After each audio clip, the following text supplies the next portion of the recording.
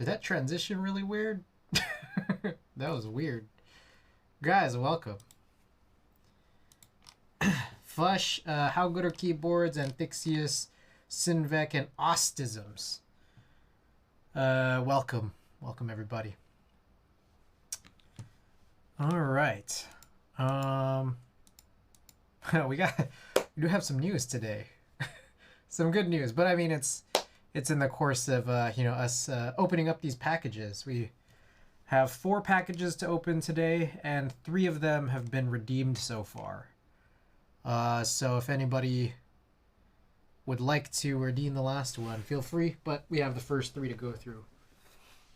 So I guess let's get started, and we'll talk, right? All right, first package. This one was supposed to come in yesterday.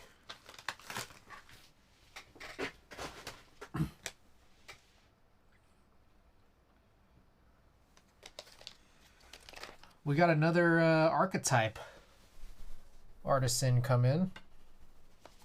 Let's take a look and see what we got.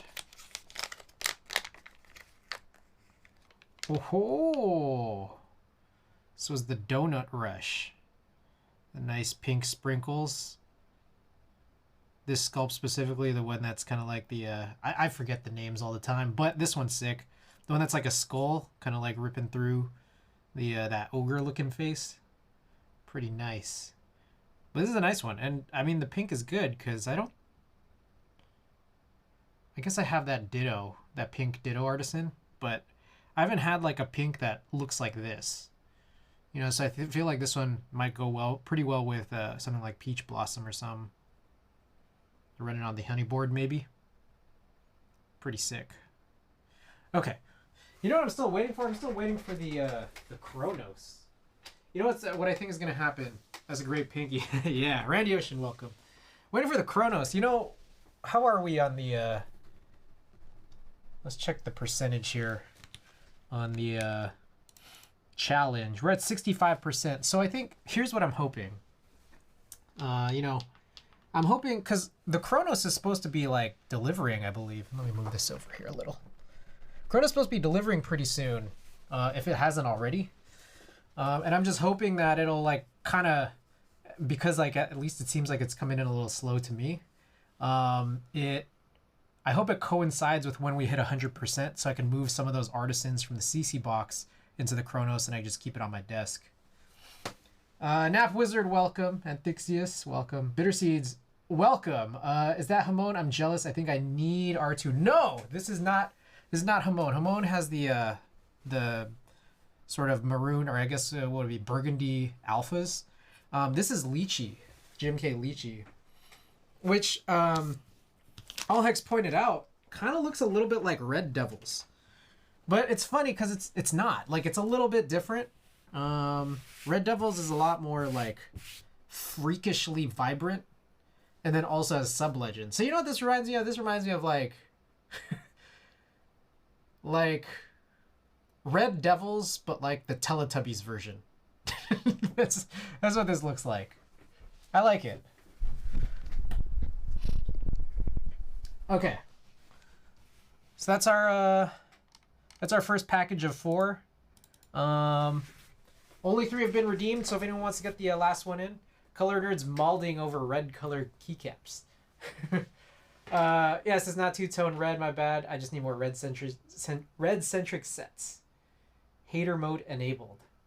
I like it. I like, you know, I bought it thinking, okay, this would be another cool one to have. And then for like a long time, I was just like, I don't know why I bought this. I don't even know what it would go well with. And then like now that I have it in hand and it's like mounted on this board, this is the Plum Iron 160. I'm just like, oh, this is kind of cool. It's like plum and lychee. It's like 2 fruits. All right, real quick, one thing I just gotta wonder. I don't know if this is. Oh, it is level. Okay.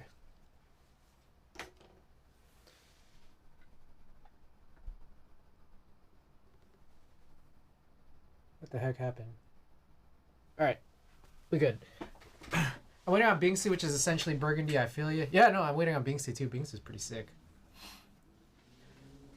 And cherry switches, right? You mean haters hating on cherry switches? I like cherry switches. These are cherry switches, yeah. These are the linear grays with 3-stage Prevail springs in them. All right.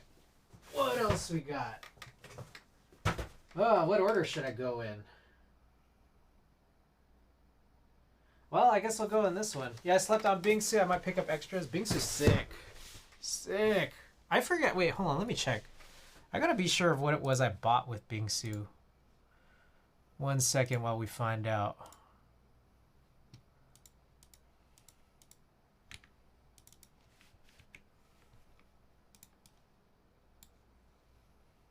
Hopefully it's not extra awful to get extras through Project Keyboard considering their track record right now. You mean their track record is bad in that way, or is it good?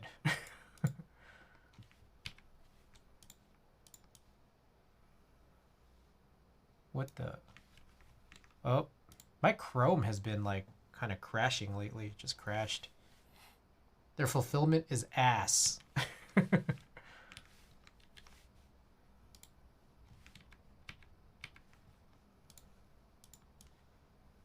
Okay, before we continue on to package number 2, let me make sure. I got a lot of tabs open, so 1 second while I sort through everything.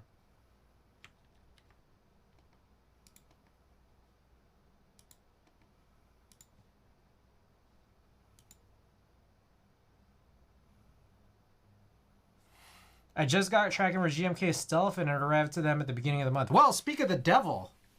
Speak of the devil. I guess I know which one I'm opening up here next.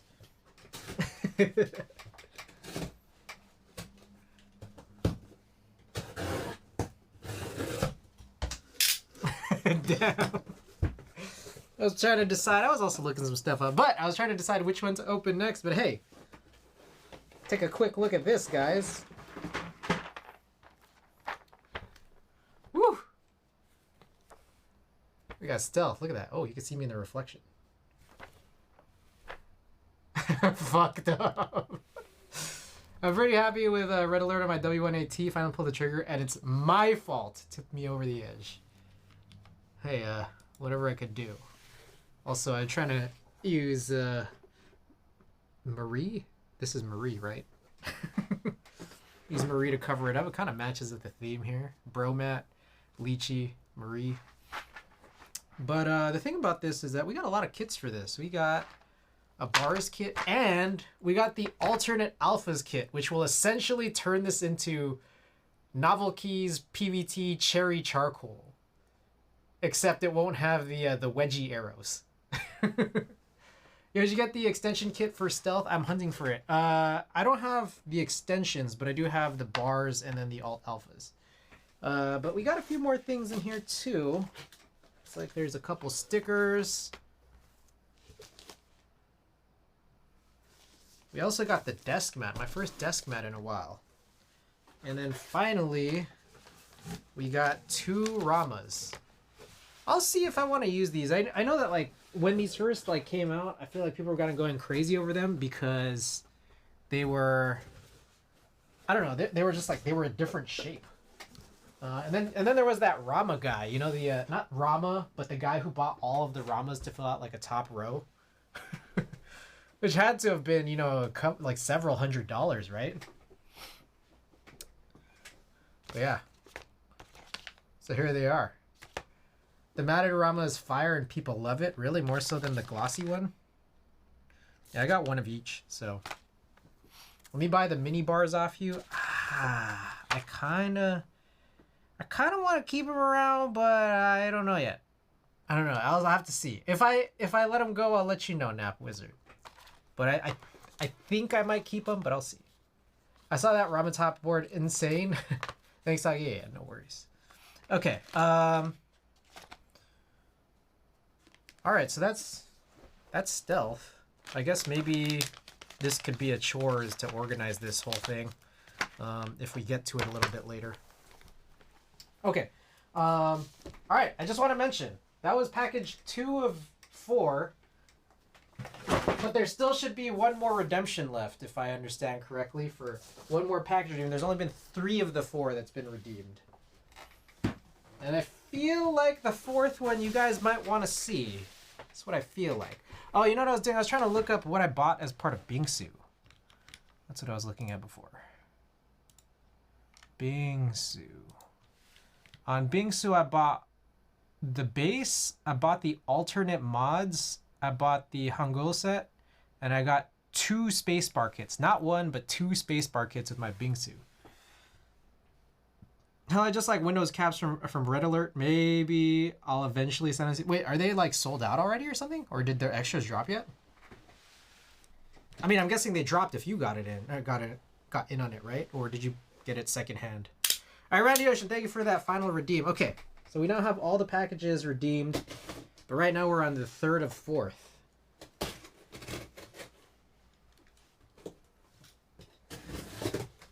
All right, this one was interesting. I find this one interesting. This question at me, I legit didn't hear half of it. No. Bitterseed says Bitterseed was looking for the windowed red alert caps, and I was wondering if only base kits were available by the time I pulled the trigger. This is number 36 as far as cap sets. I broke my rule to buy them. Rule was no cap sets in 2023. Ah, number 36, eh? All right, well, we'll see how I feel. Alrighty. Guys, this one is interesting because this got in like 6 months faster than I thought it would. So, I'll shift this up a little bit. Check this out, guys. This is like, they packed it upside down.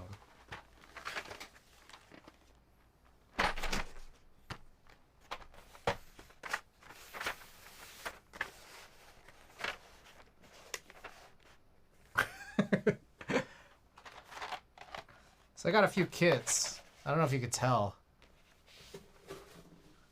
CRPR5 delivered. I got this one from Drop. And I like the packaging a little bit better. It's easier to sort of see what's going on. All right, so maybe we'll just kind of check and make sure everything looks all right. So this is Greek Tulip.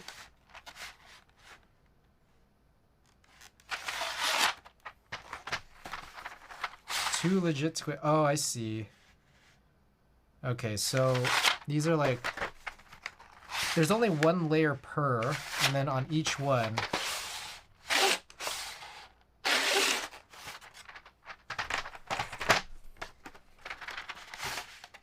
I guess each one has like a bar kit. So I think it's supposed to look like this. So I got 3 alpha kits, and then each of the 3 alpha kits comes with their own like 2 separate layers. I guess, or no? Am I crazy? No, this is a mod kit, and then I guess the mod kit comes with the space bars. Okay. For some reason I thought the space bars came with the alpha kits, but I guess not. Sick. Alrighty. So there's that, and then I think all of these are R5 kits. R5, and R5. So I got three base, 3 alpha and 3 mods kits, and then 4 R5s because I was missing 1 R5 from a second-hand thing that I bought. So there it is. CRP R5 dropped with, or delivered here. And I'm guessing this is like, you know, I know that for R4, Syrup Labs was a little tiny bit cheaper, but it was at the expense of time. But still, even then, I think this came in like really, really fast compared to R4. And maybe it's just less sales, less interest as people were, you know, kind of exiting the hobby, pandemic, getting back to normal pre-pandemic lives. So, very cool. So we just got in 4 key sets today. You know, I think also one thing to note is I did get an extra CRP R5 tulip, and I think my goal is to maybe move my R3 tulip, which the big reason for that would be because it doesn't have a top row pipe backslash key. Okay. We got one. We got one package left. 2-1, welcome back. Yet to try CRP. I think you should try it. CRP feels great. Much better than 21 KB and ePBT feeling wise. All right, big boy package. This is a big boy. This package right here is the reason. Well, how do I put this? I didn't know this package was coming in today. And I was trying to plan my schedule for like the next week, earlier this afternoon, but this just arrived maybe about 3 hours ago. Where to get extras? Any CRP experts? I don't know when Drop will have them. Syrup Labs might have them too, but between those two, they're probably your best bets, but they're also probably gonna be crazy. So if you aren't able to get in on those, I get a feeling there should be hopefully people selling them aftermarket, and hopefully not too crazy compared to how it was like 3 years ago. So, okay. Anyways, so earlier this afternoon, I was trying to plan a stream schedule for the next week, and when I got this 3 hours ago, I was like, oh shit, the whole schedule is gonna change. So let's check this out. Like it even included. Oh shit, I wasn't supposed to do that. Yeah, I just sliced through that. My bad.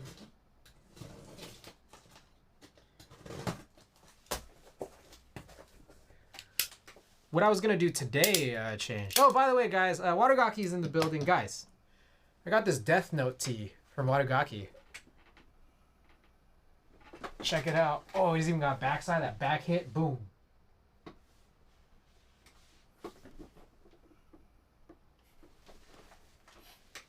Check out Watagaki, exclamation Watagaki. It's in the stream title, but that's the command if you want to check them out on Instagram and their store, which I think currently would be closed.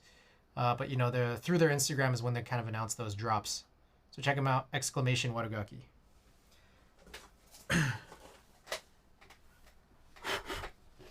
Ooh, this IR160 is heavy. That's some 1991 level shit right there. Nice. Hey. Okay. Oh boy. Heavy boy. Okay, there's some foam. Okay, there it is. Very inspired by vintage. Guys, this thing made it here. We've been watching. We had eyes on this for some time. B60 made it, guys. The B60.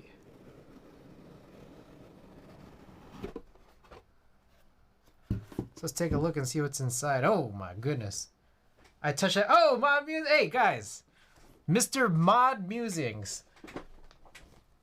Okay. Do I call you Mod Musings or do I call you by your name? I don't know if I'm... When I'm on stream here, I'm not sure how I'm supposed to address you. But, you know, there's been a few people here who have been interested in this. Oh, yeah. So, okay. I've been excited about this. I think a lot of people have been excited about this guy. And I very much am. With my grimy little paws. All Hex, by the way, welcome. Let's welcome Mod Musings. Everybody's in there. Watagaki, Bitter Seeds, Randy Ocean's been here. All right. Check this out. Ooh, that's kind of cool. This box is like kind of crazy. Ooh. Oh, they just got a screw rolling around in here. All right. Interesting choice. Oh, they just got screws rolling around everywhere. There's another one here. Oh my goodness. Okay. Okay then. There's more screws here. Here's another one. Where's the last one? Only 3 screws on the inside? All right. There it is. The 4th screw. Oh, okay. So it's all not really assembled here. Oh, look at that weight. This is the machine finish on this weight. Hey, that's pretty slick. I've never had anything like this before. Well, that's nice. Oh, that's real nice. A little weird that this wasn't already assembled, but let's take a look at this view. I think I saw Captain Sterling was building one of these yesterday, I want to say. Is there another screw?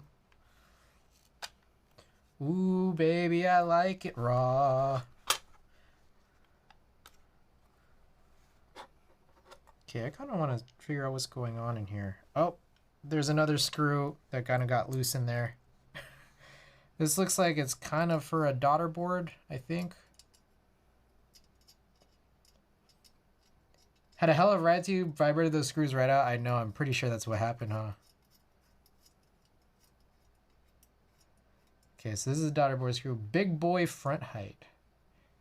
There's a lot of screws on this guy, I gotta tell you.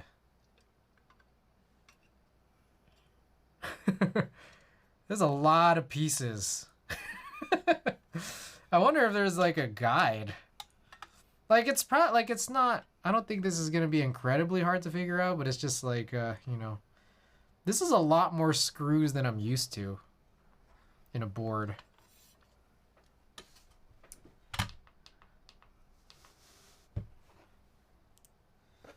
All right, I'm gonna pull the whole thing out.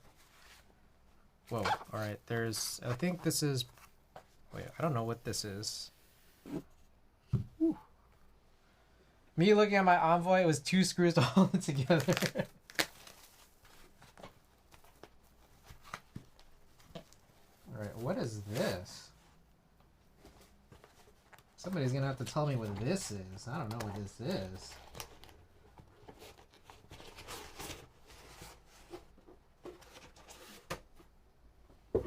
I'm not gonna lie, I'm a little confused here. There's some other thing here. Is this a... Did I buy a second weight? Is this... And it's almost like the adhesive stacked foam layers are like holding this cloth captive.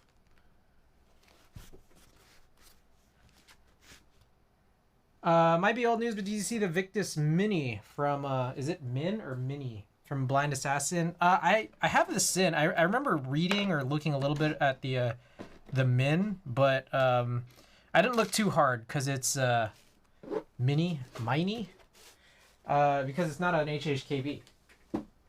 But in general, anyone who produces an HHKB is cool in my book. Boy, this is... I think this cloth kind of got a little bit funky.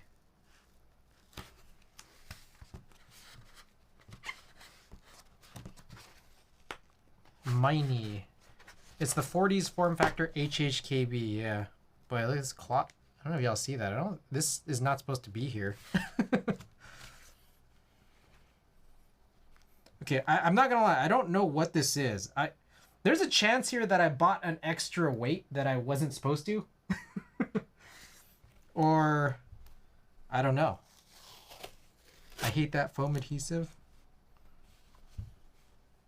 Oh yeah, no, I guess I got a second weight. Maybe that's why this whole thing was so expensive.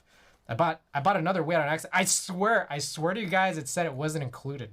But it looks like I got an extra one in case I fuck this one up. Oops. Huh. Interesting how things turn out, huh? You know, I have this issue. I have this skill issue of reading. I got in on the 2000 Mini SE, and I swear to you guys, I thought it said the PCB was not included. And in this case here, I thought the weight wasn't included. Now you guys I don't know if anyone else got it on a B60. I guess this wasn't supposed to cost this much. Now you can anodize one, I guess. Yeah, I guess. Yeah, I mean, I guess that would be the way to go. I'll force patina it if you want. We'll figure something out. I mean, it's cool. I mean, hide it somewhere. It's cool. I'll figure out what to do with it. I mean, it gives me that opportunity to do something, right? Keep it in case of scratches on the original, unless that's not an option. Very expensive junk giveaway. I do like how this came with a cloth. I do not like how they chose to package this. But I guess this is the decision they made in order to make sure it came in safely.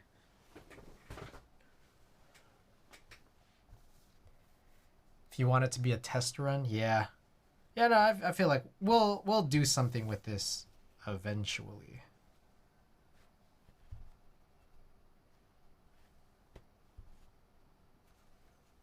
What's the best way?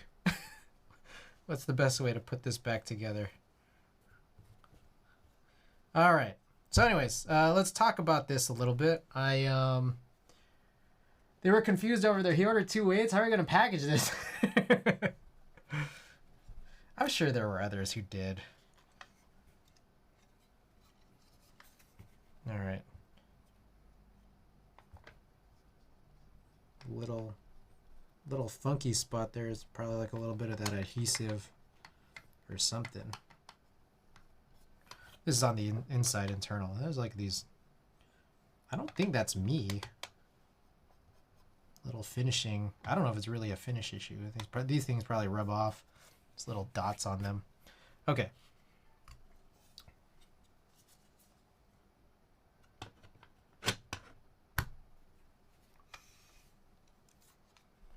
I see. So in order for this to come together, it's screwless from this side.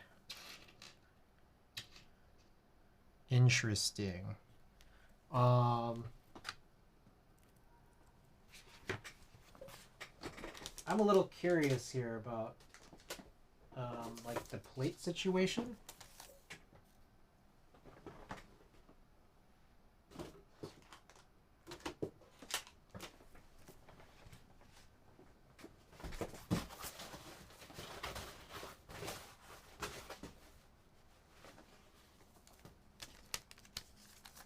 I do want to explore. Hold on. Something is a little fishy here.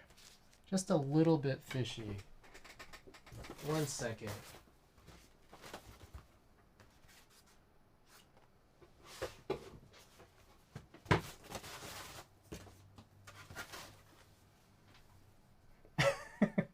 Do I need to play back everything that I've just done here?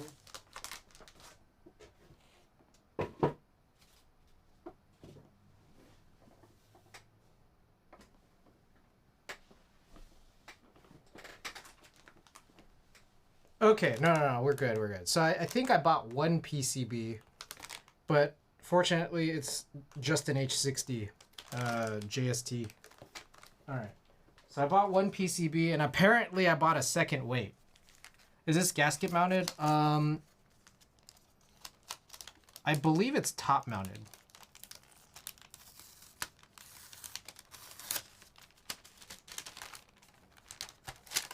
So I'm gonna quickly open this up. We'll take a look, and you'll see here. Yeah, it's got these screw holes here. I think it's a top mount. It's just a really incredibly complex construction, except for the actual mounting.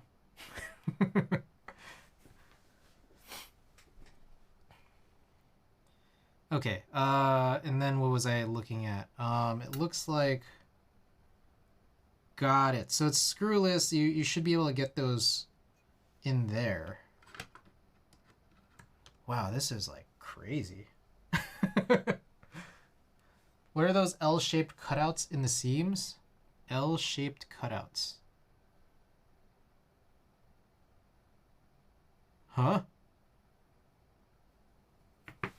Wait, which L-shaped cutouts? Am I crazy?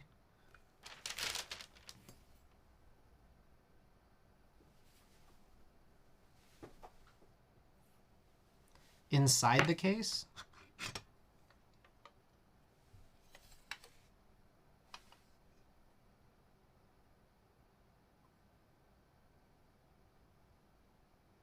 What?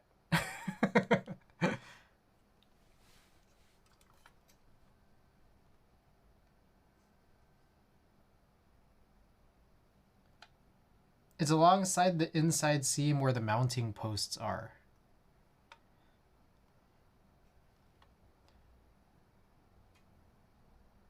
Wrong dongs, welcome. They're like Tetris. Bro, am I just crazy? Like, I am falling. You're falling. Wrong dongs, what's going on? Are you okay over there? You good? Falling into the topiary rabbit. Oh, got it. Yeah, no. Great work. Alright, let's check this out. Okay, here's the B60. I appreciate this. All right, let me bookmark this. Thank you for that. Appreciate it.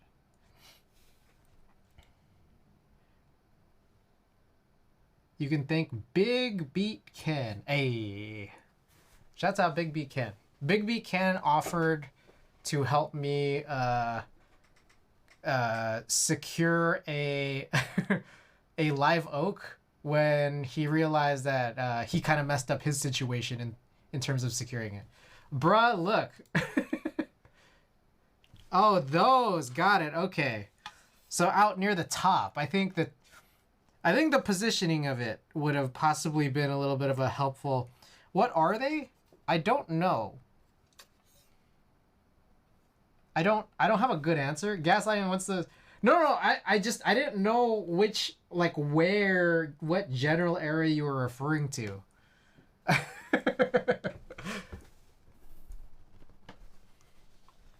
So it's kind of where it's part of the seam. It's where things connect. Now, why is it shaped like that? I don't know. Yeah, I'm kind of looking around. I don't have the best answer.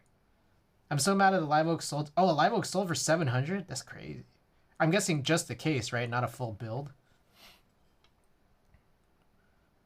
But yeah, that's what it is. So the seam is just, it's just all along here. And then the bottom lifts up into this post. So pretty cool. Okay. One of the reasons why I was like looking so hard and really wanted to look hard at the plate too was just trying to figure out how you would screw this together. And it looks like there's these holes. So let me see. Oh, here they are. I'm going to screw this back together. That way I'm just like a little bit less worried about my own ability to, you know, scuff this up because things are just all loose. It doesn't have a dumbass... All hex, that is true. Not the words necessarily that I would use personally, but this is true given that it's not a pour-on gasket mounted board.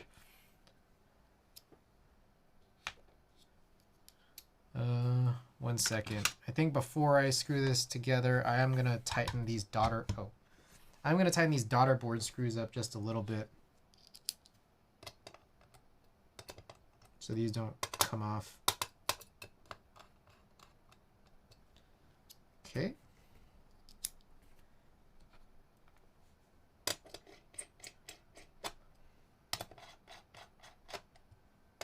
Some of these were real loose.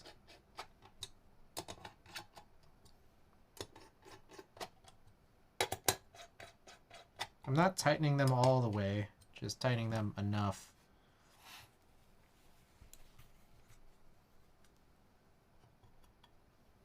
I feel like this should go. It should sit like this, and then I just pull this over the top. Yeah. Okay, so I think the idea is that like, once, like this right here is the board, right? Just basically this top piece. Technically, not that anyone would, but technically I think like you kind of would just be able to use the board without the whole bottom section just like completely gone. You could. Would you? Probably not, but you could. But the idea is that once you've assembled it, everything all together in that top piece, including the switches, including everything just being finished, there's these holes here that'll allow you to tighten through this. And I think that's how this works. But, you know, maybe I might have to look through other... I might have to look through that B60 guide. You know, I think, like I mentioned, I think Captain Sterling worked on one yesterday, but I didn't catch it. The two pieces make the typing angle look aggressive. It's not that bad. I don't know. Makes it look like it. I don't think it is. But I think we have to build it first to find out. It's probably normal as hell. Okay. So there it is. That's the one piece. Alrighty. Cool. Okay, so I'm gonna put this away now. And so here's the plan, or here's the situation. I didn't know this was arriving today. I thought this was gonna come like next week or something. But I had like a whole different plan for what I was gonna do like from now till like Tuesday. And then that kind of all goes out the window. Because one thing I like to do is, you guys know my collection. My collection's not small. If I get a brand new board that comes in, I'll try to build that sooner than like doing a redo of like a board I already, you know, boards I already have. That's kind of been like my whole, how I plot my streams. So what I think is the plan for today is let's work on some, and this is a little weird, right? I guess like I just leave it like this. So there's the second weight. Maybe I'll turn it that way or that way. And then I just rest this on top, I guess. I don't know if I need to put like another something down on it. Just saw your Neverest video. I like the Neverest. I think the Neverest seems like it's a little bit controversial.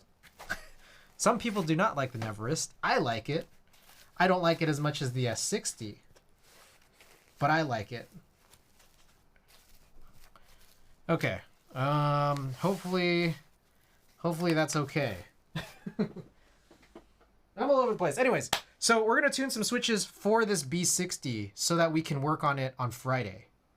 I think that's the plan. And before the B60 arrived 3 hours ago, that was not the plan. Okay. This was supposed to go on the weight, but I'll just leave this here. Trying to not have to source too many parts. Don't see a ton out there. It's kitted really well. If you buy it, like I don't know if Desky still has it available, but like it's like it comes basically with everything. If you buy like the non bare bones, I don't even know how you would do it. Like they let you buy a Neverest with like nothing in it, and it's just like no, you need some of the Neverest specific stuff. Kajata, welcome. Yeah, we got the Iron 160 right here, GMK Lychee, the alternate alphas, looking like Teletubbies Red Devils. That's what I think of it.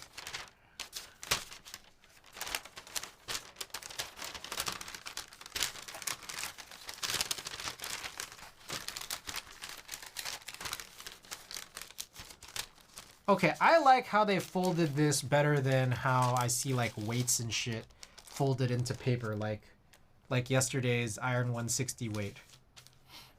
Yeah, I noticed the full kit's what's drawing me, yeah. No, and then that's the whole build, so. Okay, so I think this is the bottom.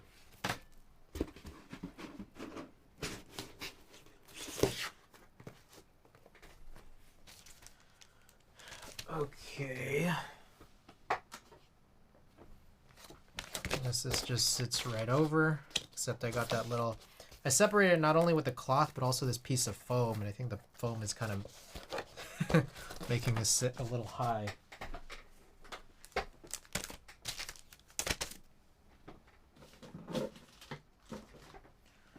Alrighty. I think that's it. Except maybe now this was supposed to fit and now it doesn't. Let's let future Chris worry about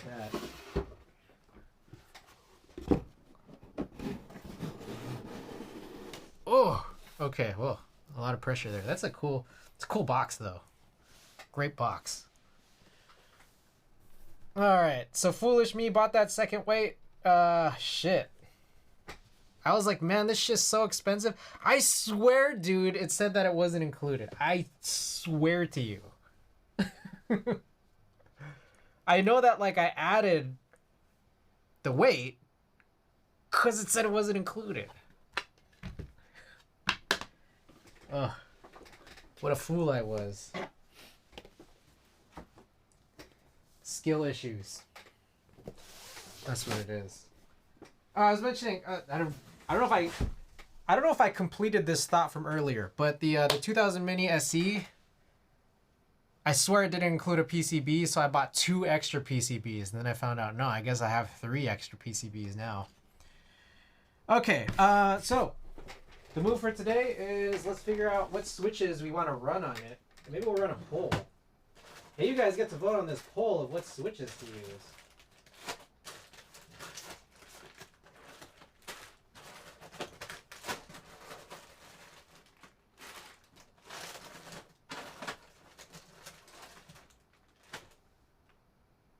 Is this really all the switches I have?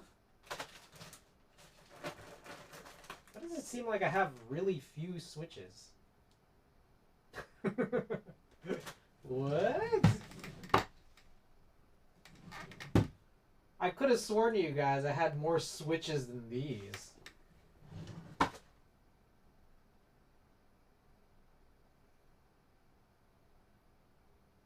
Let me think about this.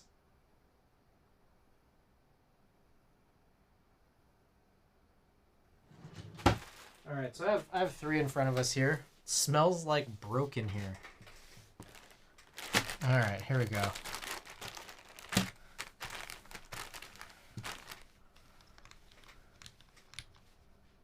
Let's run a poll.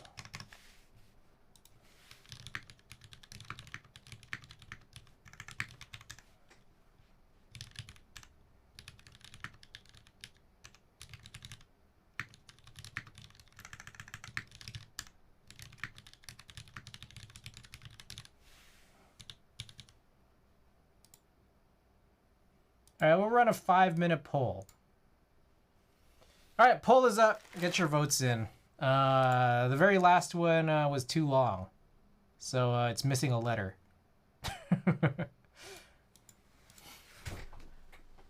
So yeah, the last one is it's not even a switch yet. We have to come up with it. I kind of know what I want to do, but then there's also some options there. Anyways, here's Nixie, this is SP Style Ayara, and then this is Emo Gogo Hybrid Black. These both came from Prevail on their going out of business sale. So, yeah. Alright, so while the poll is going, Universal MVM, welcome Prevail. Hey guys, one time for Prevail, everybody.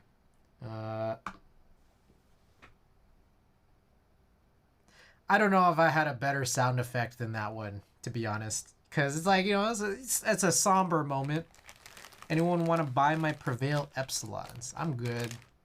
I think the whole thing about the Epsilons is that they're a linear with those like long progressive springs, like those prolong springs. I tried doing it in a just a Franken switch of a linear like that, and I just found it to be kind of weird. They have horrible stem slip. I don't know what that means. All right. So a couple things to make mention of. Sinvec, are you still out there? I don't know if you're still out there. Keycaps fall off the stem. Oh, I see. Sinvec. if you're still out there, I'm gonna open up Lightroom because I have something to sort of mention about like the photo film stuff we've been doing. But I don't know if Sinvec's here.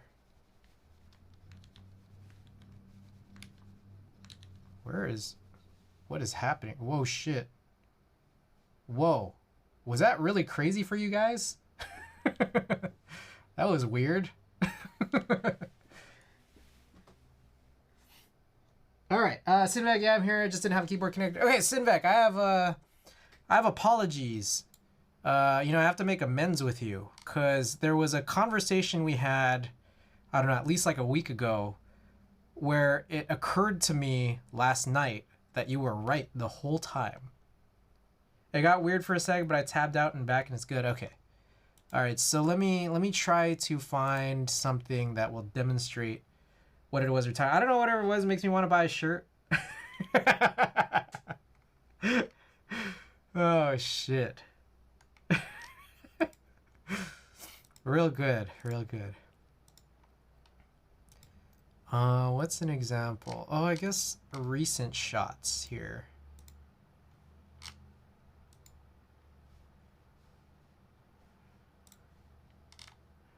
Okay. Me being right, that's new.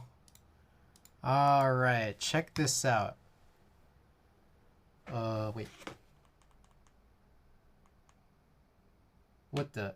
Bro. This thing gotta chill, man. No chill. Oh, my head peeked in. Oh, I don't like that.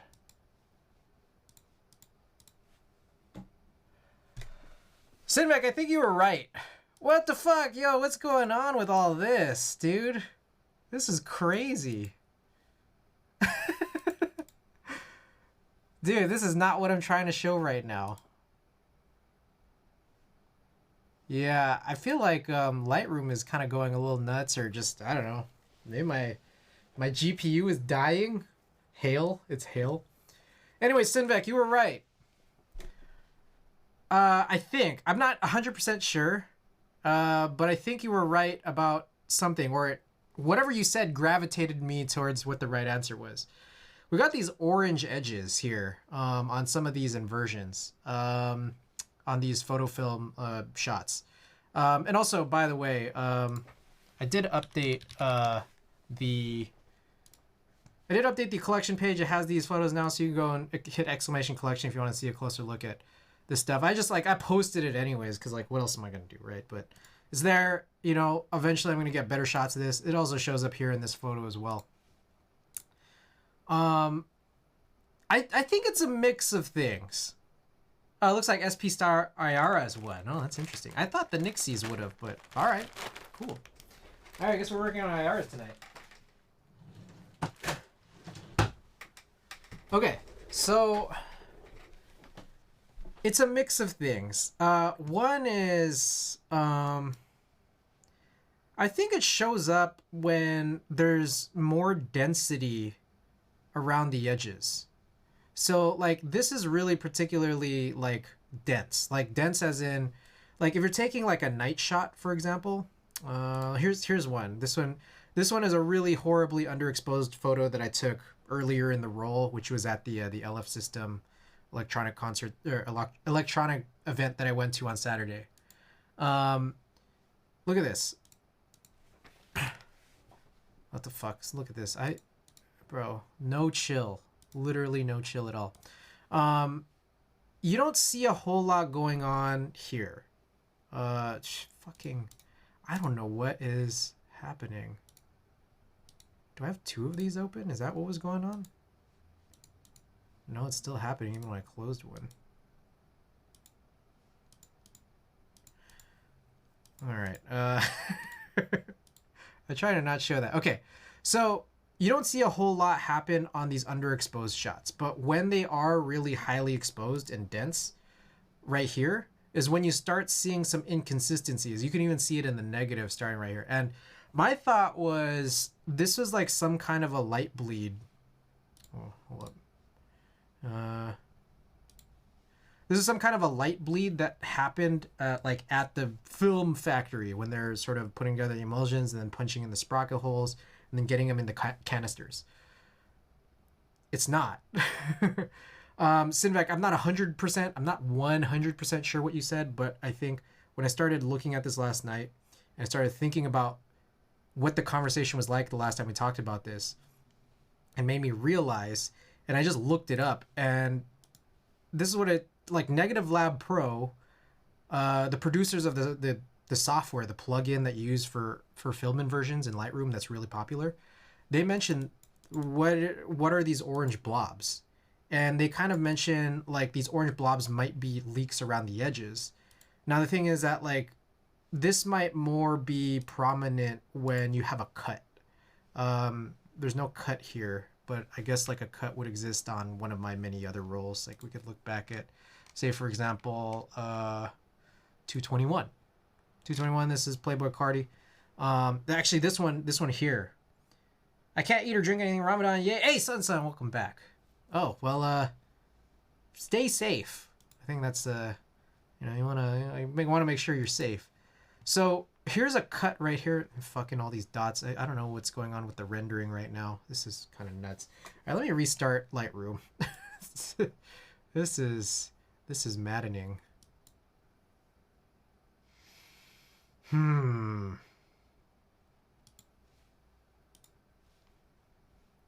Bro, this is wild. No chill.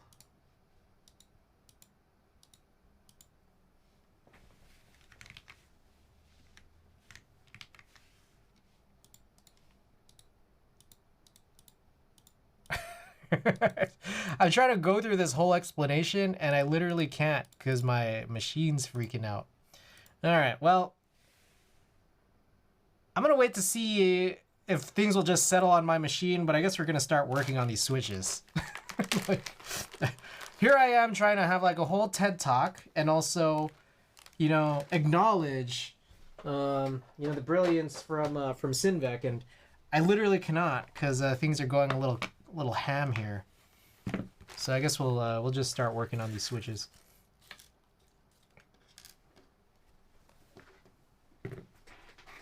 That's showbiz, baby.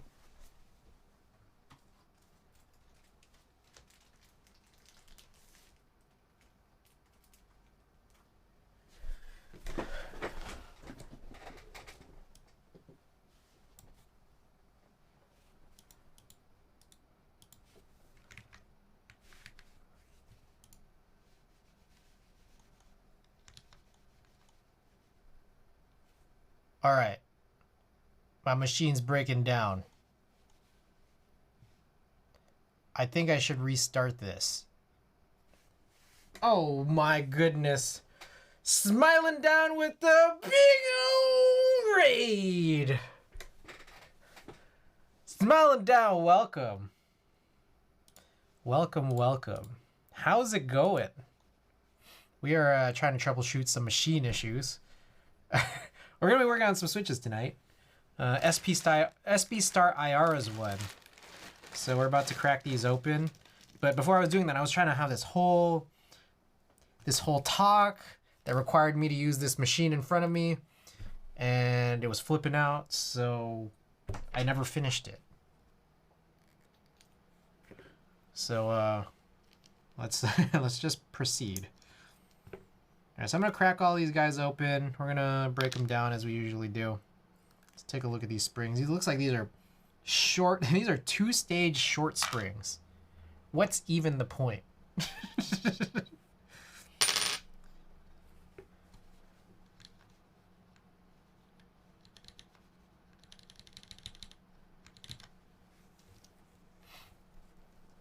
Smell that. What are we up to?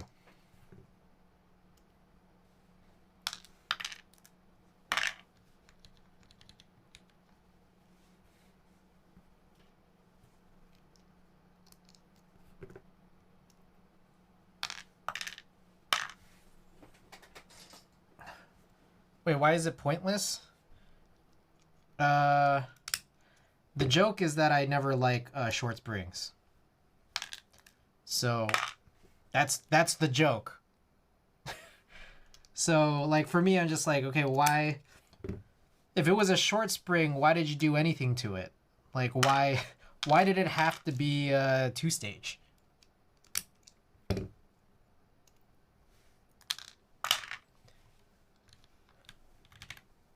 Okay, hopefully we're in better shape here. Let's get Lightroom back open.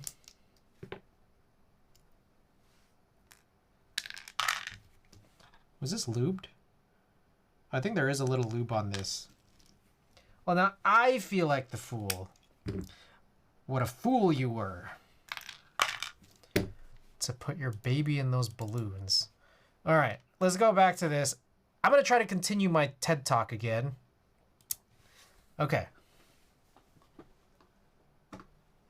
Hopefully we're good this time around. So what that page literally said, what the fuck, bro? 1 second, still more to do.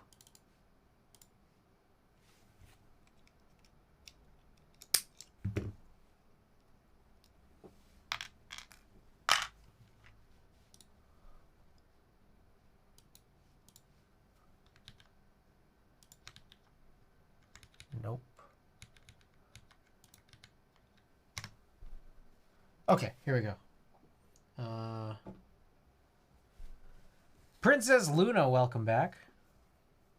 Okay, so basically this mentions like orange blobs around the edges, orange leaks.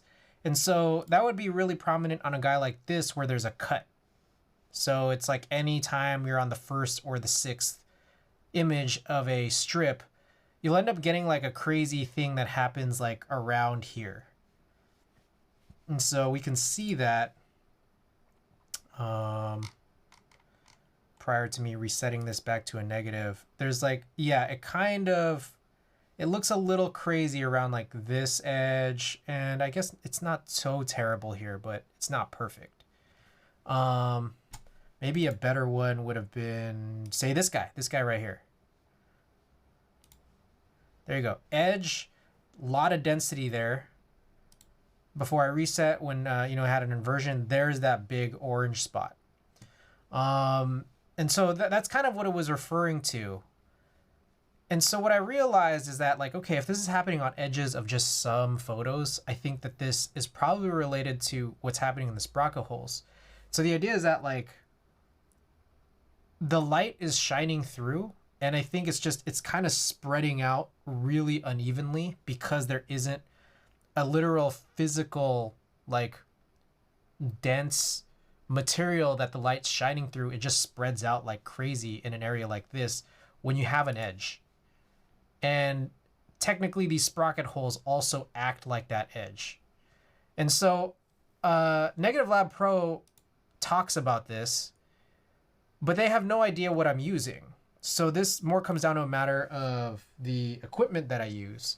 So I use this, we talked about it all the time, but I use this copy stand, and then I use this mount with this film holder. The film holder lets me look at the film borders.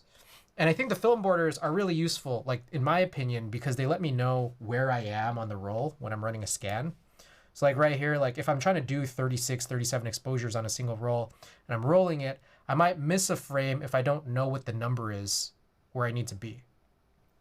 Past that, it also seems like kind of like, and we've talked about this. I kind of had this love-hate relationship with film borders. I feel like right now I'm just kind of like whatever about them because I know that, like, I get reminded of that I get reminded of that Boondocks quote. It's like I sent that bitch a smiley face, You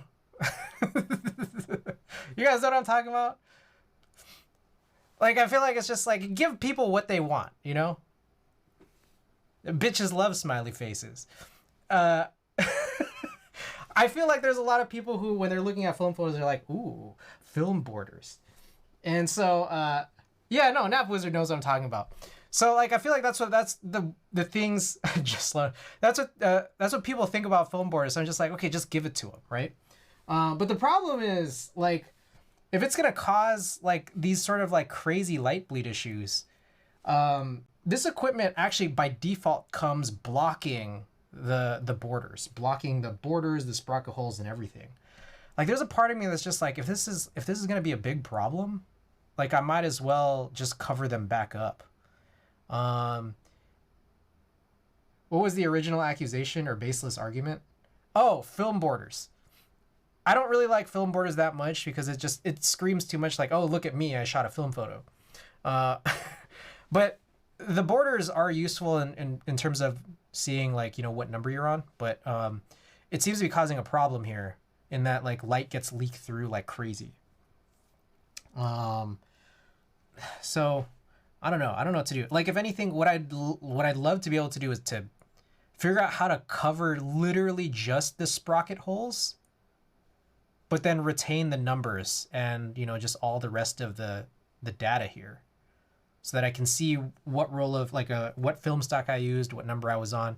But these sprocket holes, they cause more problems in sort of how the images kind of render here because of, like, all the sort of light bleed. And you can see that here. You can see that in some other shots too.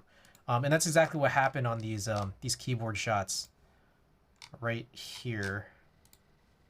Boom. Bunch of sprocket holes, like, leaking light into this orange stuff. Same thing here. Like, it sucks because these holes are tiny. It's not easy to just, like, cover these up every single time super easily. So I don't know what to do. What would you guys do? I feel like, is there a way? Does anyone here have access to a 3D printer? Can anyone produce some sprocket hole blockers? Crazy that you got shots of stealth without even opening up your personal set. What are you talking about? This is not stealth. This is a topre, like the charcoal set.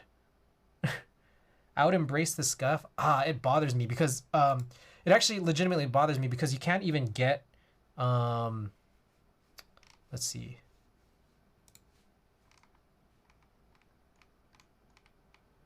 Where is this? Like, I can't even get, like, an image to, like, look proper. Like, getting it to this point, which I guess is, like, somewhat helpful to get this to here, was useful, but, like, this kind of really becomes, like, super problematic among other shots when you're trying to run a proper inversion. It's super annoying. I'm memeing, brother. Well, there you go. Then again, I'm not experienced in photography at all. Exploding Corn, by the way, welcome. Oh, 2-1. Looks like 2-1 redeemed a vinyl, so let's get in on that. There's a little bit I gotta clean up over there.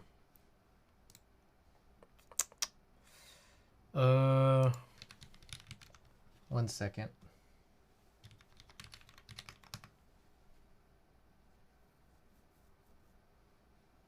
All right, random item.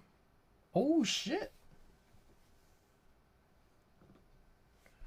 We got Lil Boat by Lil Yachty. Classic. I wonder if this has that, There was a song, that was... It had a Mario sample. And it got, like, killed off of Spotify real quick. And I wonder if I don't think it's in the actual vinyl either. They probably couldn't get it cleared. Oh, speaking of vinyl, how do you feel with the new LP with a track that skips all over the place? What? Huh? Like, as in, like, is there something physically wrong with the record? Feels old, man. I don't shoot with film, so I don't know if I could give input. No. Yeah, you're chill. I know that, like, you know, I talk about all this stuff and it, like, almost only applies to just me. So I'm just speaking out loud in case anyone here is ever watching my VODs and realizing that this thing that only relates to me might also relate to them. But also because Sinvec did bring up, you know, or did have some notes on the whole conversation maybe about a week or two ago. I have the LP of Plastic Beach by Gorillaz. The first track skips badly enough that it shortens the song. Your needle might be shitty or the record has a scratch. If it's all, yeah, I think it's physical issues. Yeah, if it's just one track, I gotta imagine that there might be something wrong with the vinyl. How do you deal with it? I would go and complain to whoever you bought it from, or complain to whoever produced the vinyl.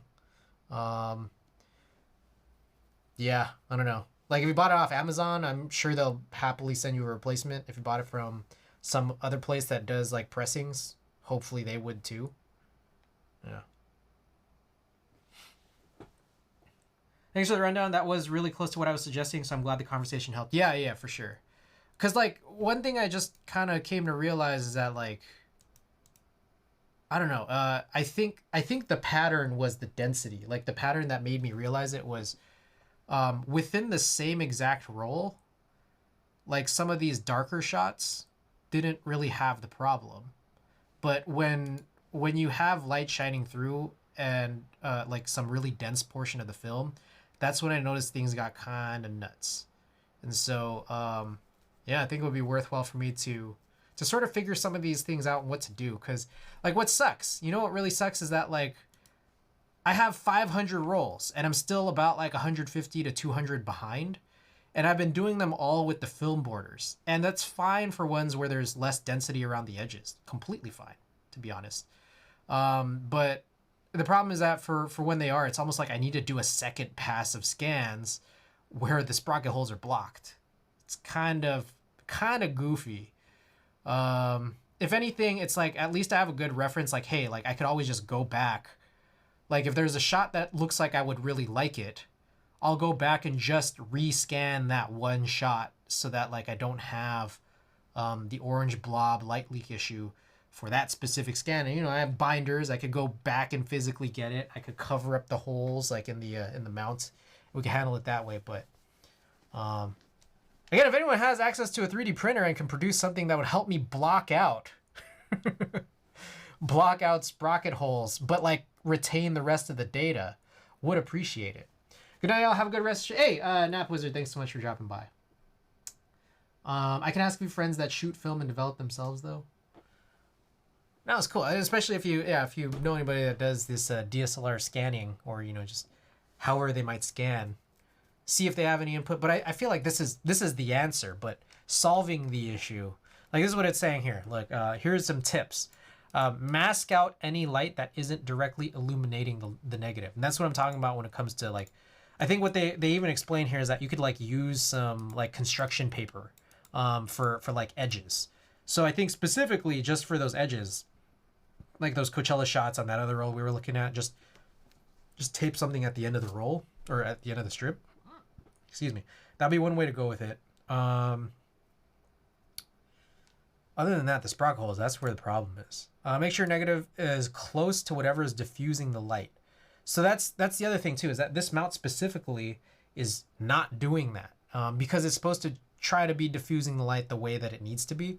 But this setup isn't taking in mind what it is I'm trying to do here. So sure to use your lens hood. I'm using a lens hood. There's a chance that I might need to use a hood like on this base, but that still isn't really where the issue is coming from. It's coming from like the extra light that's shining in.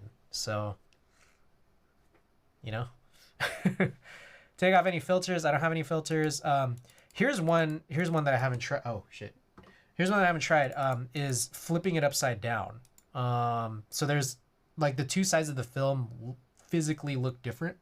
And so I haven't tried this. It might be worth a shot. Make sure your aperture is at f8. I go at f7.1. I don't think vignetting is the issue. I could move up to 8. I used to use 10 and then I realized, no, I want a little more coming through it, but whatever. Shoe manual exposed, blah, blah, blah. Okay. Yeah, it's really got to be number 1 would be the solution. A laser cutter would work too, just cut some matte board. Like, you know what I want? Here's what I want. I want a plate fork. I want a plate fork, but for film sprocket holes. 35mm film sprocket holes, you just plug it. Because the way that the film holder is set up, like, that would honestly, like, in my head, that's the easiest thing. There's probably other ways. Like, I could, again, probably do that thing where I use some construction paper or whatever, and then just try to rig it together. But I just feel like it's going to be really, really finicky. And if you just, like, you know, boom, stab this in, you know, plug those holes with this, I feel like that would be the easiest thing. I don't know, though. Got to think about it, though. Got to think about it.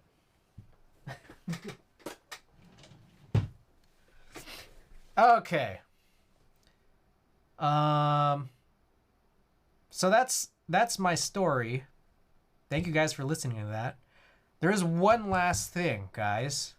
So we're gonna be working on these switches, but in the meantime, guys, I do have my closed captioning review done for the Duck Sidewinder with IROC switches YouTube video. So if you guys, I don't know the best way to do this. If you guys want me to drop the video tonight,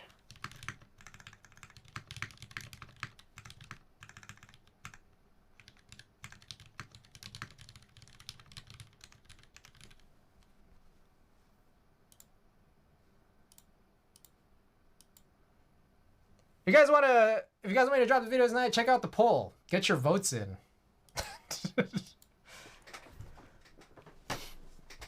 How is this? I think our threshold from the other day was 8 votes. Eight votes. Let's go with 8 votes. If we get 8 votes, I'll drop the video tonight. I'll drop it while we're on stream. All right, let's move this back.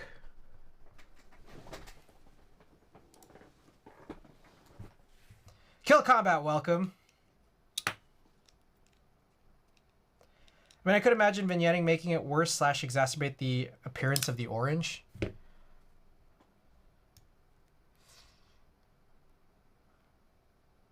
I'm thinking about it. I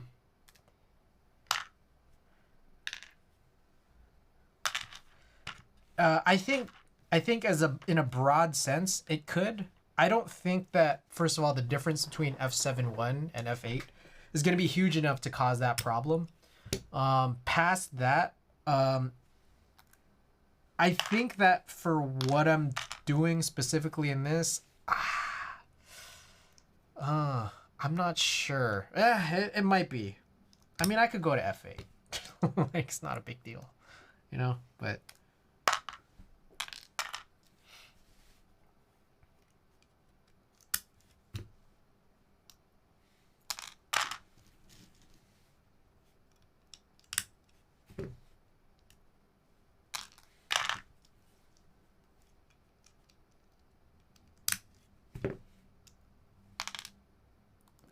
F701 to F8 isn't that many stops realistically. Yeah, no, exactly. That's what I'm thinking. Like, I don't think that that's the issue. I don't think it would hurt to, like, move to F8. I just don't think it would be super useful. Like, I'll do it, though. I mean...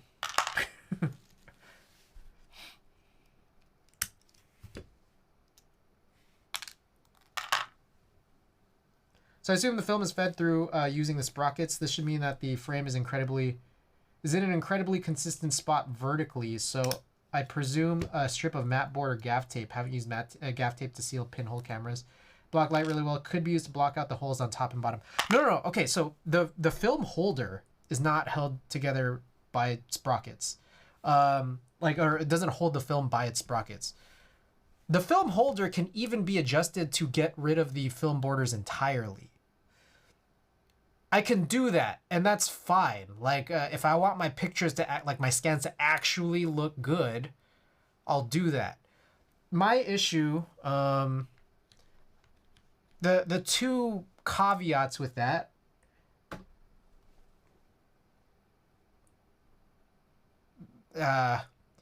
bitches love film borders. that's one. The second one is that it's going to be really challenging to block just the sprocket holes, because like what I want to retain is this information up here, because knowing exactly what film stock I use and what frame number I'm on is super useful while I'm scanning. So like again, easy to block out them entirely if I just change like the mounting options, but hard to just isolate the holes, the sprocket hole specifically. That's why I wanted something to like just lay on. There we go.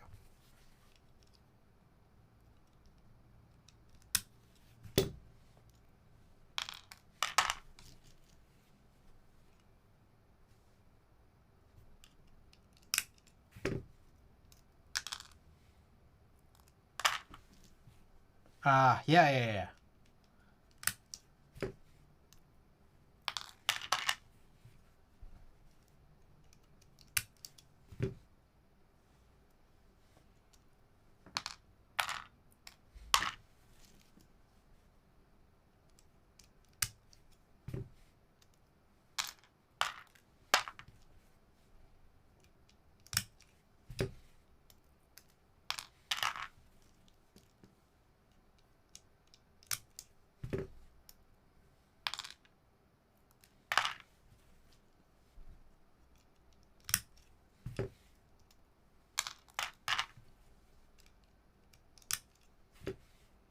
Gotta get those votes in, guys. How will I drop the video if we don't hit 8 votes?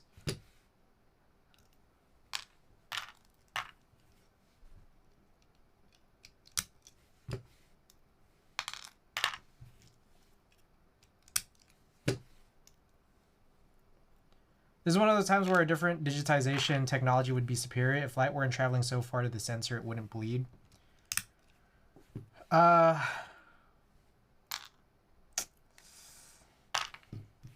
I'm thinking about it. Yeah, I don't 100% know how you would really resolve it. Like you can't with the mounting system that I have. Yeah, but I think that's exactly what you mean when you say using something different. Yeah.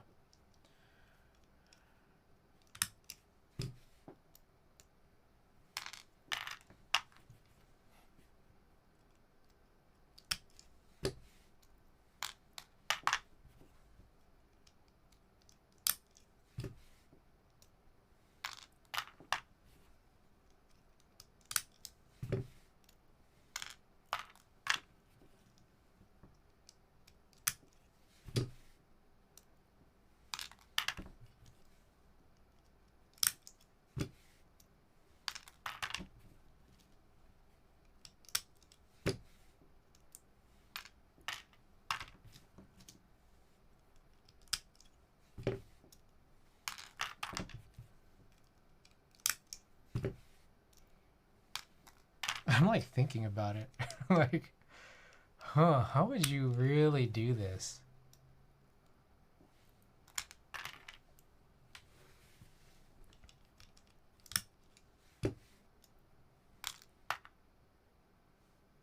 They made a new version of that mount where it's like easier to swap it out. That might be like one of the advantages. Beat goes hard. Oh, that's pretty good. Sometimes these mixes are super sick. So yeah, they made a new version of the mount where you could swap out like the bordered versus borderless inserts more easily than this one.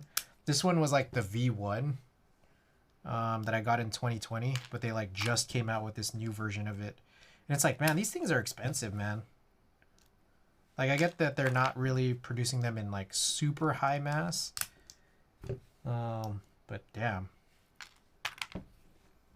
This is like, it's like keyboard status.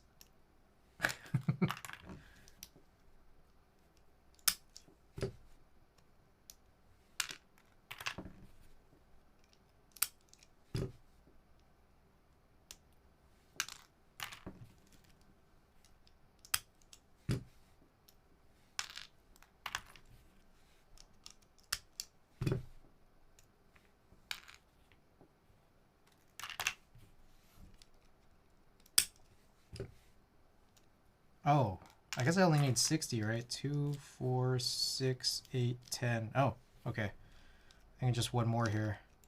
Then I'll push off the other 10 to the side.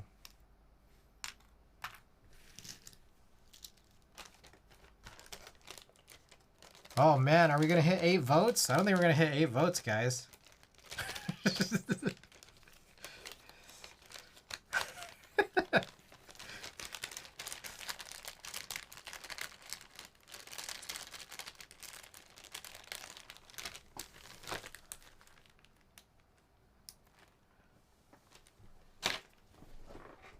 Oh, wait a second. Wait, hold on.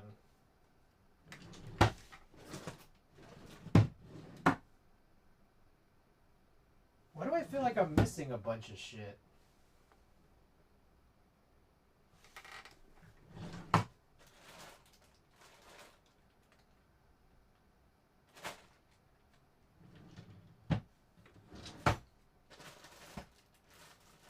Am I crazy? Wait, I feel like I'm missing a bunch of shit. Hey, wait, one more vote! One more vote, guys! Alright, we got 7 votes.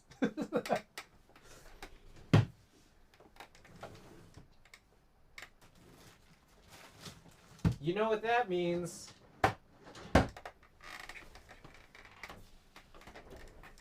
Dude, what the heck? I feel like I'm missing a bunch of switches. Like I actually kind of like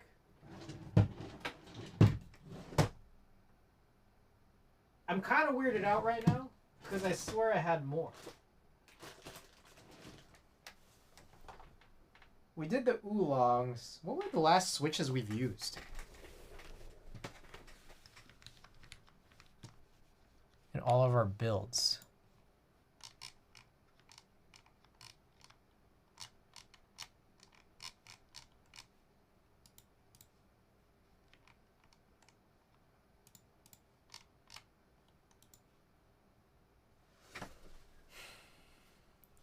One quick second while I find this out. We had the Cherry Dark Grays, we had the Oolongs, we had the 8008 Inks, we had the H1s, Cream Sodas, the Hyperglide Reds.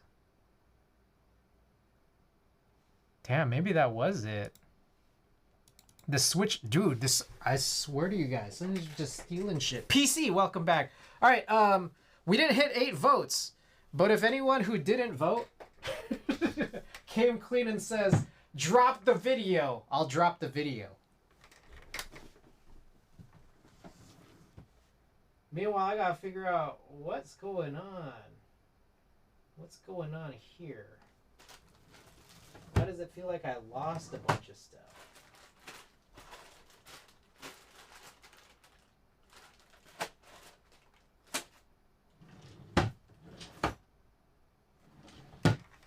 Drop the video. Also, I voted. Oh, you voted? Oh.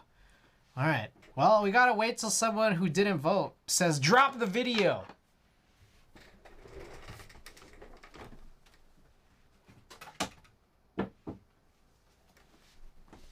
I just got here, drop the video. Okay, we're gonna drop the video then. All right, guys, let's drop it.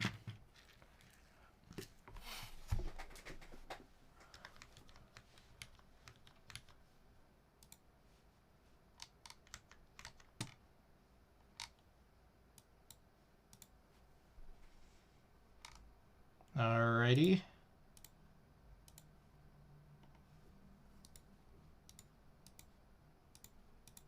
Okay. Okay.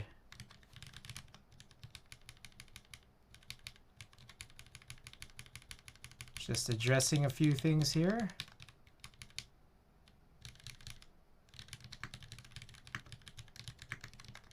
All right, guys, the video is up.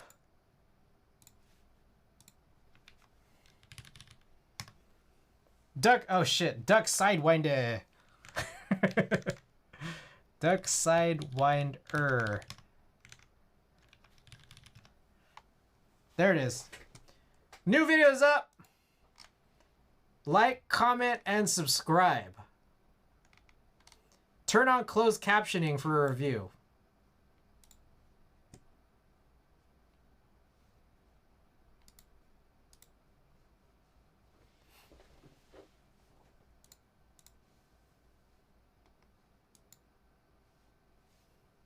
All right, there it is. Okay. Well, let's start on these switches here. SP stars, you guys film SP star switches? That's a question I got for you. A little brain buster. A little brain buster for y'all. I do not.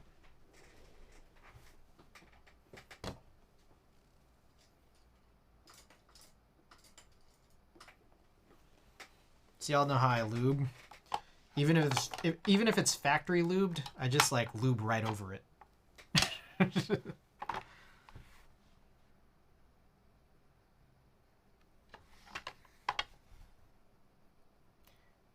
I'm almost possibly just removing lube because I brush a tiny bit and then I wipe through. What the? Oh, I got this crazy paper cut on my finger, I guess.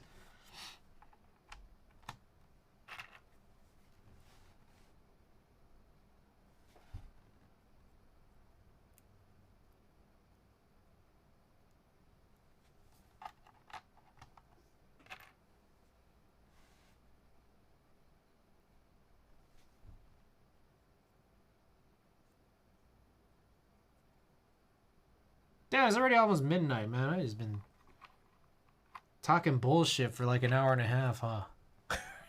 Really cuts into your lube time. And you're just bullshitting, you know? You guys ever realize that?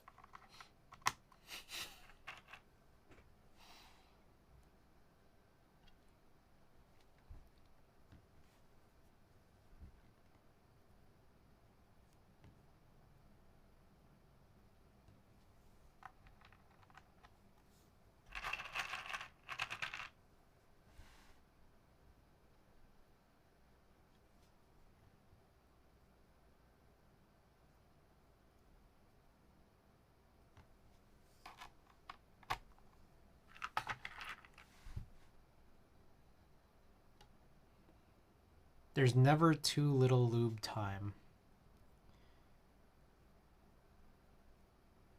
Let's see. I have a shoot tomorrow.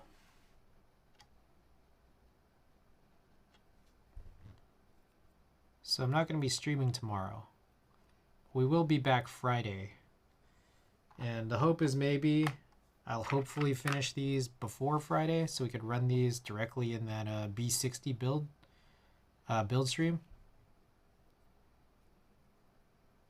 But if we don't finish this by then, I guess I'll work on it then. Had a power outage yesterday all day, and I spent last night hand lubing broken in blacks. Oh man. Even in the dark? Were you was this at nighttime? I guess it was all day. Were you lubing by candlelight?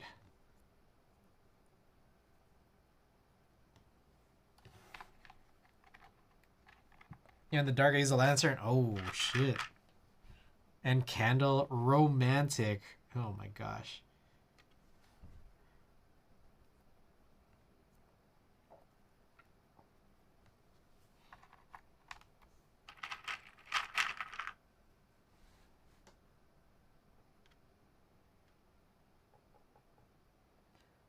Also, how does one move into doing photography for a living? Oh, I'm not a photographer for a living. It's important to realize the semantics of certain phrases. For a living is not what I do.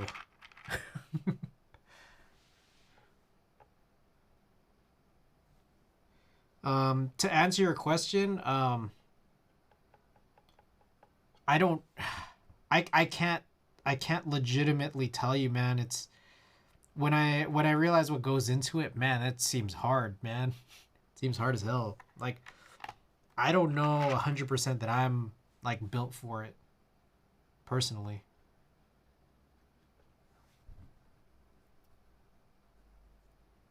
Like that's a big constant grind, and like you're a business basically.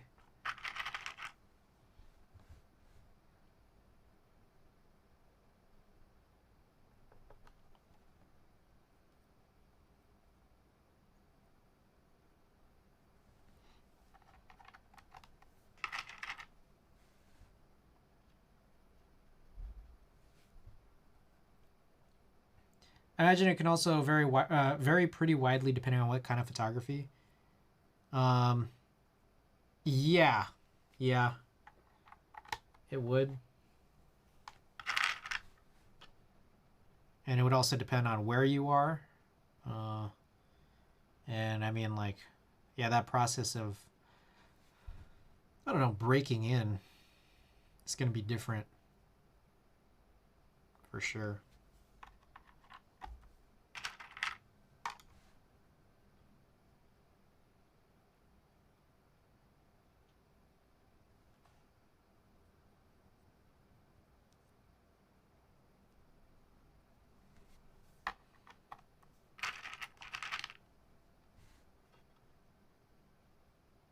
Damn, I gotta think about how to block out those sprocket holes.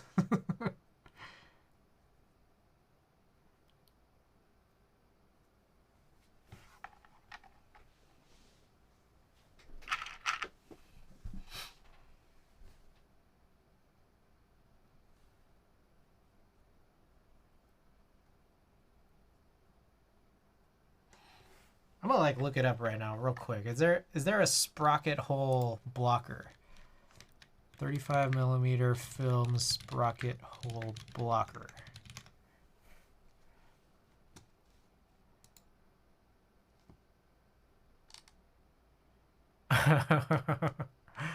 There's something called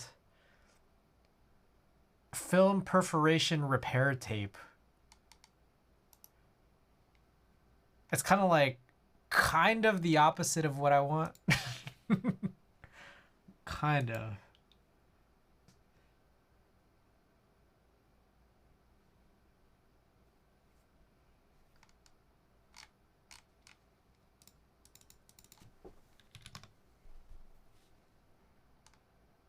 I'm not trying to fix it. I'm trying to get rid of it.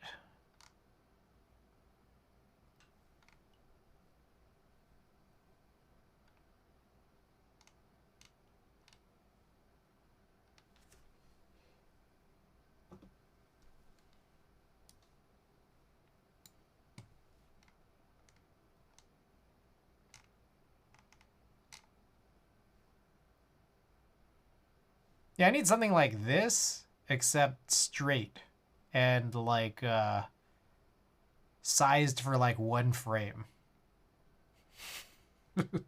Straight and not on a roller.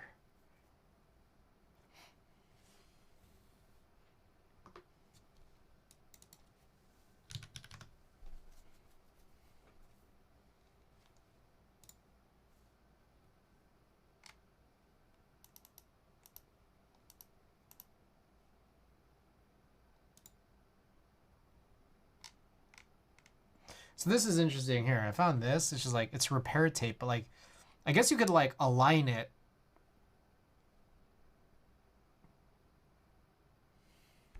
I don't know. I don't know, dude.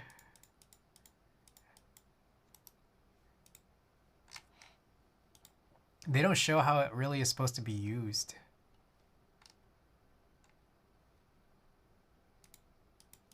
See, now this isn't really that huge of a problem with 120 film. Those edges are, and I think I gotta get like, I just gotta get some paper or something.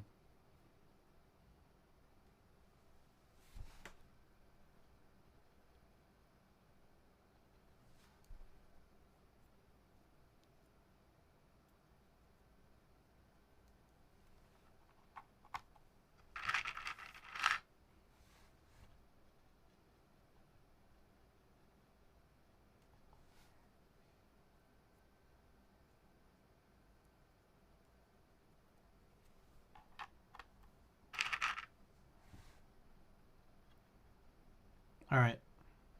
Here's my prediction. I think we're gonna do these bottoms. I think we're gonna do some films. Unless you guys are overwhelmingly like, don't use films, I'm gonna use some films. And then I'll do the tops, and then I'll do the springs. And then I will probably bail on the stems. And then we'll run a giveaway for the these springs. On Friday, when we run the B60 build, we'll do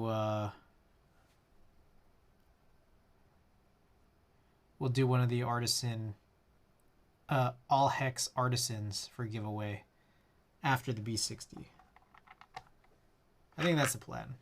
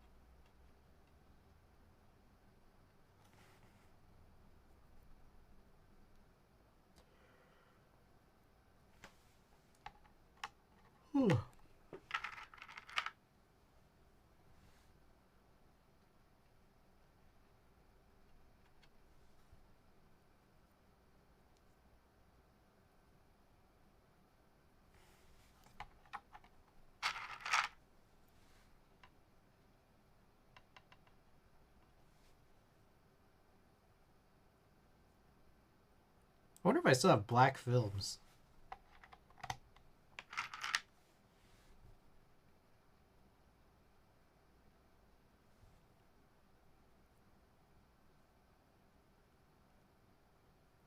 This is a funny one because these are blue bottoms. Hold on, let me check. Okay, I think I do. I have plenty. Since these are blue bottoms, it's like the one case where I don't want to use blue films. It looks like I may at some point need to stock up on some new switches. Let me check if this is really true. Am I really low on switches at this point? That's crazy.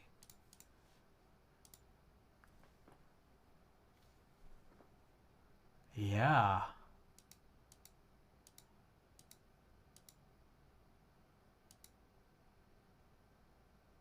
Crazy. Man, who would have guessed?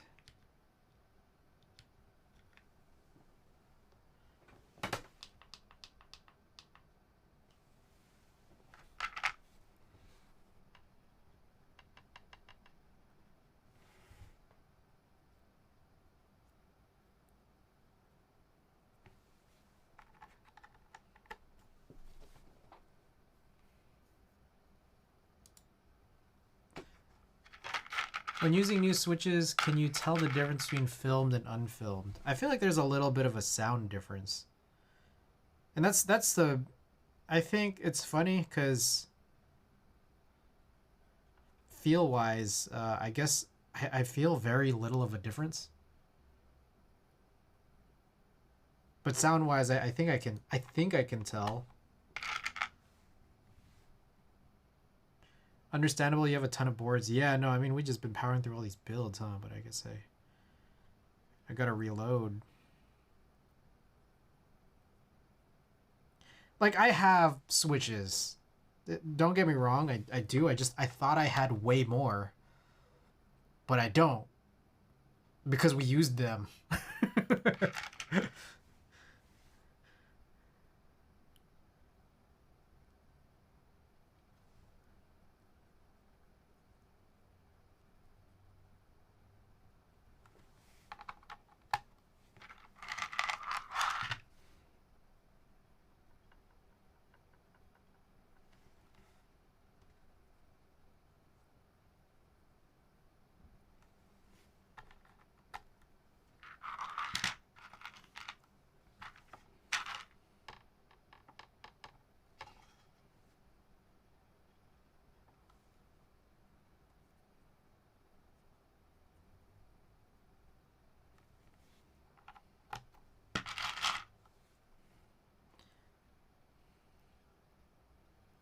Like, I looked into my drawers and I was like, I'm missing a bunch.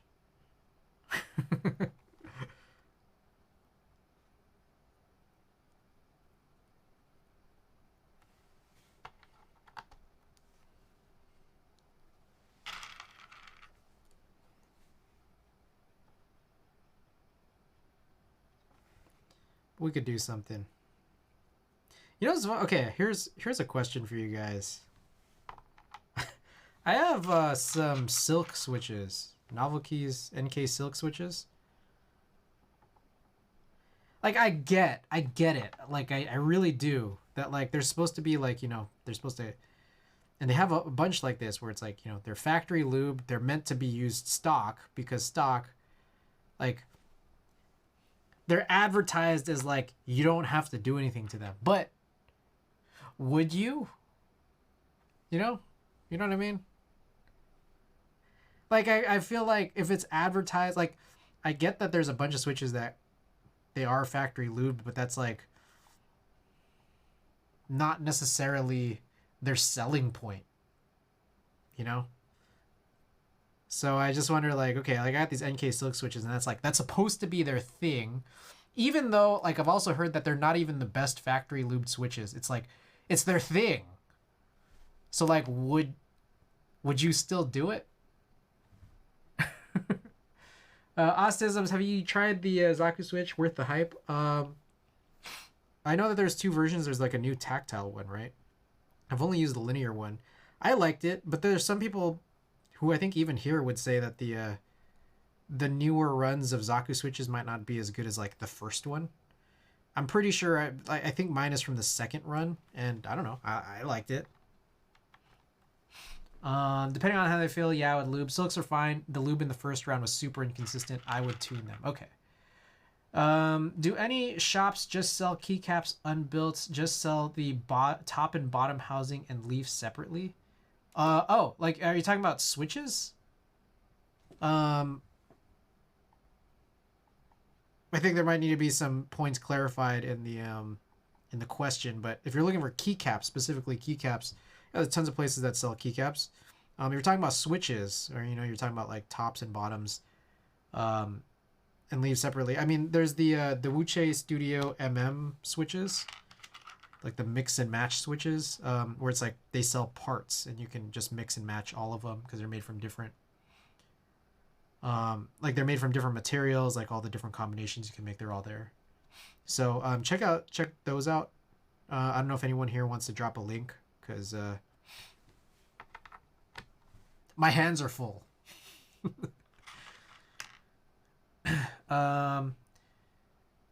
Zagus are nice for sure. The hype, in my opinion, not up to what it is, but that's my preference. Okay. Yeah, I don't know.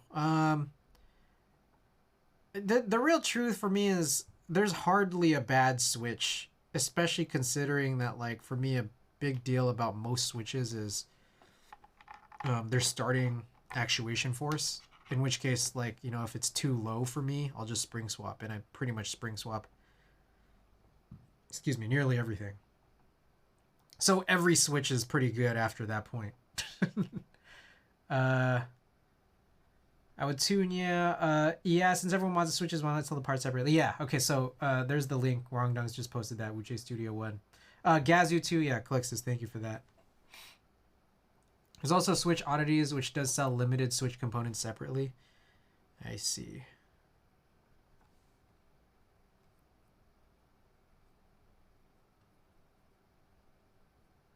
Zagus are great for the first couple rounds because you can use them stock. As with all switches, they get scratchier with each batch, so new Zakus are scratchier than old Zakus. They're still solid as hell, but not worth the aftermarket pricing. Yeah, I think I kind of learned my lesson about aftermarket switches. It's, I don't know. I mean, I think during like 2020, I was just like, oh, you gotta have these cool colorways. And then like there's people out there who just like, you know, they were always plugging some switch that I guess you can't get anymore. But at this juncture, like I feel like most switches are just pretty good. So there's no reason to really have to spend for aftermarket, to be honest. Like, you can either wait until there's a new run of something, or just get a different Switch. If I recall correctly, they also sold individual parts. Yeah, I'm at a point where I just freaking switch based on colors for builds. Ooh. I remember wanting to do that a lot when I was returning to the hobby 3 years ago. And then I never really did it. Because I just realized, I'll just keep these together. Like, just makes it a little bit easier. Only Geon stems as samples as far as I know. I see.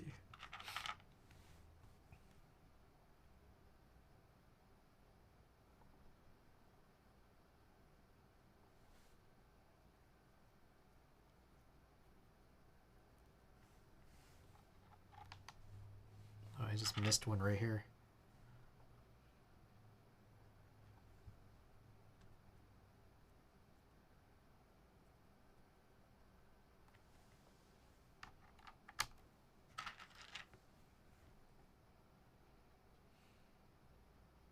I have kale housings with panda stems. Do you think those are worth? Think those are worth putting into any board? What if I spring swap? Put in some nice slow fives in there. Would you guys do it? Geon and KNC would be other sources for stems, but top and bottom housings are pretty much just and Gazu.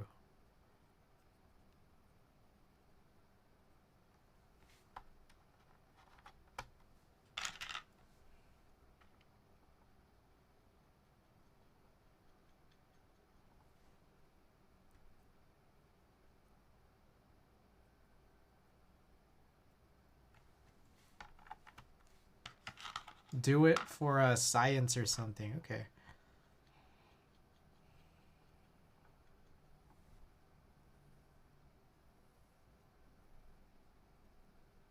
You said kale housing and panda stem? I did say that.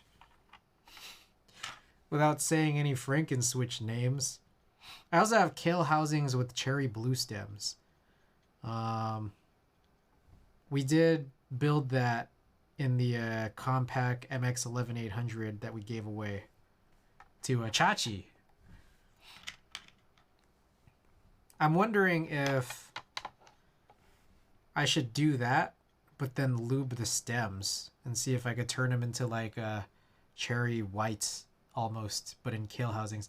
Jahaza blues maybe. I also have blue O-ring modded stems in some older cherry housings as well. So I have that. Have you guys ever tried them?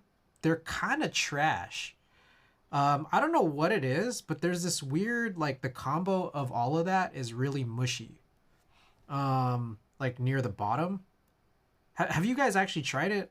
Or I don't know if the way that it's, the way that I have them personally, like, is just in that way. But you know what I did try, and this was one of the options actually was, you know how I was talking about some tactile Frankenswitch? For anyone who was here earlier, I wrote that in as one of the poll options for what we wanted to use for the B60, right?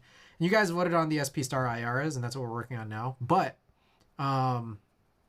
the quote-unquote some tactile Frankenswitch that I would have worked on would have been something that's kind of like that whole panda top and zeal bottom, but either a kale brown stem or one of those like O-ringed cherry blue stems. What do you guys think of that?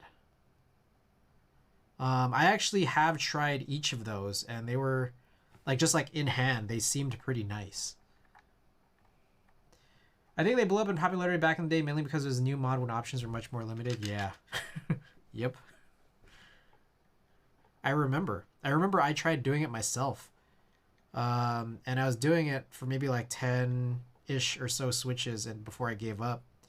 And many years later, I thought I actually finished a whole set of it before I realized when I opened it up, I was like, oh shit, this was not me that did all of this. I ended up just buying it from someone else and I totally had forgotten.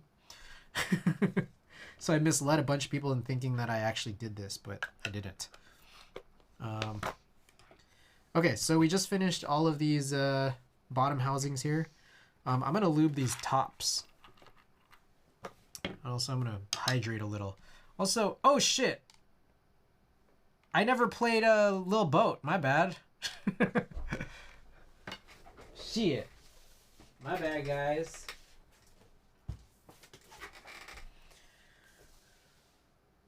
Whoa, the whole thing shook. Alright, here's a little boat. Oh yeah, the jailhouse mod, I remember that. Yeah, no, I swear I thought I did all of it, and then the memories hit that I didn't do all of it. I gave up and bought them from someone else. I was using little pieces of credit card, because that was how I learned it. Looks like we got I gaslit myself. I got Little Boat by Lil Yachty here on kind of translucent, transparent-ish red vinyl.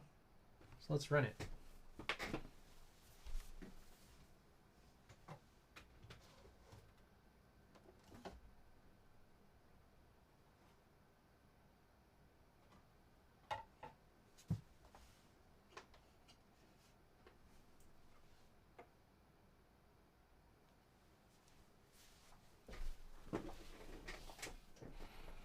Zero, by the way, welcome. All of these. All right, that's already on. Here we go.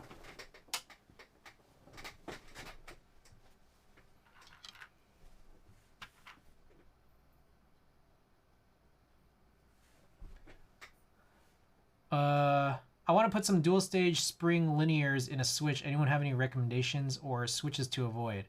PS, that vinyl goes silly hard. Yeah, it's pretty sick.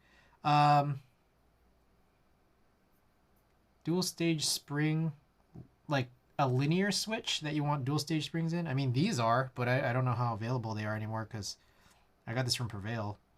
But they are short springs. I'm not a big fan of shorter springs. I always like my springs longer. It's a preference. And also heavier. Longer and heavier.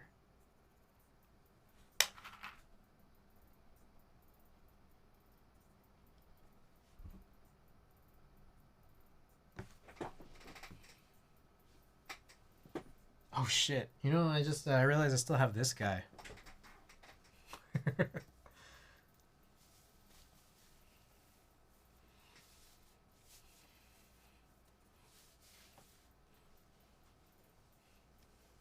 This is a lot nicer than the other one. I wonder if this is only...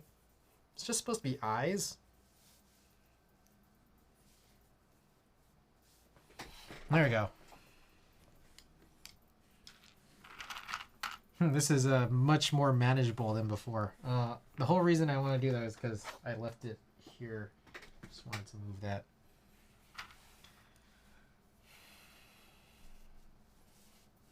There we go. Chris, good luck with the rest of the stream. I'm off to bed. Thank you. Hey, thanks so much for being here.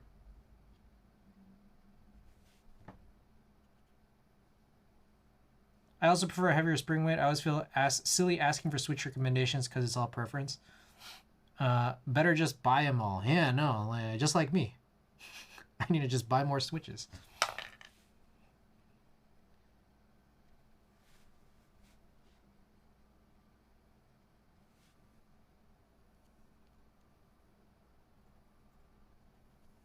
You guys hear the new Lil Yachty album?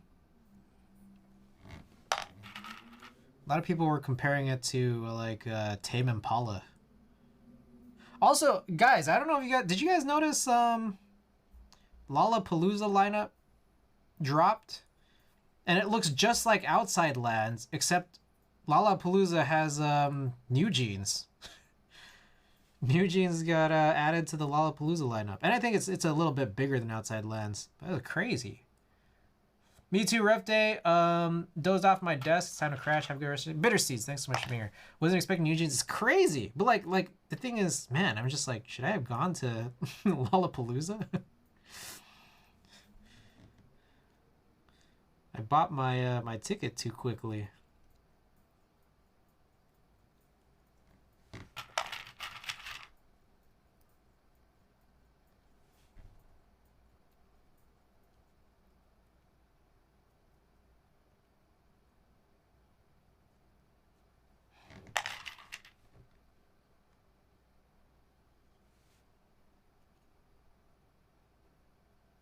All right, you know what I think I want to try this time around? I use a lot of lube. I use a lot of 205 grade 0 on my springs. I think maybe for this batch, I might want to try like cutting it in half.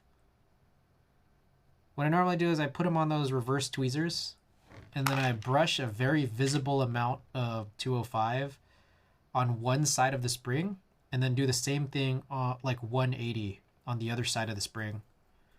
And then I put a little on the top and the bottom. But I wonder if I only do one side instead of two, will it have that much of a difference? Maybe I should do that for a different build that's not the B60.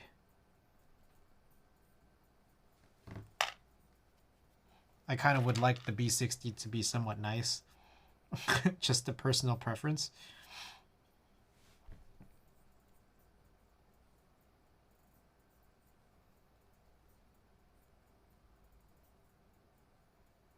As for a switch with a dual stage spring or for a separate switch, spring and switch Rex. Yeah, that's a good one to clarify.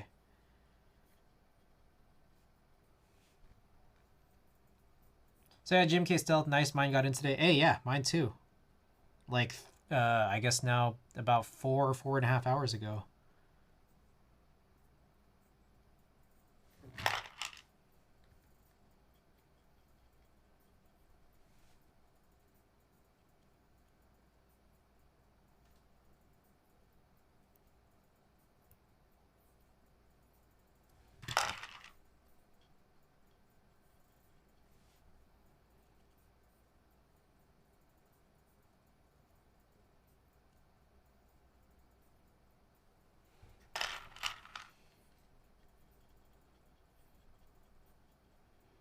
All right, so I just wanted to also give a heads up. I may, in the next week or so, maybe a little more than a week, be working on the KMAC TKL. Just wanted to throw that out there so no one's too shocked that I might be working on a TKL soon. TKL alert. The one weird thing about this is I wanted to run Hyperglide Black switches. Does it have split? It doesn't. That's the problem. But yeah, one thing about it is oh shit, yeah, no, it's gonna be rough. Doesn't have win keys either. It's actually got the win keys blocked. What was I saying? Oh, the weird thing about it is I wanted to run Hyperglide Black switches on it. So I had like a set of Hyperglide Blacks lubed, but I guess I only did 60. And so I had to go and buy like another set, like just like a partial set. So something I have to think about is that okay that I'm mixing and matching different batches of Hyperglide Black switches that are from different vendors? And two is that like I actually have to open up one or any number of the 60 that I've already done and then see how I lubed the spring, because I don't know how I did it. How old are your Hyperglide Blacks? I don't remember when I did these. Like, I would assume I did these sometime in the last like 6 months. And then when I realized, oh, I should just like, you know, buy the extra 30 or so for a TKL so I could use it in the KMAC. I think I bought them from a different vendor. Sounds like a crap problem. I mean, like, at the end of the day, there's a part of me that's like doesn't really care. Because it's a fucking TKL. Who gives a shit? You know? What I think maybe is that I'll put the 60 that I already did in the alpha area where the HHKB section would be. This, you know, the 60s portion of it. And then I'll do the second, you know, that other batch of 30 just on all the keys I wouldn't use. I just watched a video on Jailhouse Blues that does not seem at all worth doing. The name Jailhouse Blues is funny, though. It's kind of silly, as with all names. My 2020/2021 HG Blacks from Group Buy were almost identical to some HG Blacks I got in late 2022. Yeah, I don't know. I don't really remember the source of these. Just being totally honest, I don't. They were all inconsistently pingy and crunchy with some scratch. Sounds like cherry.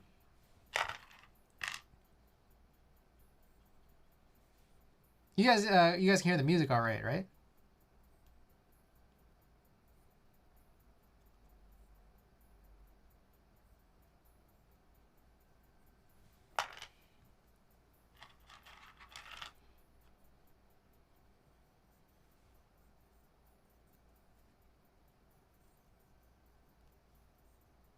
I'd say you're probably fine. Maybe a local source would have older ones. I think, I'm not gonna lie, I think the first 70 I bought were from Novel Keys. I make no guarantees. And I think the second batch, like of 30 or 35 or whatever that I bought, were from Makibo. But I don't know.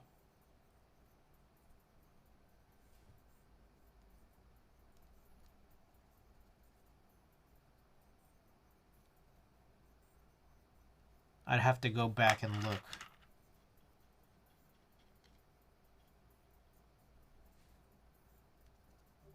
Whoa, shit, that fucking scared the hell out of me. My phone's in my pocket, it buzzed. Oh, hey. My Face ID recognizes me through this balaclava.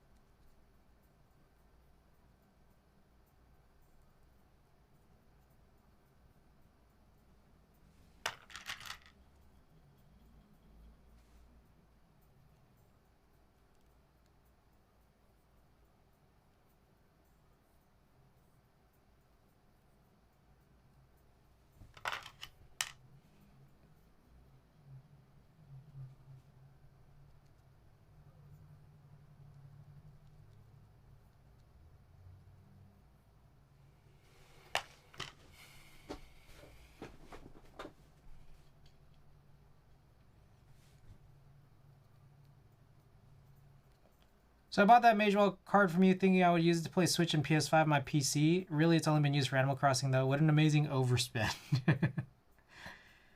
Well, I mean, you got a good value out of it. Under half of retail. And, I mean, it's probably really good for it because, you know, it's just like, if there was any potential worry about latency, like, it's not that necessary for a game like Animal Crossing. But let's not forget, you could also do anything. You can literally plug in anything. It is HDMI, right? So one thing you could do, like what I've done in the past, you could plug in like a phone adapter and then use your phone on your PC. You could plug in your cable box. You could plug in a different PC. Are you talking about overspending with Chris isn't a great idea?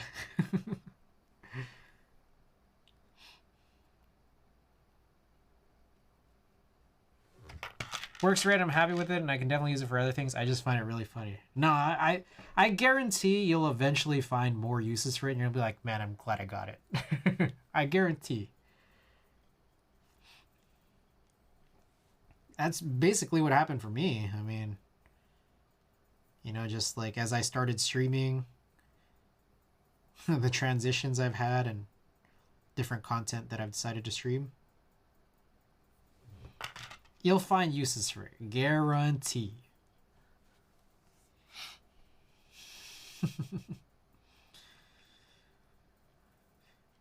And if not, it's an Animal Crossing device. Worth. Easily worth.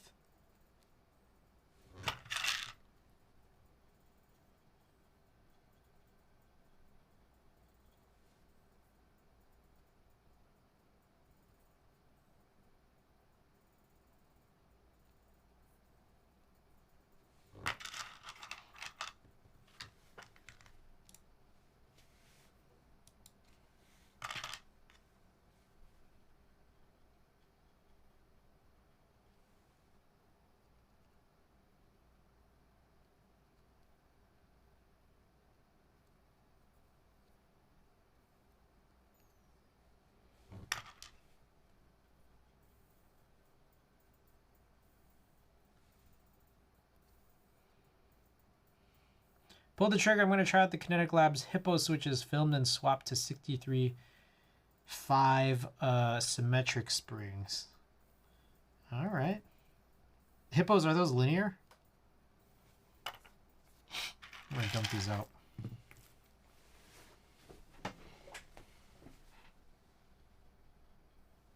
Yeah, I see. Sick. Let us know.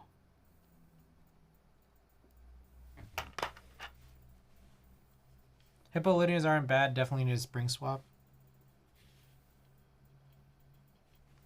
Oh, shit.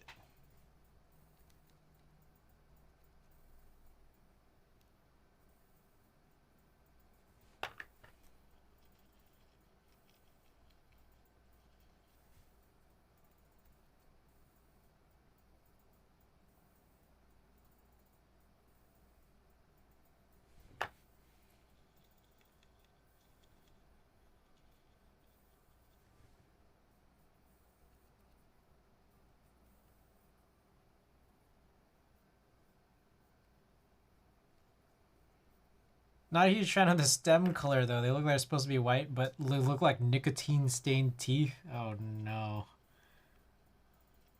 Hey, can anyone drop a picture of those Hippo switches? I want to see. I remember a lot of people used to talk about them a lot way back 2020, 2021, I think.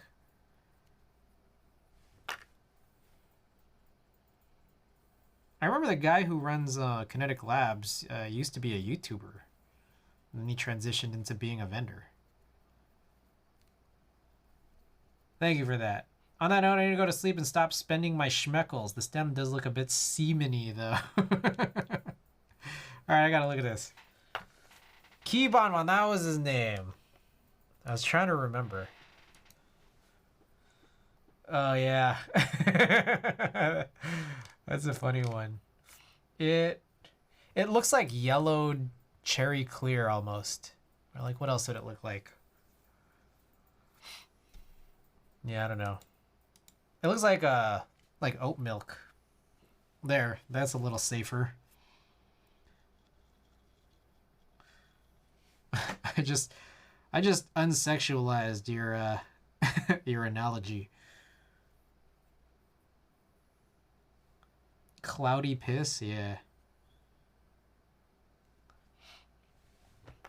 Sunly 438-680.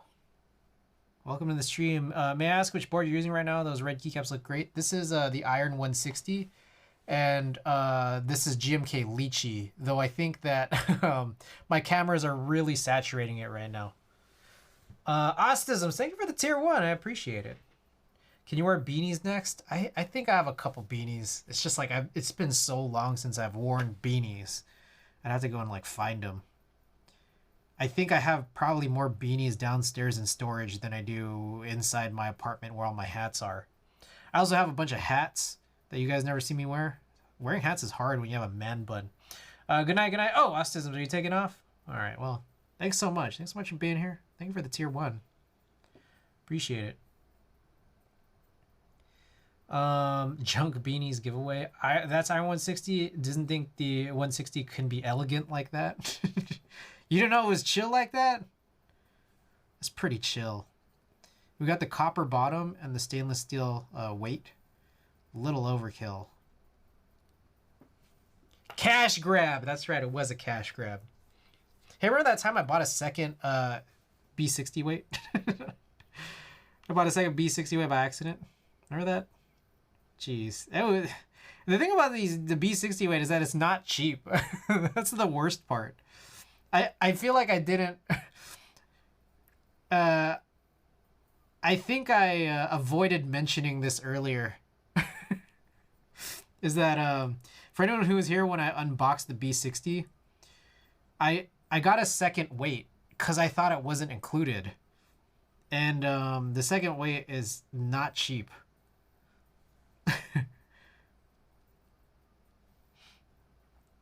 How do you rate Iron 160? I heard that it compressed the gasket very hard. Yeah, it did. I don't know. I mean, I think when it comes to... You know, we had discussions about this. I think Sinvec was the one who said this. Sinvec, Klexis, someone whose name was Purple. I don't know. Or it could have been anyone. But someone mentioned here that I think pour-on gaskets do very little by way of like softness or hardness, more than it has to deal with like case isolation, like isolating a plate or in some cases a PCB for the few boards that do it. But they isolate the inner assembly from the case, and that's kind of what its main goal really is. More than it being the hardness of it, or like the flexiness of it. So yeah, it does that. I have other boards that do that. But I don't know. I can't front. I don't know. It's a good board. I can't really say much more than that. Like, I'd venture to say building it was really stupid. We talked about how stupid it was yesterday. Let me flip this over.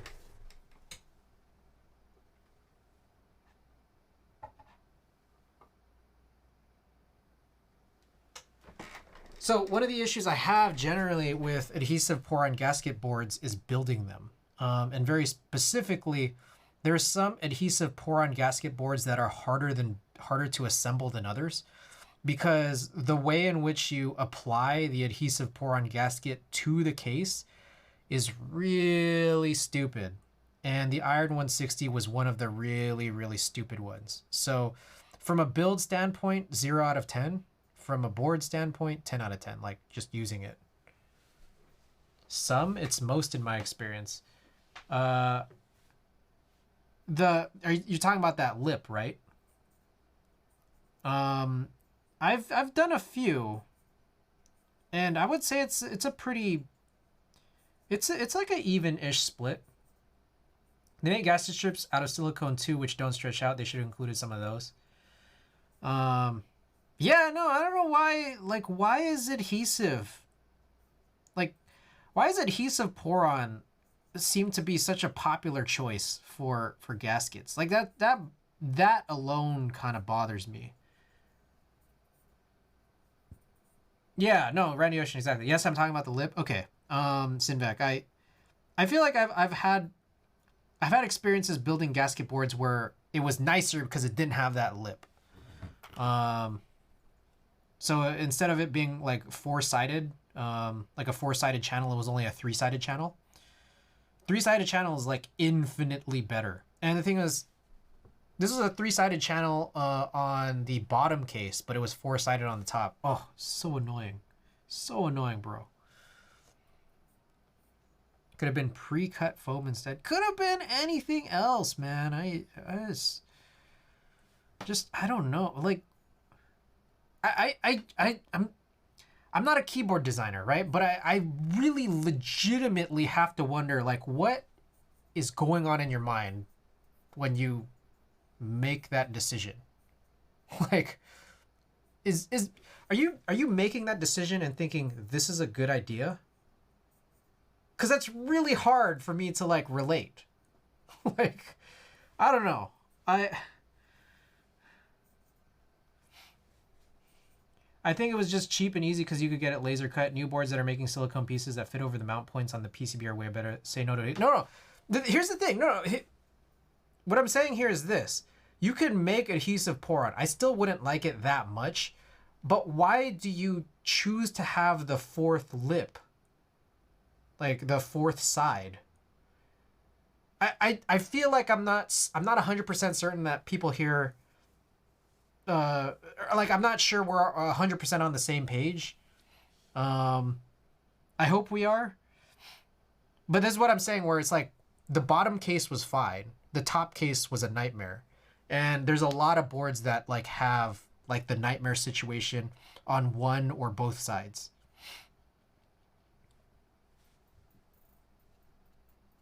Monkey see, monkey do. Blame the first one who did it. Oh, we're talking about lips, not adhesive pour-on gaskets solely. I don't like adhesive pour-on that much, but it's made to be much worse when they make that decision to add the lip, the fourth wall. And that's what I mean when I say like I don't know how you got to a point where you thought it was a good idea. If you're a designer who put this together. Thanks for the insights. No, I feel like I just trashed on this real hard, but the Iron 160 is a cool board. Building it was terrible, and also it was really expensive, and also I made it more expensive than necessary by some of the cosmetic changes. And if you give me like another couple minutes here to finish these housings, I'll show the bottom because the bottom looks sick as fuck. But as was discussed yesterday, I think there's a general sense, at least from the Ankit camp, that the Iron 160 was a cash grab. You guys should look up that you know what I keep thinking about, like, so that was the terminology that Ankit used, but coincidentally around the same time that he said that, there's also I managed to first catch that video of Tim Robinson of I Think You Should Leave with Tim Robinson talking to Tim Heidecker at a comedy show. Like he was in the crowd. Tim Heidecker was doing the stand-up. Tim Heidecker from Tim and Eric. And Tim Robinson was like trashing, like just jokingly, trashing Tim Heidecker's stand-up, saying that everything he's been doing is like kind of like, he's selling out. And like Tim Heidecker goes like, oh, when was the last time like you liked my work? Was it this time? And he's like, no, that was a cash grab. And just like every time that he was suggesting like a time when Tim Robinson might have liked his work in the past, he's just like, cash grab, cash grab, cash grab. He was like, when was the last time you liked my work? When I was a toddler? When I was an infant? He's like, yeah, the real Tim Heidecker. Gawk, welcome. Thank you. Thank you for the contribution. You're communicating effectively, Chris. I was just saying that non-adhesive gaskets are generally easier to use, just as effective and allow you to change plates, so I prefer them to any adhesive material. Okay. Yeah. Yeah. Okay, so we're on the same page.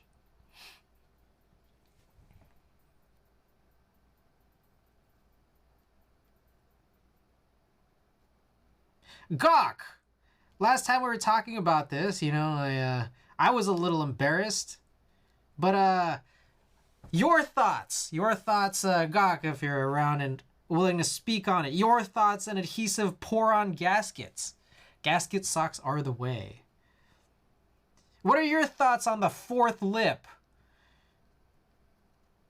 The fourth wall on the pour-on gasket channel. Oh, I hate them so much with a passion. The fourth wall, that elevated lip.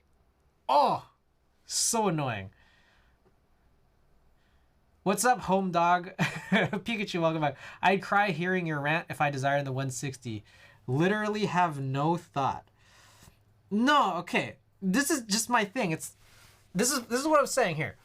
So, okay, just imagine that this is your gasket channel, right?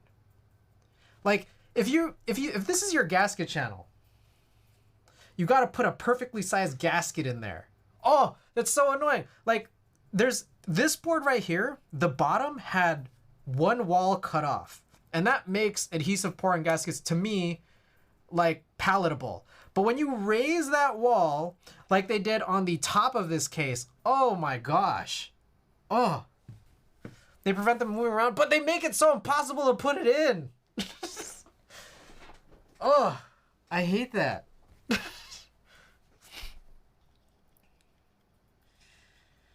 I mean, I guess that makes sense, but I just feel like having them not move around is not a trade-off I would make if I can't get it in properly in the first place.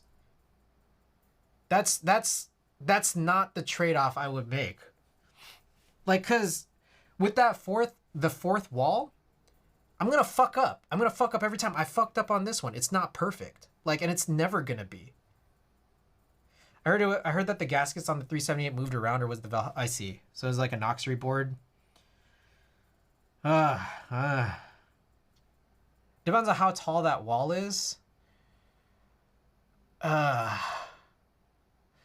You know what I think would be acceptable is if the short side, if you had the four walls, but like either the channel was bigger but still had the fourth wall, or the strip was small. I mean, it kind of equates to the same thing, right? But like, if you knew that you could comfortably put it in, and then it was only gonna move in that little spot instead of like, you know, if it was a third wall and just pops out, like that might be marginally more acceptable. But still, otherwise, that fourth wall, man, that's infuriating to me, man. I think you need some sort of indent. It just needs to be like a bump on indent.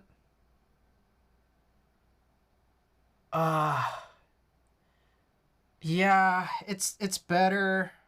It's better, but I would, man. I'm not a fan. I'm not a fan, but you know, if you say a bump on indent, I'm less upset than I'd be less upset than what was on here and some of these other boards I've worked on. Oh.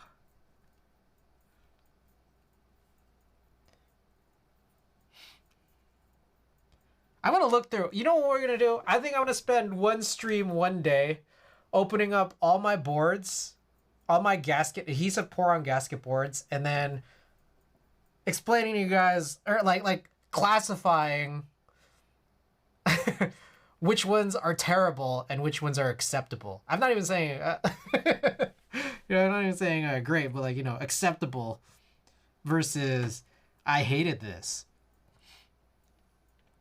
I think one of my least favorite boards is the Z60. The Z60, I think, had to have been one of the worst boards to build.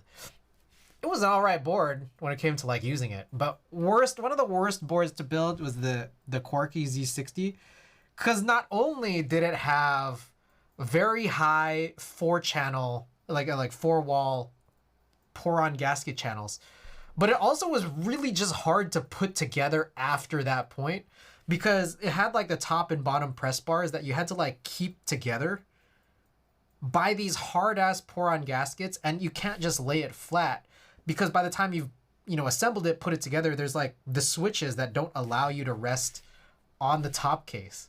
It's just like really hard to build. I think it was like probably one of the worst builds. Gok should make a board with shitloads of indents for you. 7B. Oh, God, bro. Oh. Nightmare. Doesn't have 4 walls though. Oh, the 4 walls. Yeah, the 4 walls are the things of nightmares. Achua, welcome. Oh, sorry about that.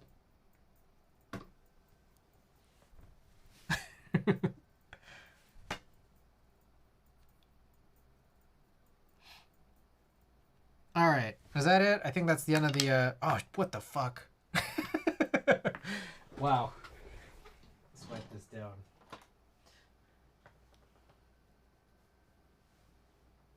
Okay, that's the end of the top housings. All right. So I promised. Who is it? Well, I don't know if you're still around. But Sunly 43680. If you're still around, I meant to show the bottom of my Iron 160 for anyone who hasn't seen this before. The Iron 160. The bottom is really sick. Now, was it worth the value? I don't know, because it seems like a lot of people here think it was a cash grab. But you know, it does look pretty nice. All right, pretty nice board. We got the plum with lychee. Oh, for fuck's sake, another baklava. Yeah. Look at that. We got the copper bottom. We got the brushed steel weight. And it's the same exact one he always wears. It's a little different. Copper, yeah, we got the copper bottom. I really like how the iron boards look. They are nice. Look at that brush. Ooh, ooh, ooh, ooh, ooh. There, that's the back. Side profile, pretty basic. I got my sweaty palms on it though. Iron boards are nice.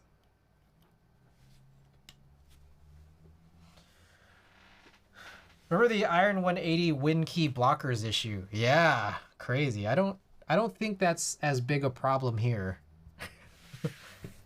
I've typed on a couple of 165s and they were fine. I see. All right. I'm going to film this. Unless anyone out here is going to say, don't film this, it's going to be the worst decision you'll ever make on these SP Star IRs. I'm going to go and film them. So you guys got like a couple seconds before I start.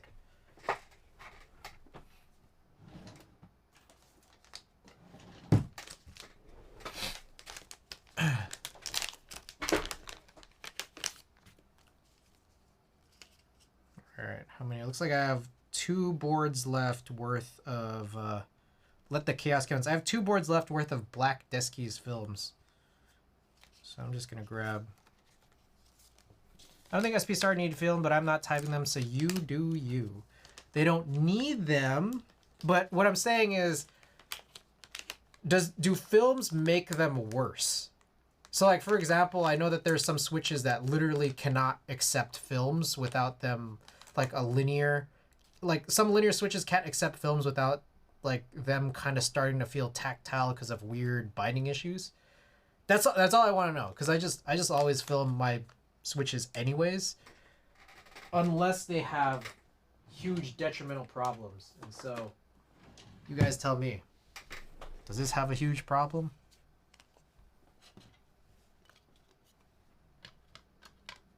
SP stars might as well be JWK, so you're good filming them? Okay. Got it. Thank you. This is what I like about having this giant ass, so we talked about this, but I like having this giant ass loop station because putting films on this is really simple. I checkerboard my switches, so it just gives me a lot of space to sort of maneuver around and get these films down super easily. I haven't filled them. I don't film unless I find later that it needs it. I legitimately don't think any switch needs film. No one needs anything.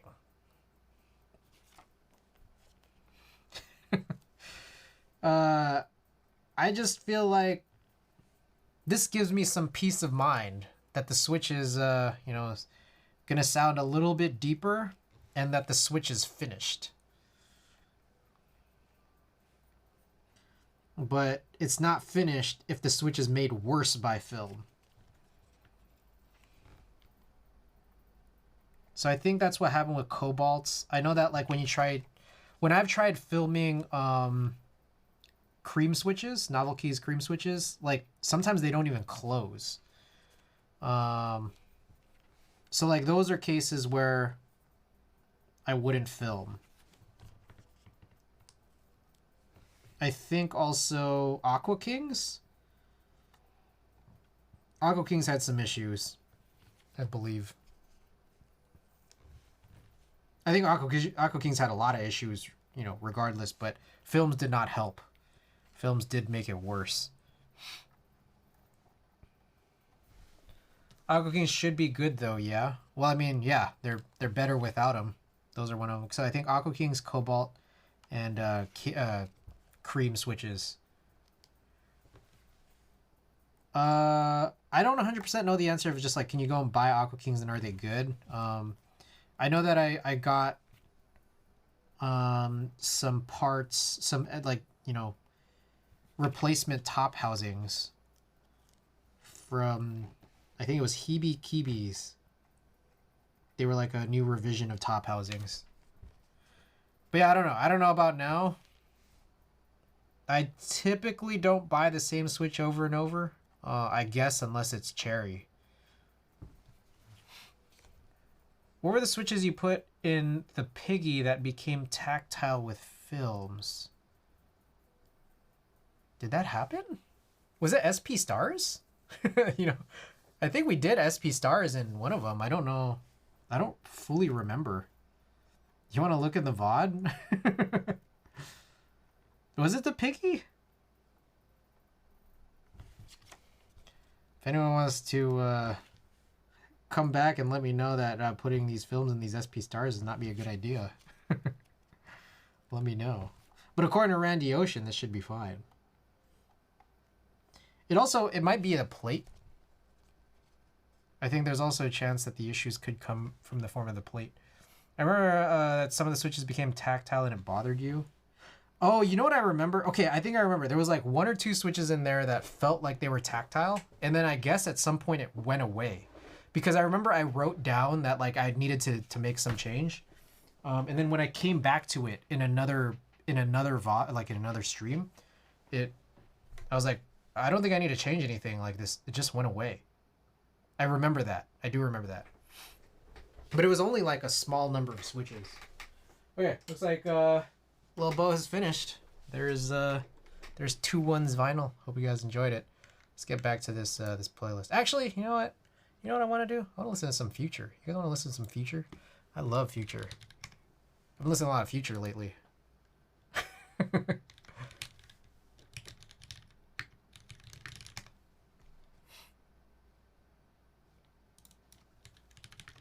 One second. I'll get this feature list going.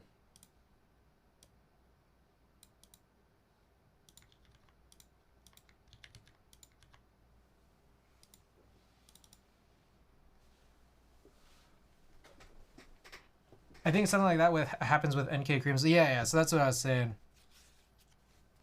Yeah.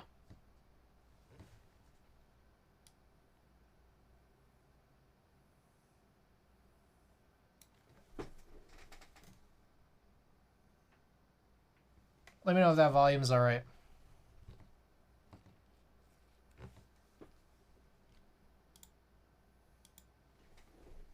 Sounds good. Hold up. I'm gonna make a couple more different adjustments here. There we go. That was me.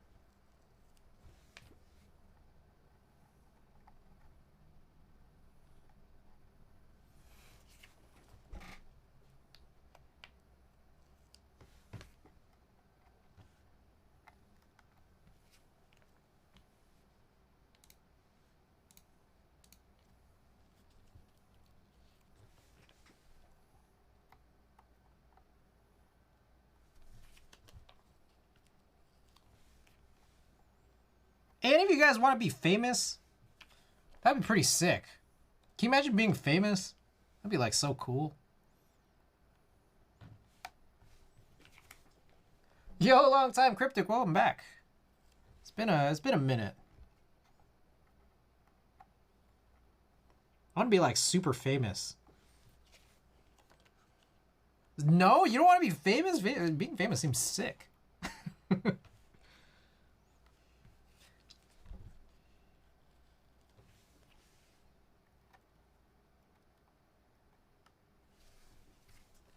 SP Star Nana switches and the tactileness was out of the plate, and you try to pick out the ones that were the least tactile in the original build. Okay. But then, yeah, I remember there was some point after that where I had like a chore stream or some chore segment of another stream where I tried addressing it because I think there were still some like remainders, and then when I went and looked at it, I was like, wait, they don't feel like tactile anymore. I wouldn't want to be famous, but have famous money. I don't know, man. I think it would be sick. We should all be famous. That would be pretty smooth.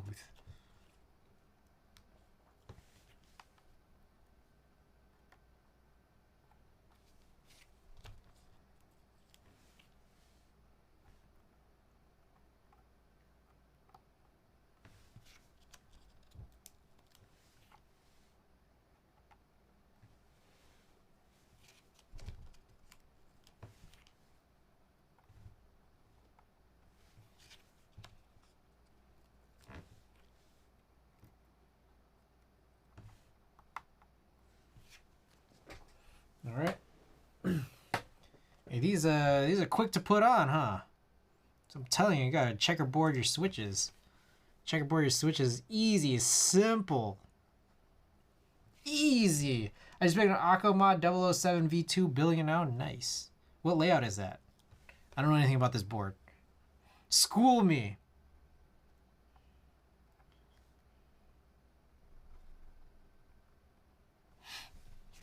$75, I see.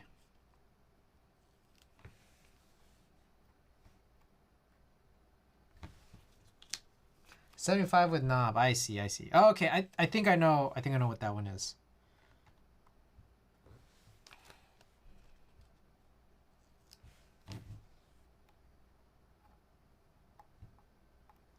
You know, I think about a lot. You know, there's sometimes like I say things. You know, I'm just you know me. I'm bullshitting all the time.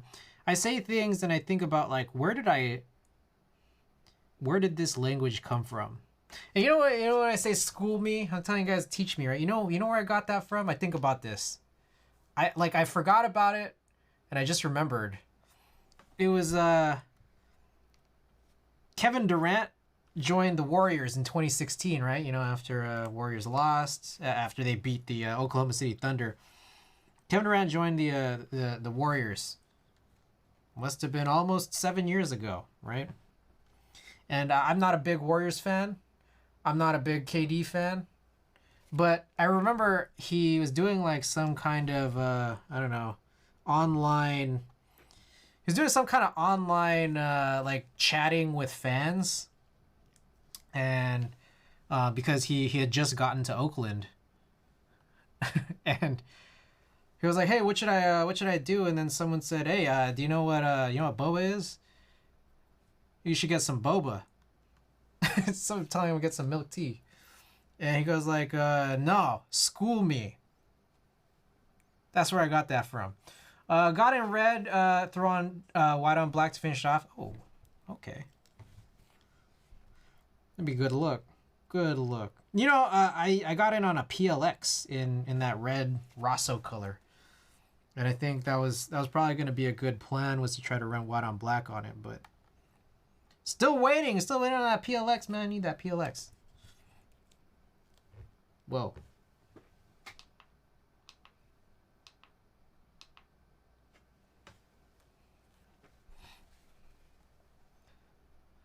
I always knew getting schooled as getting humbled or getting your ass kicked in sports. Yeah, no, it is. But it's also like, Like, I think there's also that angle of it. I'm not saying it's a totally different meaning, but that angle of like, no, like take me to school. You know? Make it a teaching moment, which is what getting your ass kicked is like.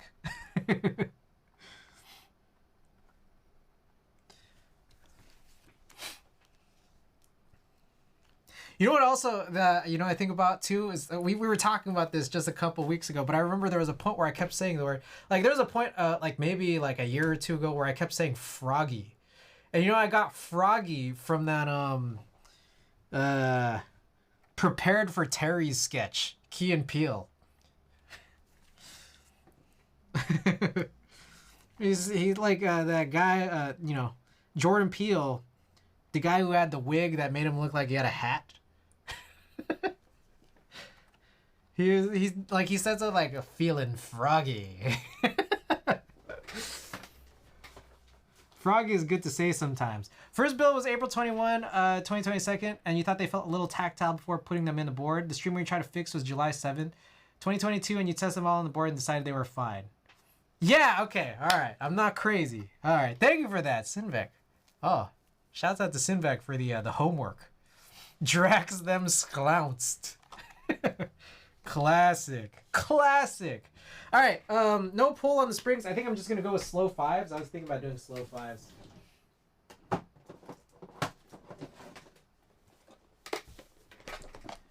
Sklounced.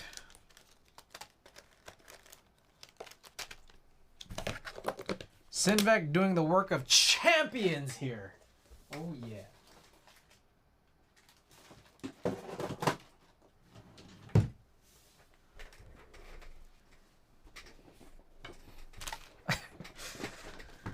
But he had some other like little phrases. Both of them. They both had some really crazy phrases in there, and some of them are less crazy than others. But like they're still like there's some underrated things that they said in that sketch. Like the one that I remember was like kind of underrated was Jordan Peele's character saying like, "Don't you wish in your heart of hearts?" Like who says heart of hearts? Crazy. And then like he finishes off like that question. Like I think it was just talking about like he finishes off that question like not really enunciating it. Like I've said that before. A lot of people. Like he didn't enunciate the question right. I'm gonna look up that line. I don't want to butcher the line. I'll have a tendency to do that.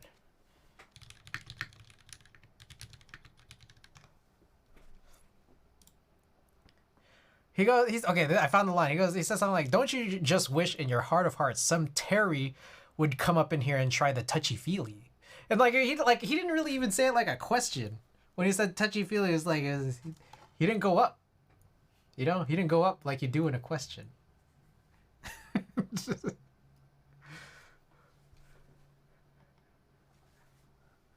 Classic.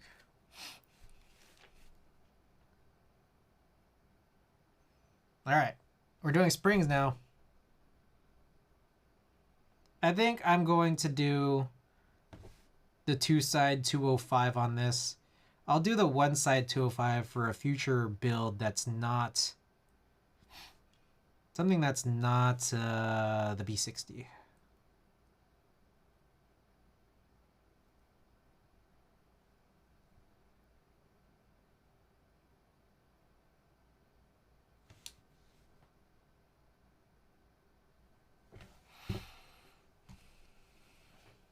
Oh, do we have like an etymology of heart of hearts?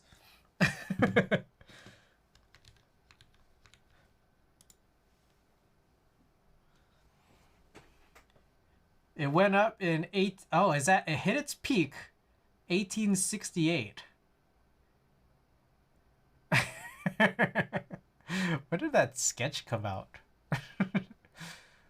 It rose again. And it must have been because of Key and Peele. Had to have been.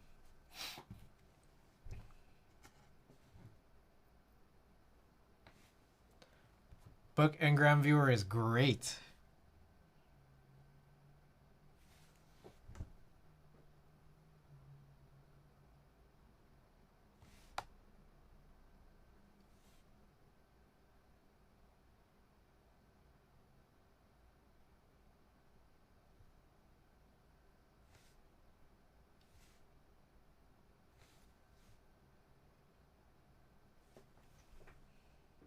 All right, I think so. Our goal here is to hopefully try to finish all these springs, and then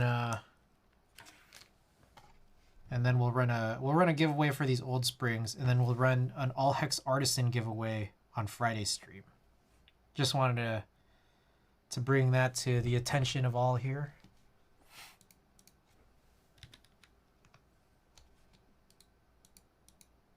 You know what else I think about? Okay, another one I think about is I remember watching some clip of Ludwig when Ludwig was still on Twitch, and oh, let's take a look at what is this? Poggers? Whoa, what is this? 1872? What? What happened in 1872 to 1873? That's crazy. That's crazy.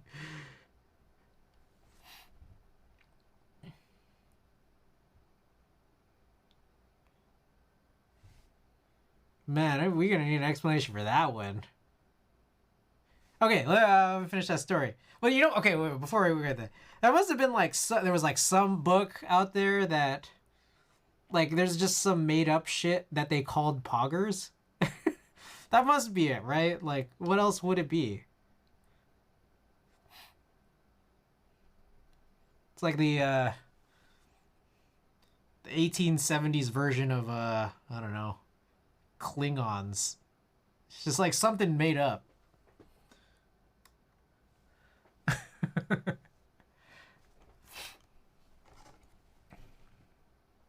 Okay, so here's another thing I think about. So I remember there was like, I don't remember 100% what the clip or what the whole subject was about, but there was some story that like was in the process of like being broken, and I was watching this Ludwig clip where he called in to like act like he was a journalist, or like, you know, like be a source. And so he called directly into somebody that was like affiliated with, or like, you know, a part of the story. And he said something like, "Hey, this is Ludwig from Twitch TV." And I think about that. I think about that all the time, because like anyone could say that. I could say that. Like, I could call in to like I don't know, just a news station and say something like, "Hey, this is CG Buen from Twitch TV." I was just wondering what's the latest.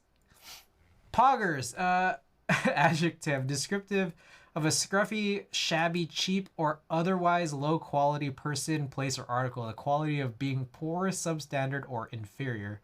That's the 1800s definition. That's crazy. So, like, even with the S, like you would say something like, "That's a Poggers gentleman."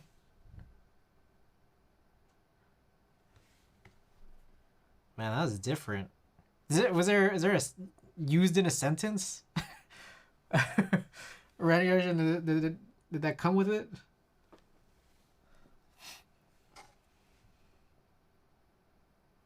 I'm gonna move these to this.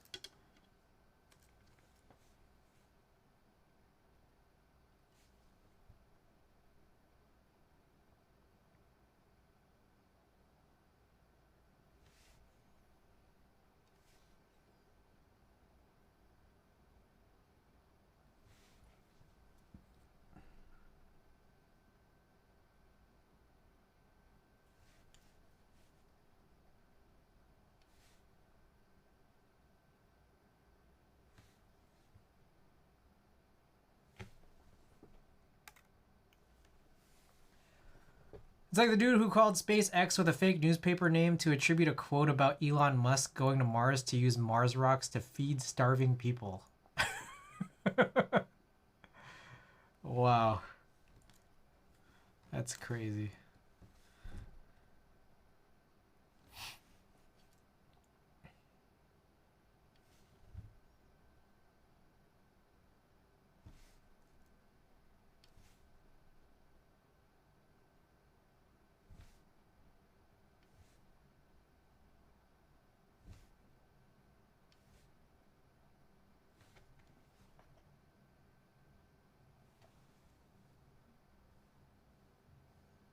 Oh, by the way, we're 10 subs away from giving away those thermal Ramas.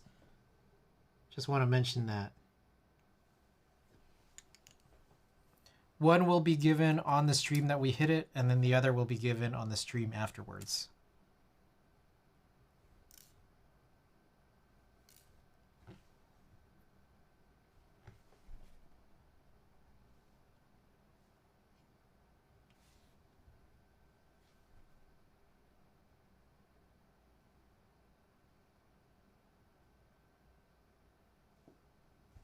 Also, Poggies is apparently the plural of Poggy, which used to mean a small whale and was used a lot in the 1800s.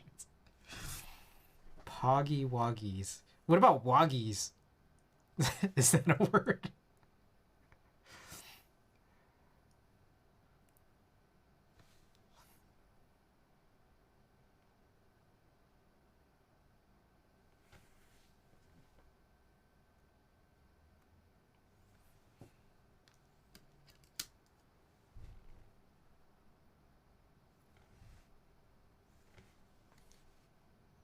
All right, what is this link? Oh no. Okay, I'm gonna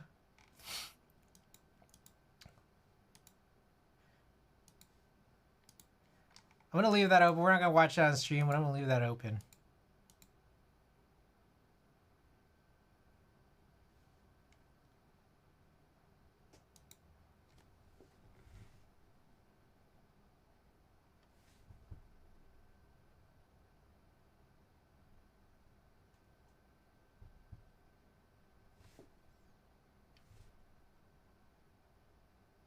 Dang, I use more 205 now, like, than ever. And it's, like, by such a large margin.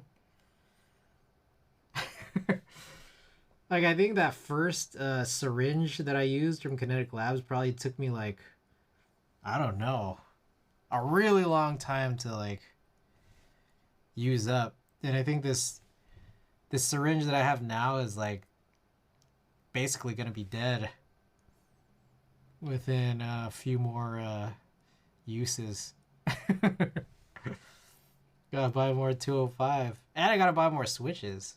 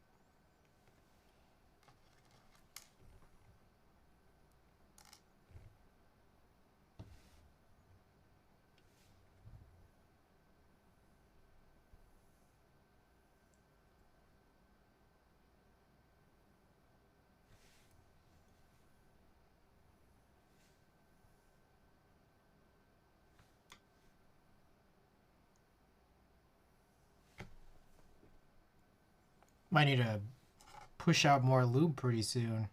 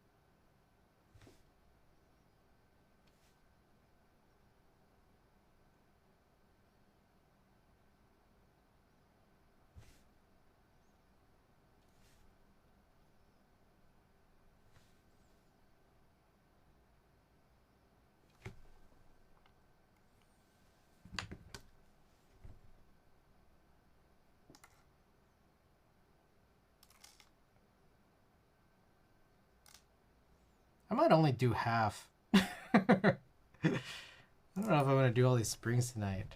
You guys think I should do it?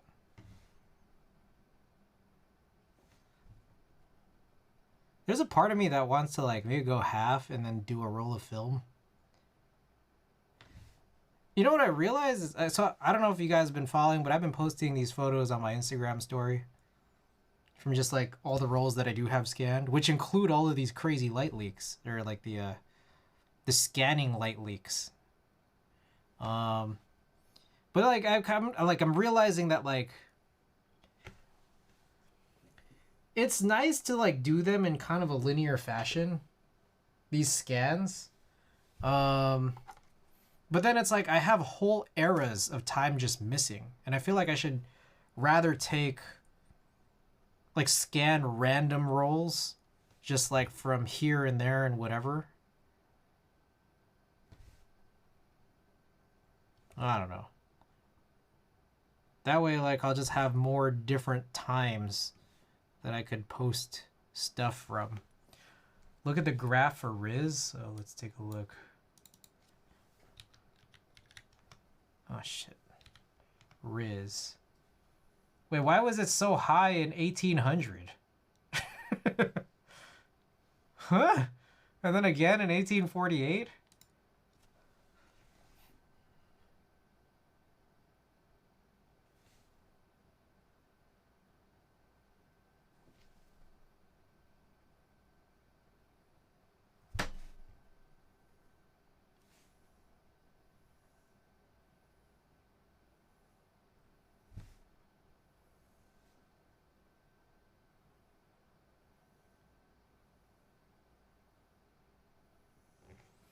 I have no clue. This is why I love Engram Viewer.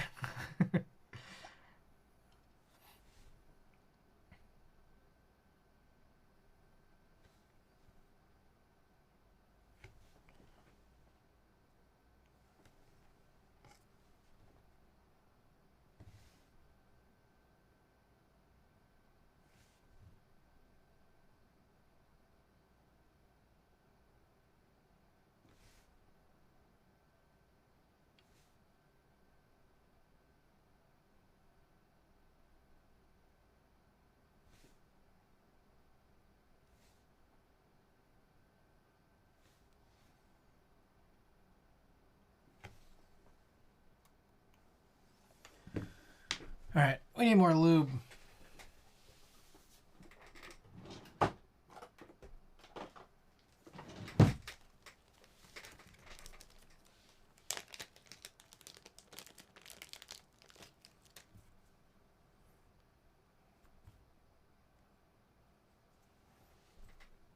Look at this.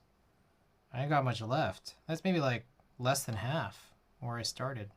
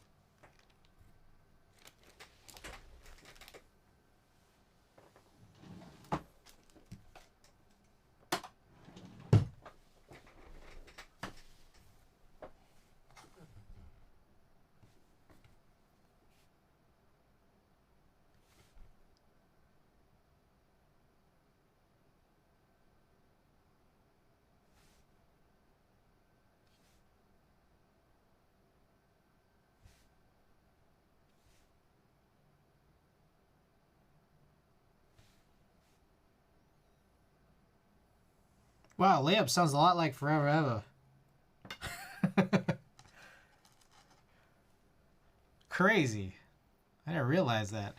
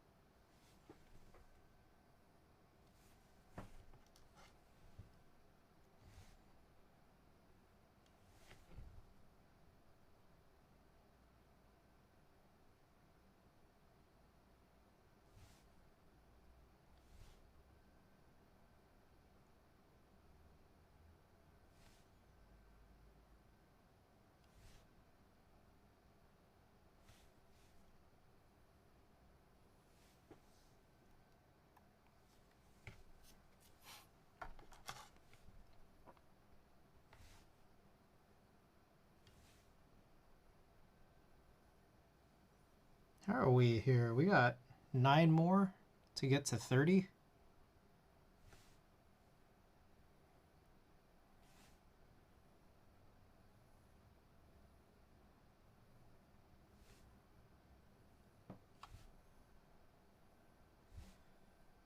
Alright, I think we're going to do half. We're going to go to 30. Then I'm going to bail on this, and then I'm going to do a roll of film.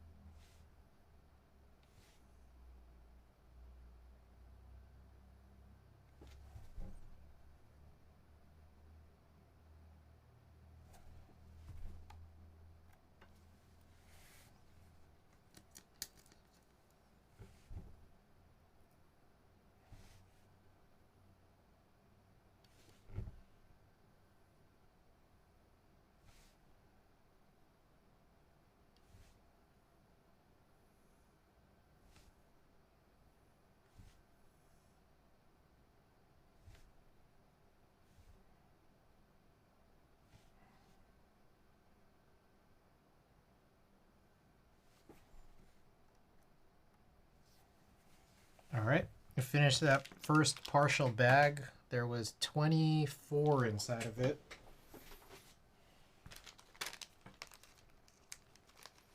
So I'm just going to grab 6 more here. We're going to get ourselves to 30.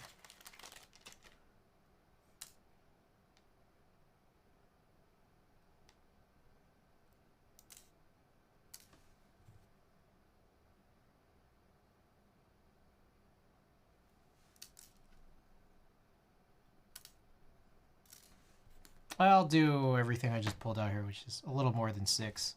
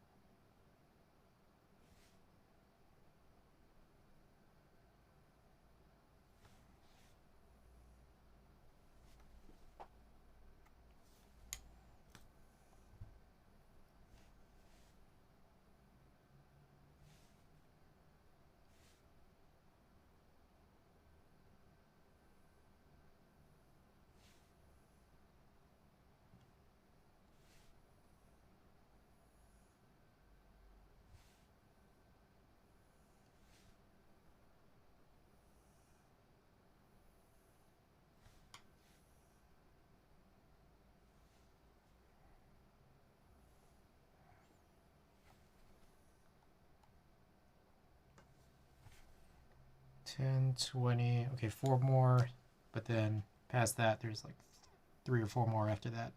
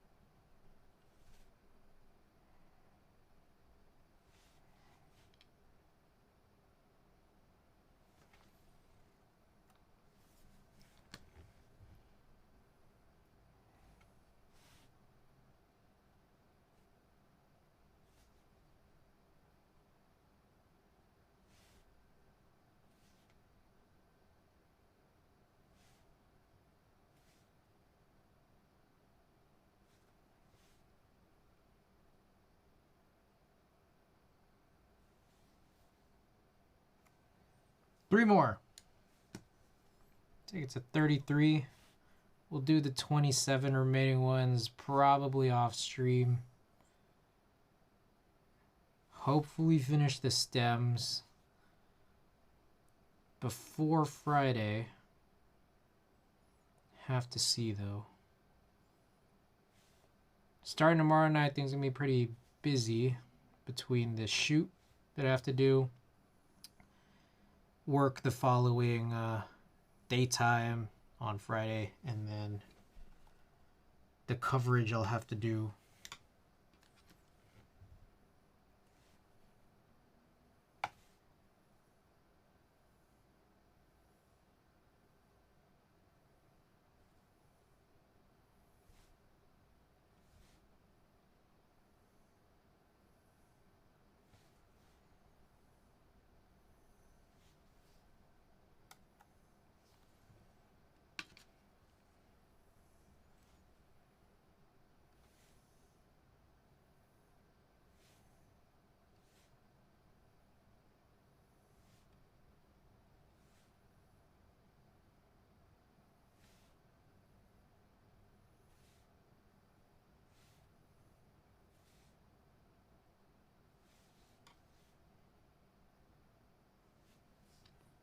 Okay.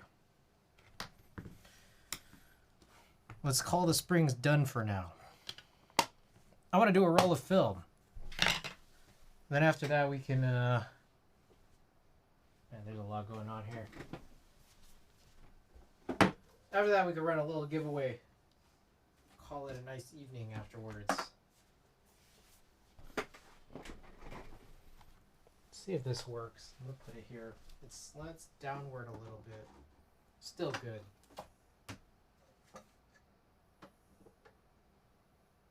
Perfect.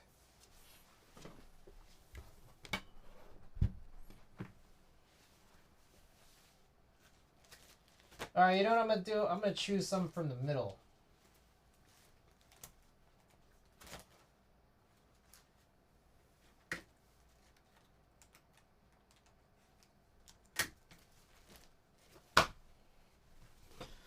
Or we could choose like a different entry point to catch up on rather than really the middle. Okay, so going backwards from 310, there's a gap. Oh, y'all can't really see this. There's a gap here from 310 down to 297. Let me see what I can gather from this. This binder only seems to go up to, the binder that I have out right now to the side of me, only seems to go up to, hold on. Oh god. This ring got fucked up. It's a 3-ring binder and one of the rings is like imperfect. You know what I'm talking about?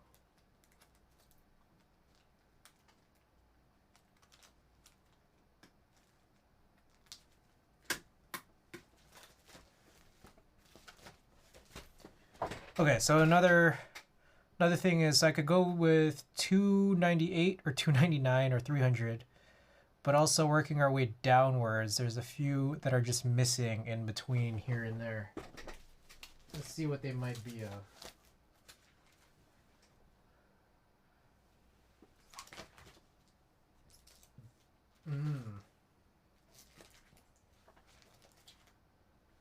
So 297 was holidays. It was like a Christmas party. 298 through 299 were a couple of different concerts I went to. And the Warriors Christmas game where I was wearing that stupid ass thing.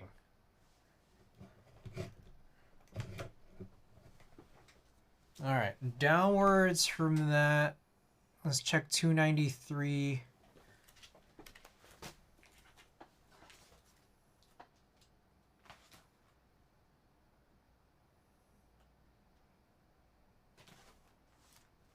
$293. That's kind of cool. 291 and 290. Also not bad. I could choose any of these. I guess I'll choose 293 if I just want to do one. It fills in a little tiny gap.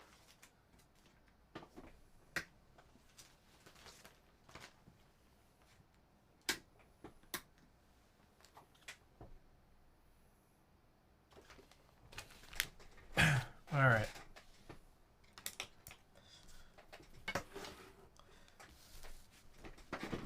Let's turn off some lights.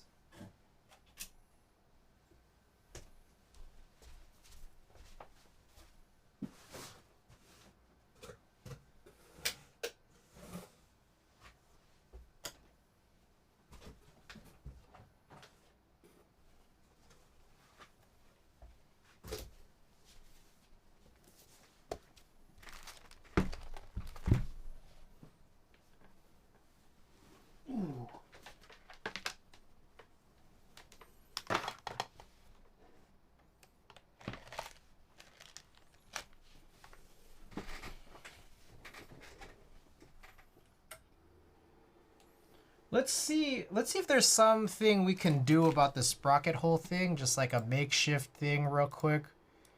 Let's see if there's any movement. Any scheme we could have on this.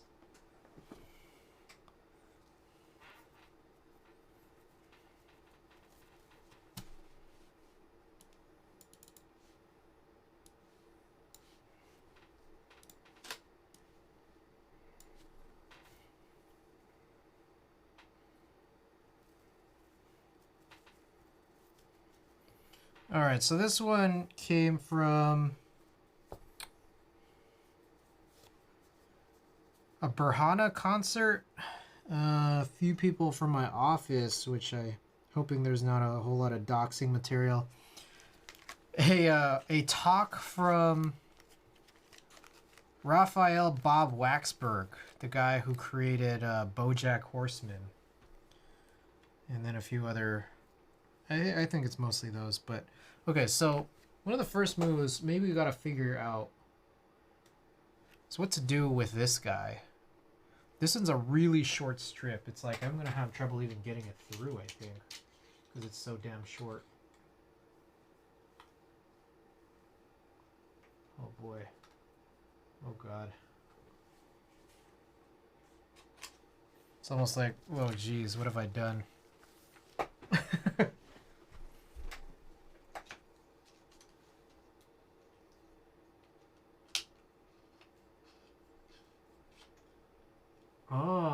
This may be a way. It's just like try to make it like fake connect.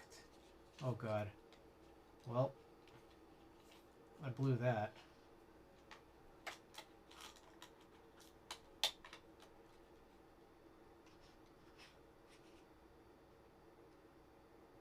Alright, so that's one way. That covers that. As for the remainder...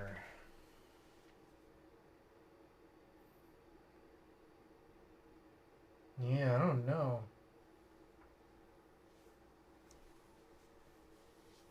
What can we put?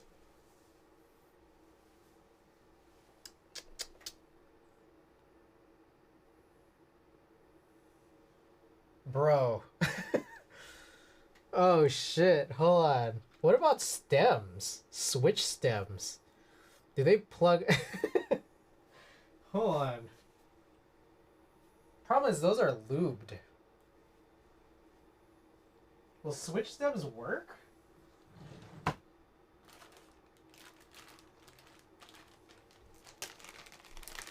Right, I'm gonna grab a Nixie stem.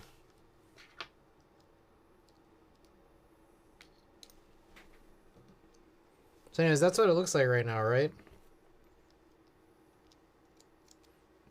I think these Nixie stems are dry.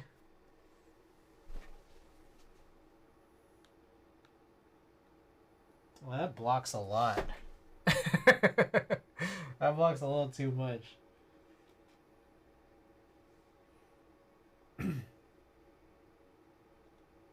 Yeah, it doesn't really work. That's ridiculous. What was I even thinking?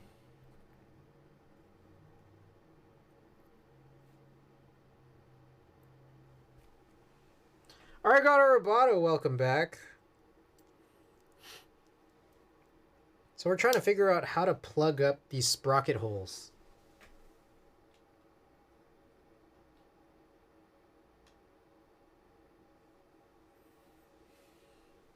Thank you for that contribution. What do I do with my other glove? Oh.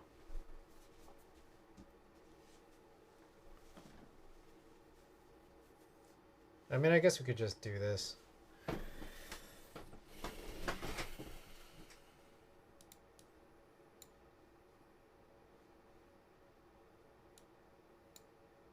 Did I already put 293? I did.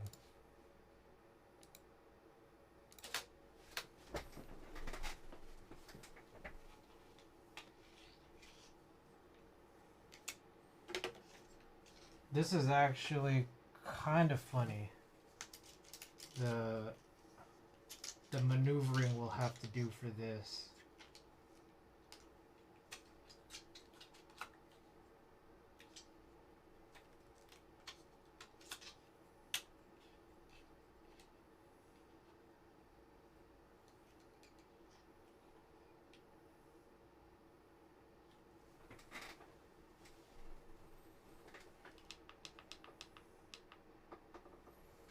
Oh, I forgot to blow air.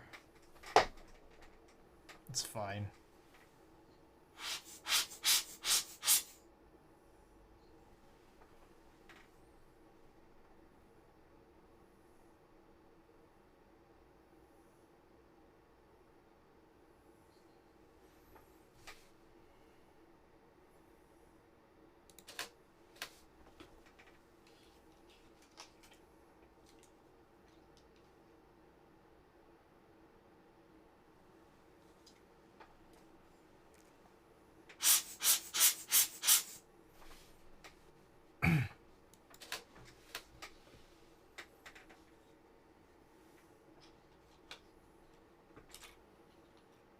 Is that what you mean? That sometimes there's a cut on your phone? Yeah. So, I have to cut these into 6 strips, like this, just so they could fit in these sleeves, like binder sleeves.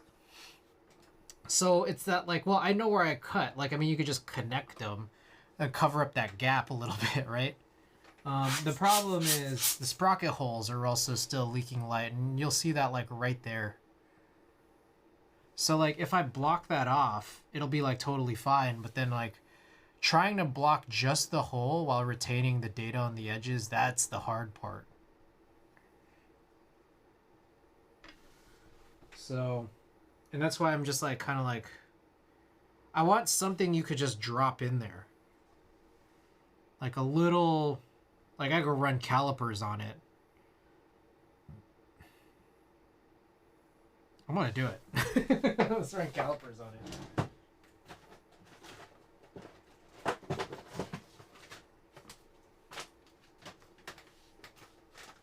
Hey, PC Load Letter, are you still out there?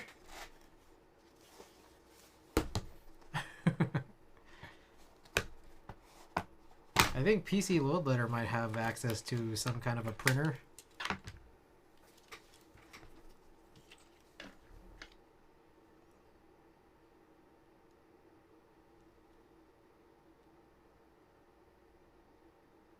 Okay, so that's about 1.9 is the width of a sprocket hole.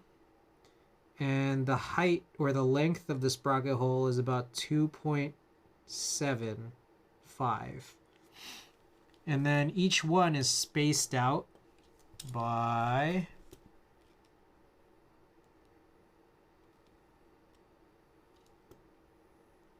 about 3 millimeters. So I need something where it's like, it's some kind of a shape that's just like a long strip. Maybe about the size of a frame. Not a long strip, but it would cover maybe about 1, 2, 3, 4, 5, 6, 7, 8. 8 sprocket holes, maybe 9. Yeah, probably 9 would be good. 9 sprocket holes. Each one is each plug would have to be about 1.9 by 2.75. And each one of those plugs needs to be spaced out by about 3 millimeters. Yeah.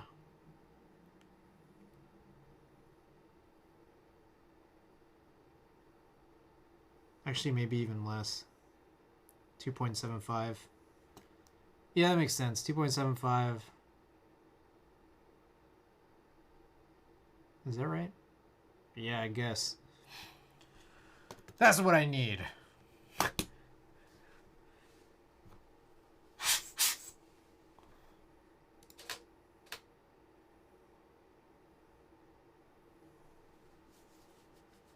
Little birdie told me you were looking for me. PC Load Letter. Yeah, no, I was wondering if you could help me, Okay. I was wondering if you could help me, print something. I don't know, I could, like, pay you. If you need. Basically, I need something to help plug these sprocket holes, like 1 frame worth. So, like on photo film here, what I want is some mechanism here that covers 1, 2, 3, 4, 5, 6, 7, 8. About 8 to 9, 8 to 10 things that would just cover the holes, but retains like this edge of data. Is that something that like makes sense? Is it something that already exists? I don't think so.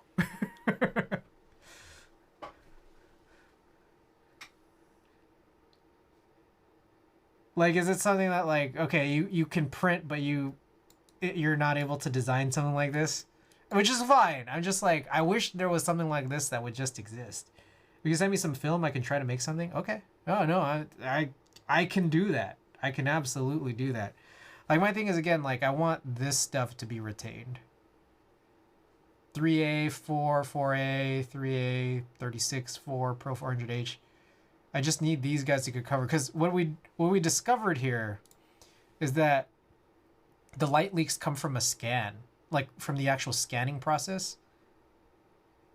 Yeah, so, like, this was really, really egregiously offensive. Say, for example, here. See that? Like, the way that the film sits,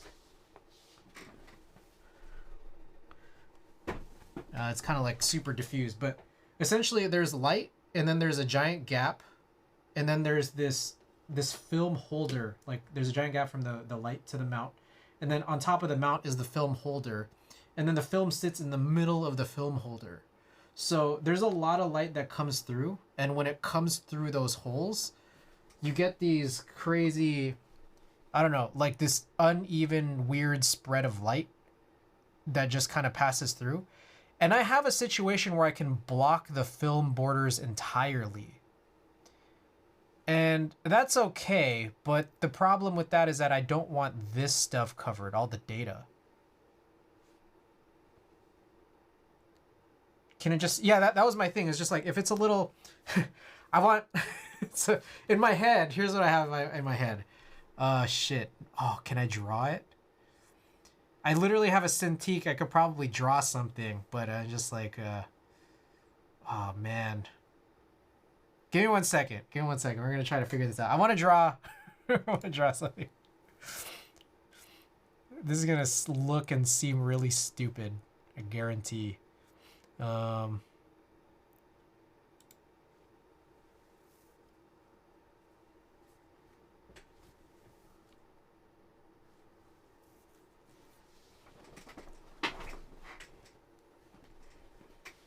We're gonna do this. I'm gonna draw this and then tell me how feasible this seems.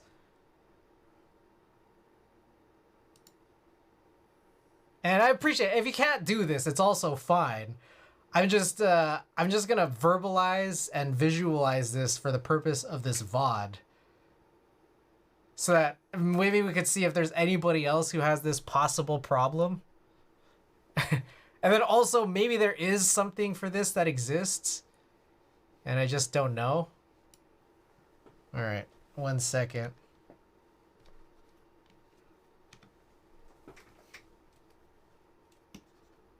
Oh shit.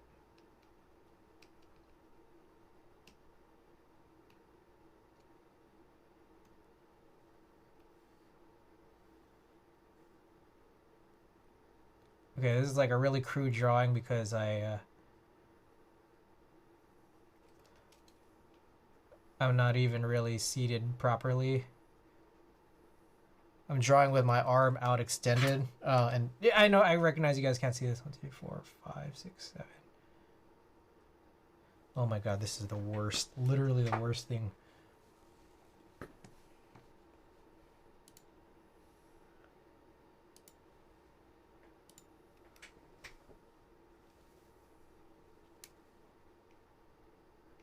Two, 3, 4, 5, 6, 7, 8, 9, 10.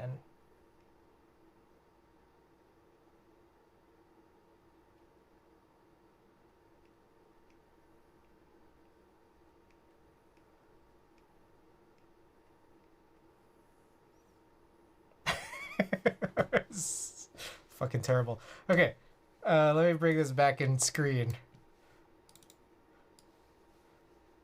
Okay, I know what. Okay, I know what it looks like. And actually, this would probably be a really good descriptor. I want a comb. Essentially, it's a comb. This would be like the side profile. So you drop it in. Does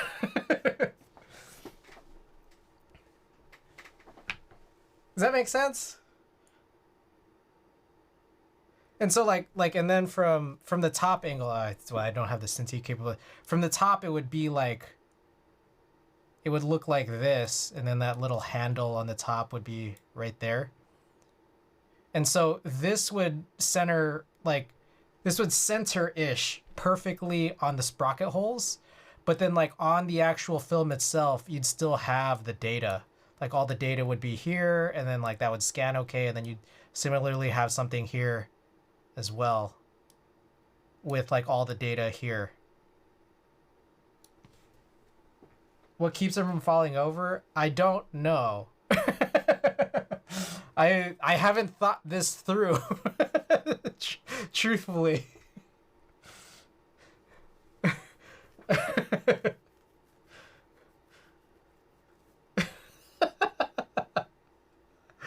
Oh fuck. This is so dumb.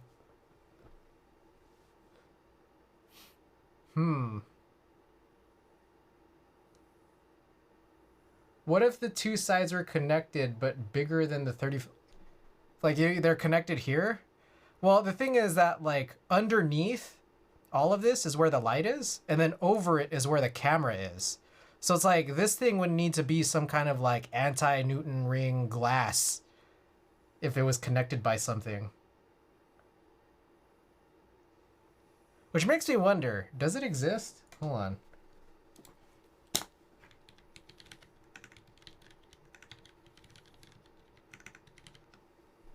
Let me think about this. I gotta think.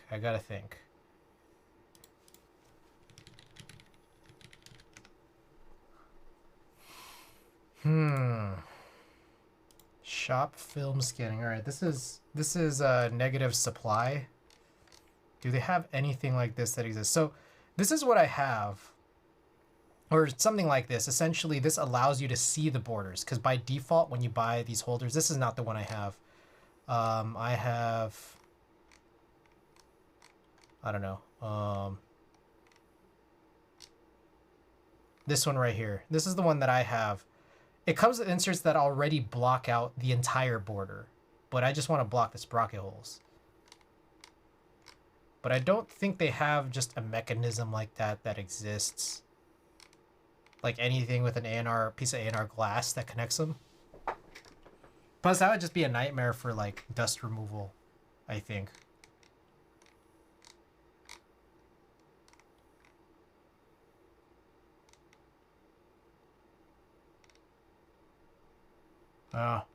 Unfortunately. Is there? Wait, hold on. I didn't scroll down far enough.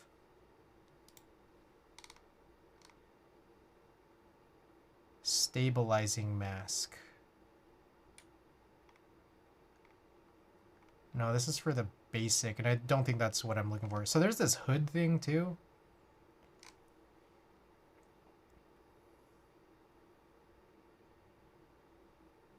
I might want to consider maybe getting something like this.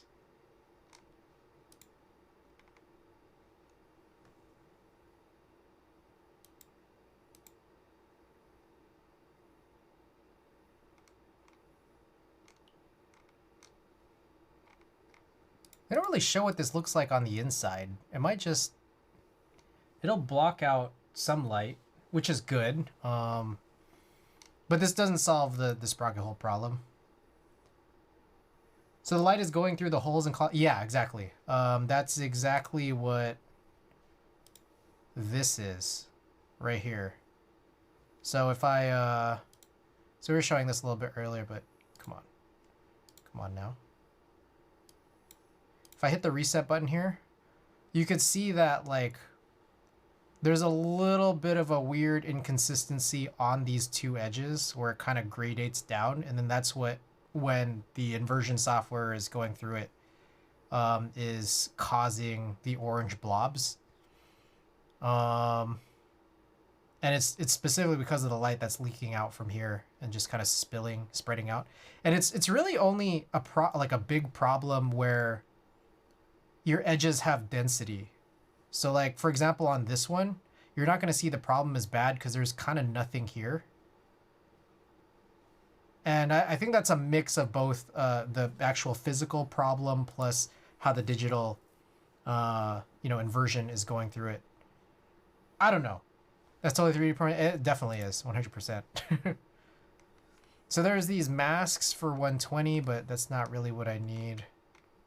There's A&R glass sheets for big film, but I don't think there's anything specifically for 35 that would be totally helpful for my thing, other than maybe the hood, but that still doesn't cover the sprocket hole problem.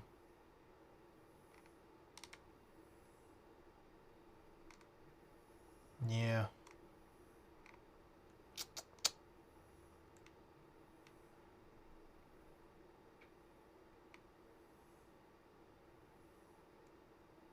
I think this is the new... This one's for the new one, I think. Yeah, I don't have this one, but see, this is what I'm talking about. So this is the new model. I don't have this one, but this doesn't solve the problem.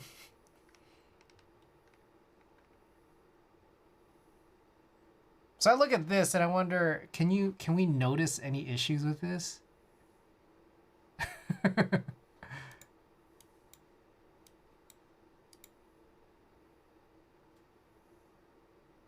don't know. I wonder I wonder if it's also, you know what it could also be is, what if this light is just too strong? I don't think that there's an adjustability of this light.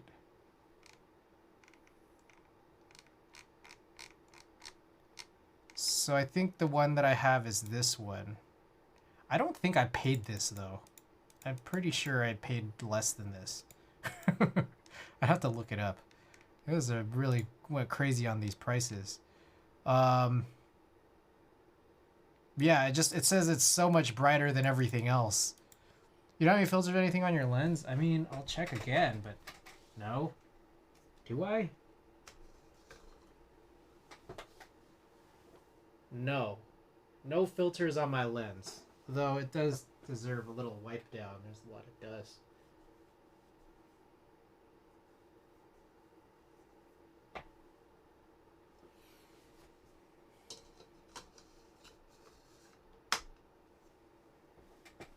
Yeah, no filters.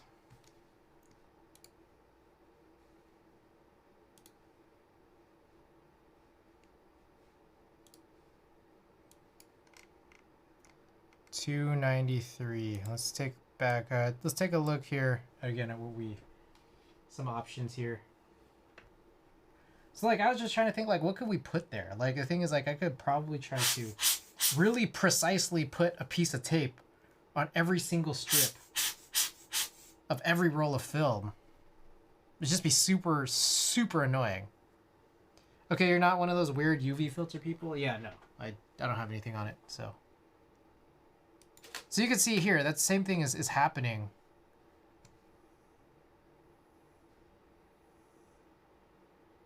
I don't know. Also, this is probably not the right. I mean, I think the next one might. Or the previous one probably would have been a little bit better.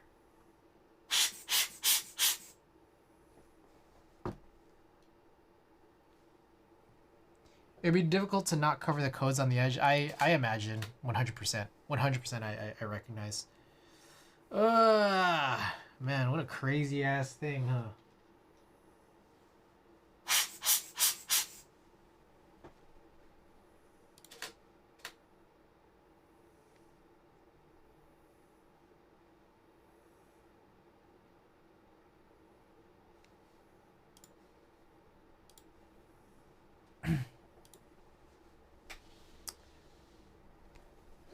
This doesn't look so bad. I wonder if it also kind of depends on the actual photofilm's mask.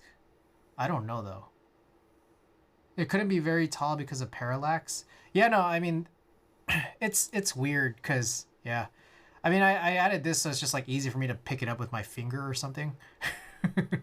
But, you know, I recognize this is probably a little harebrained. I realize.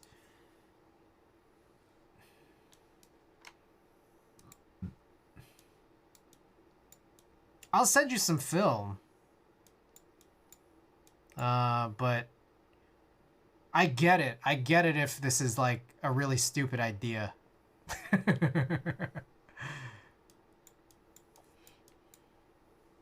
Unless, I don't know. Here's another thing. Send me some photos of the holder too. Yeah, for sure. The other thing I'm wondering is that like I talk about this and I talk about this problem. Do you think that there's possibly some other solution that's not 3D print something? Like I don't know if you could possibly think of other issues, but this is really very highly elevated off of the light source. And I think I don't want to say that's not helpful, but I don't know that 100% hurts, but it's one of I don't know. I don't even know. I'm just saying shit now.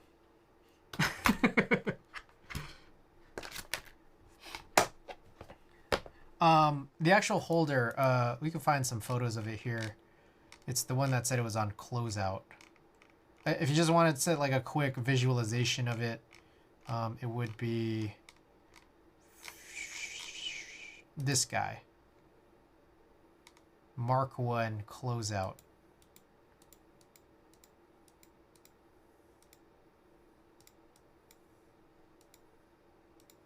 There's not enough photos of it. Okay. Anyways. Oh, here's a big burn right there on the edge. I don't know. Maybe it doesn't really show up that much, but it definitely burns right there at least because of all the light here.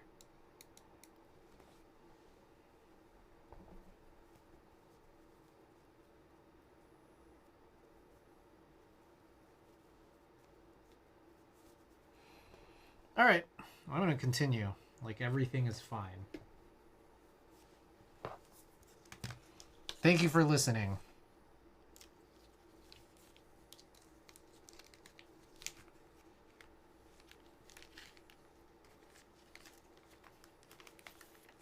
I guess the other the other requirement, I suppose, is that like it might have to be in like black, just so that or I don't know, just something that's not transparent or translucent, because but otherwise defeat the purpose a little bit of trying to block out the light, I guess.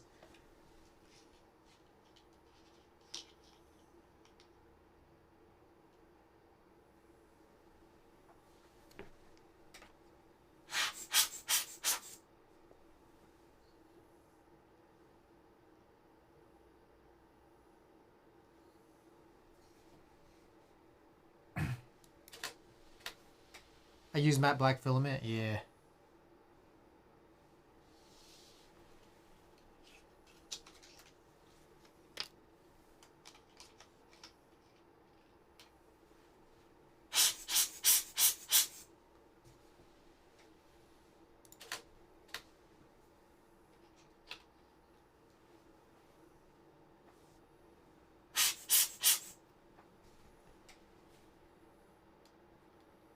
Oh, this is not a bad far away picture.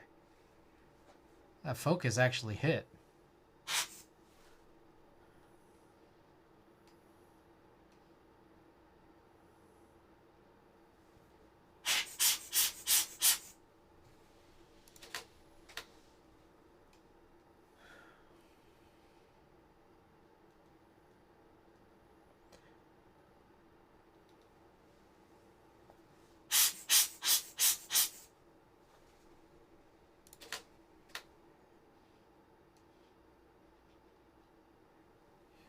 Other thing in my mind is that, like, I guess it doesn't really have to be tall, and it only needs to be like 8 to 10 sprocket holes long. Then I could probably just use like a little, I don't know, get in there with a little pry tool or an X-Acto knife or something, just try to like plop it off so I could like roll and then put it onto the next frame. I don't know. Thinking about... Yeah, and I get it, though. It would be hard to not cover the codes. That's what kind of sucks. Damn. Man, I don't know. You know what? Hold on, let me think about this. I just had an idea. Wait. I had an idea. Light bulb went off.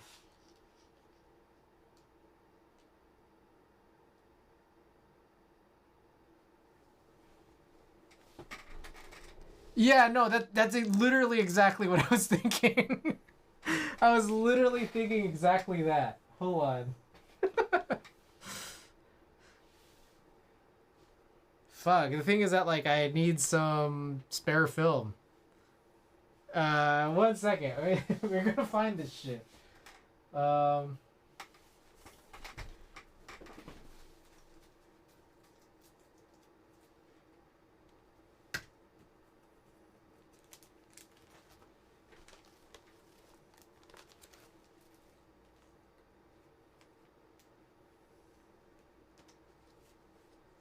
Could use some old deskies even. Well, the thing is that, like, I guess it could be transparent or like not fully opaque, Because the idea is just that you don't want the spread of light. Like, you don't want the light to spread. And I think that, like, if it's like just as dense, then it's like totally fine. Hold on, how am I not finding exactly what I need within like 3 rolls?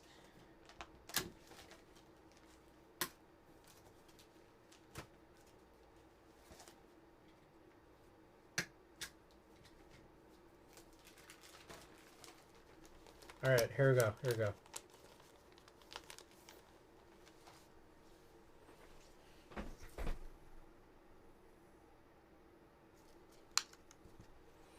Okay, give me 1 second. We're gonna figure this shit out, dude. We got this. No, PC low letter. You typed that out while I was thinking it. They make 2mm artist tape for lining and masking. I wonder if literally it doesn't even need to be this dense. Like it just needs to not spread the light.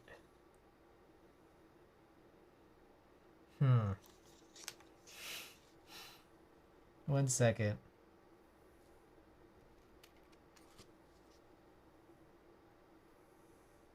What am I even doing? Shit, I'm an idiot. Okay, wait.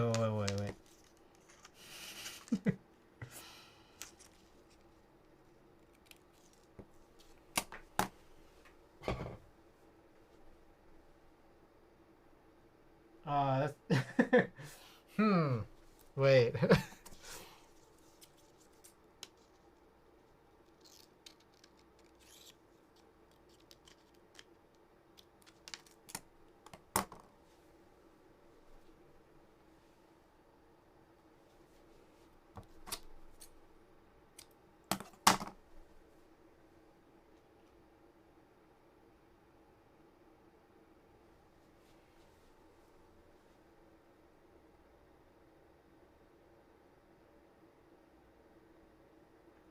That's another line I think about from this song, Mask Off.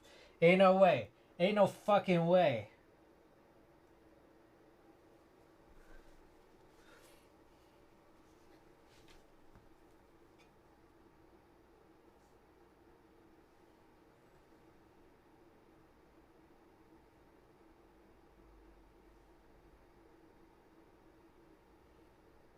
I guess it would just...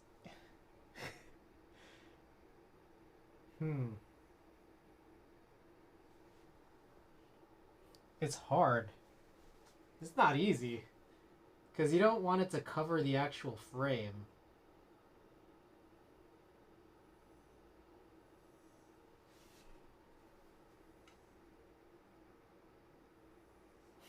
This is ridiculous.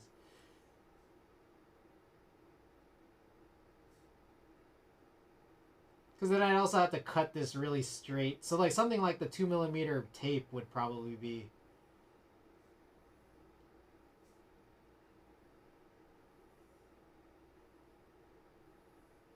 Yeah, I don't know. Whatever.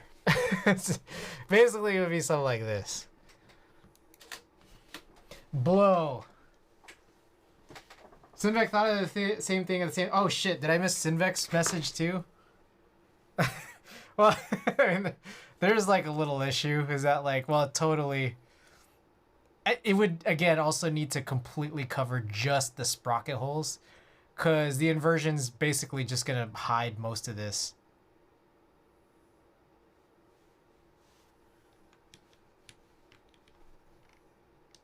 Sinvec, what if it wasn't pig? What if you use some unexposed? Yeah. Okay. We all thought the same thing at the same time. I was saying artist tape earlier, but adhesive is probably the last thing you want in your film negatives. They make 2mm artist tape for lighting and masking. You can at least prove a concept and see if it makes a difference. Yeah, like, we'll have, okay. So this roll, specifically this roll of film has non-concert images, and we just need to get to like the last third of this, because I'm pretty certain we're gonna end up seeing the craziness. So let me I'll get this out of the way, and yeah.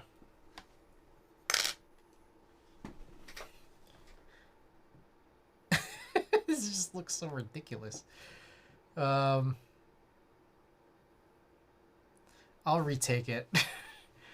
I'm looking at that, it's like, is this really what I want? And I don't think the answer is yes. 1 second. I'm gonna get my workspace back correct.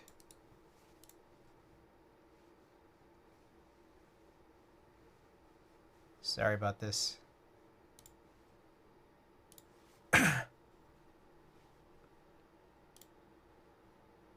Where'd shit go?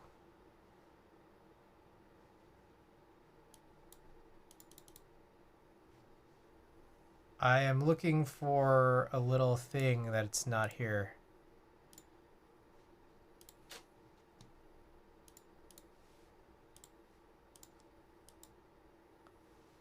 What the fuck? Where's the window?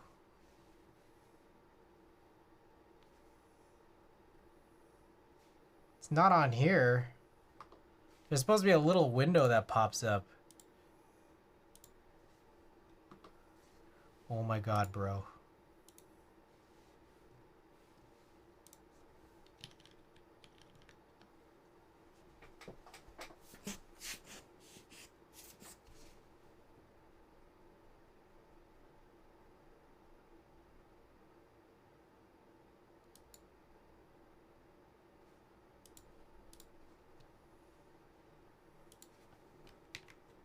Blow!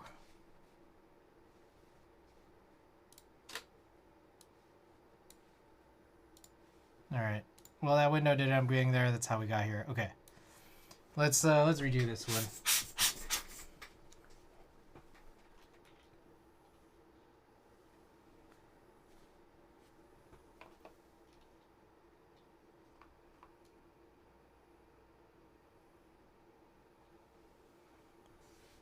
So there's a little slit of light there.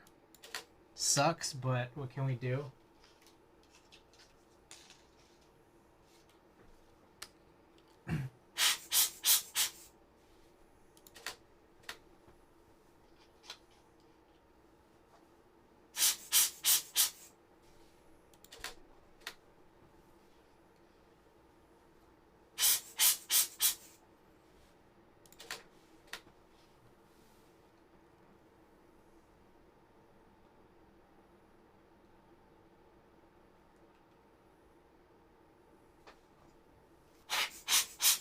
This looks like a lot of nothing.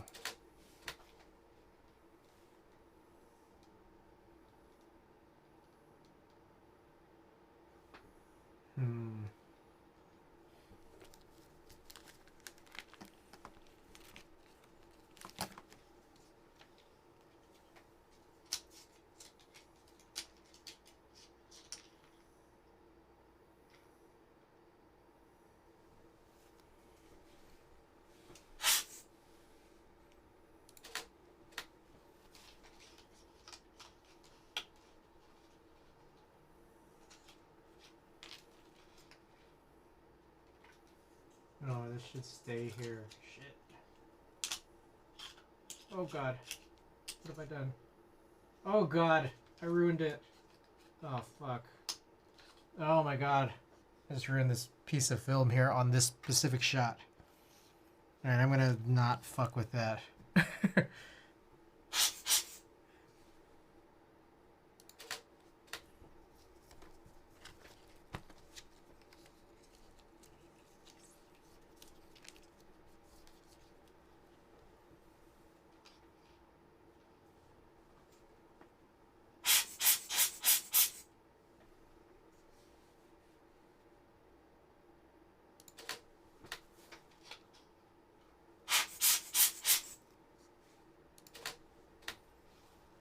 Alright, here are some more dense photos. We'll see if we can replicate that, the edge issue.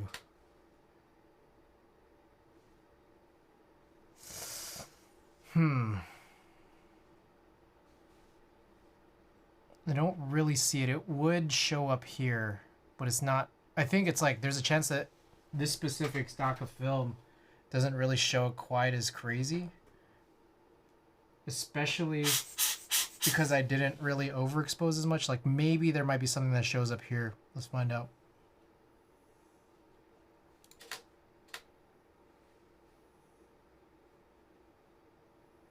Actually, it surprisingly looks pretty good. Just what's confusing.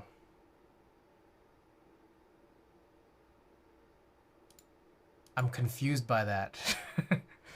Like, I would think that this would show up, like, really thick. So, there's a chance I might need to grab another roll of film where we know it is really bad. I don't really know what else I could say about that. I would have thought.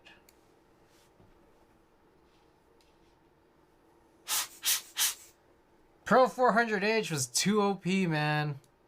Damn shame it doesn't still exist. Look at this. I feel like this should have had something real crazy, but it didn't. I'm gonna bring out that 499 roll, the one like my latest roll, and we're gonna kind of, it's the one with the keyboard photos, just at the right there at the very end, and I think from that I wanna figure it out.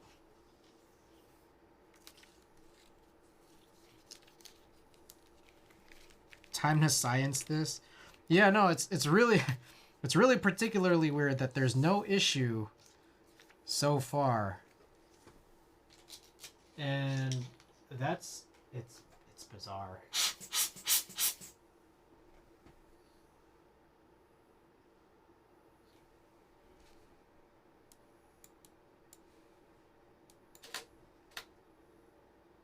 Ah, fuck! Did I miss a frame?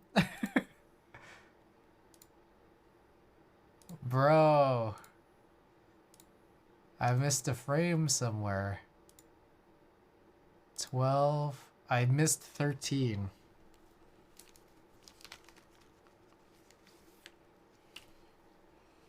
Ugh, so stupid. I think I'm gonna manually rename all of this. I more want to find out what to do than I want to get this like completely, the process of this completely right.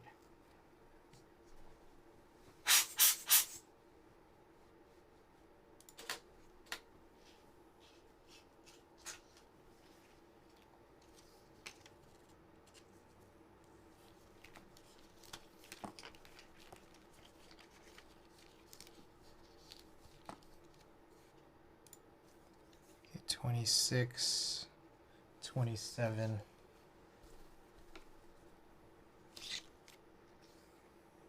Oh, that's 26.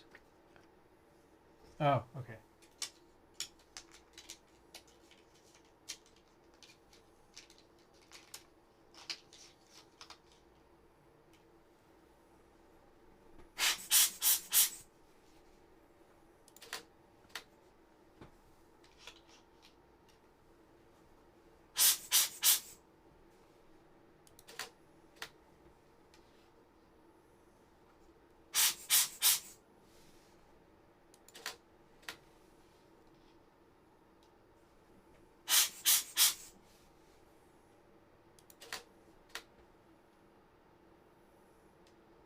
Oh, that was me trying to take photos at this talk.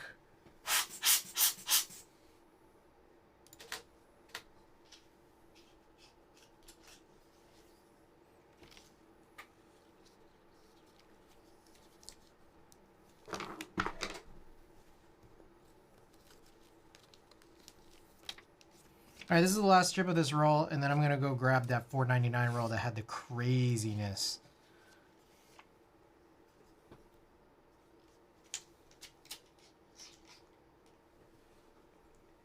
We talk about, it was about BoJack. Well, so Raphael Bob Waxberg, he's the creator of BoJack Horseman. One of my favorite shows. It's very, very much up there. So he was talking about this because this had come out right before, I think, part 2, season 6, part 2, the final part of the final season.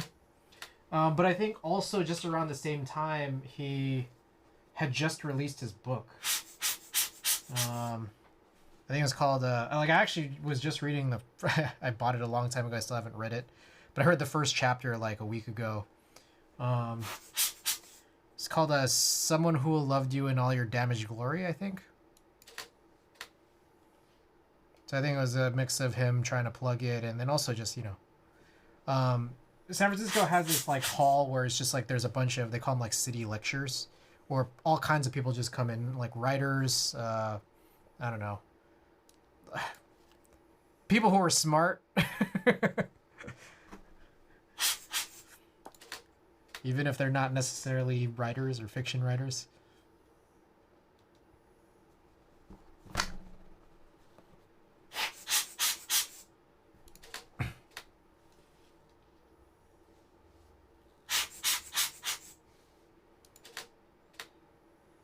Finally invested in some Dopra. Cujo, welcome. Welcome back. What'd you get? You got an HHKB? Alright, so I'm gonna go grab that $4.99 roll. It's in another binder. Wise decision. Agreed wholeheartedly. With my whole heart, I agree.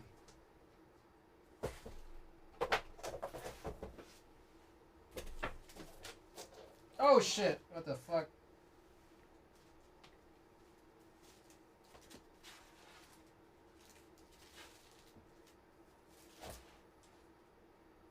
That's not it.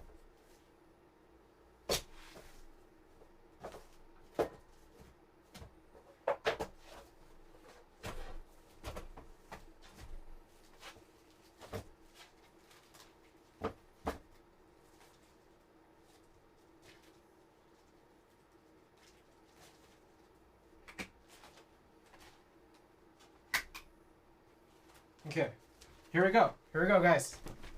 I'm gonna do this.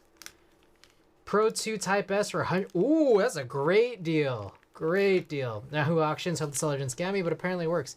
Yahoo Japan, nice. Nice.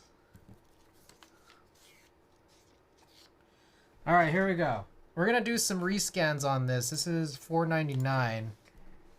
Where are we? Motherfucker, dude. This shit just disappears sometimes. That window. And it's like, I don't know where the window is.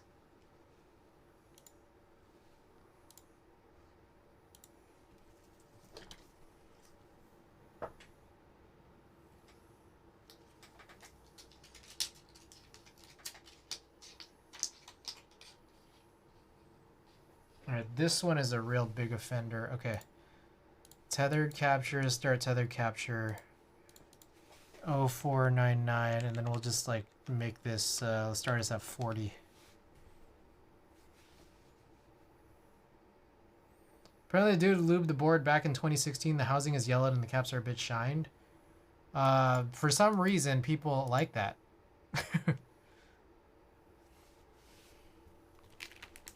Piss yellow HHKB based. Oh god. Yo, my shit is broken. The salary man look. Oh my gosh, why did Lightroom give me so many problems today? It's crazy.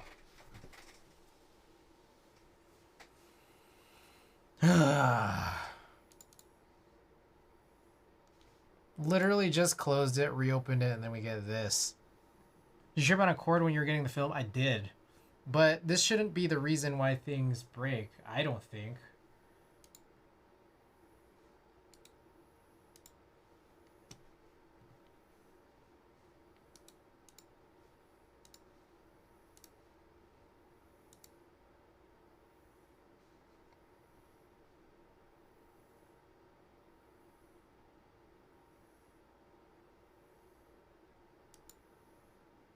Did it get properly yeah, it looked fine. To me, at least.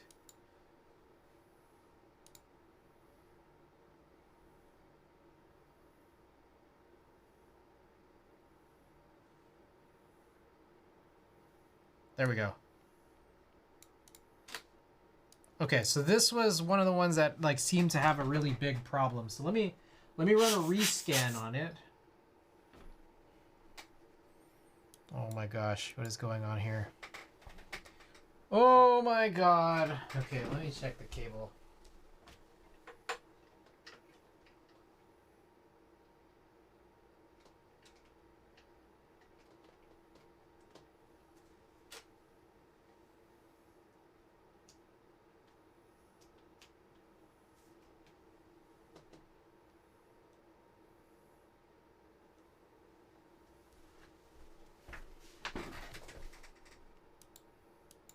Oh my god, bro.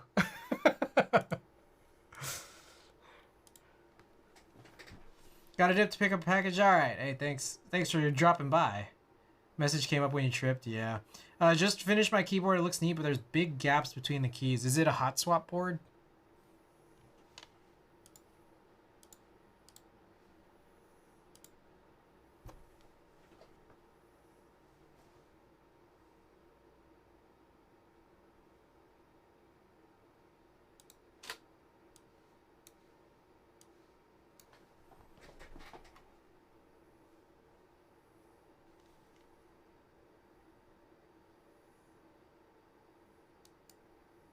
Bro, I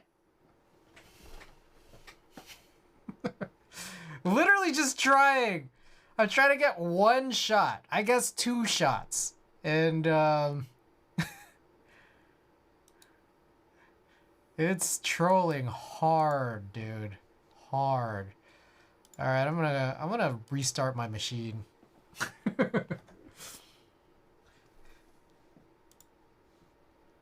I got no great explanation for any of this.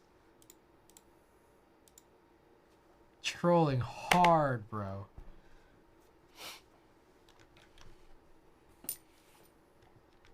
Try reseating the cable too. I did on one end, but let me try it on the other end real quick. I'm also gonna open up marbles because we're closing in on the end here. But yeah, give me a second.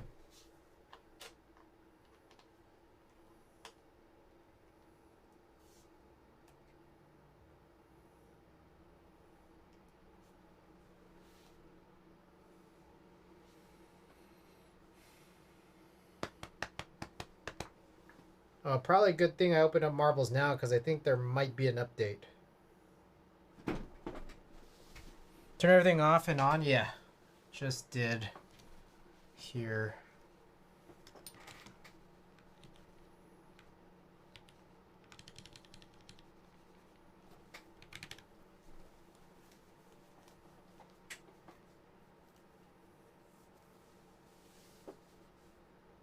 You don't have the special Nikon USB cable that screws in?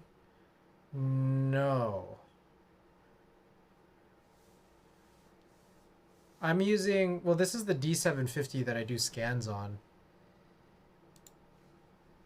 Does it have one that screws in? Do you have a link to that?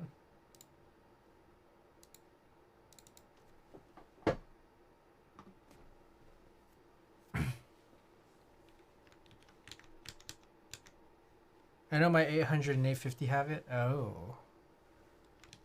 Send a link. I'm not 100% sure I'm familiar with what this is.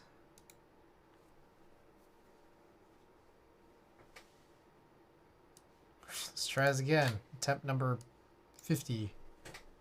Okay, okay. Check this out.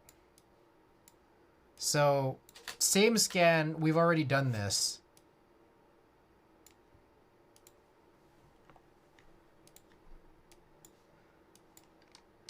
Let's see. If I sync these 2 presets.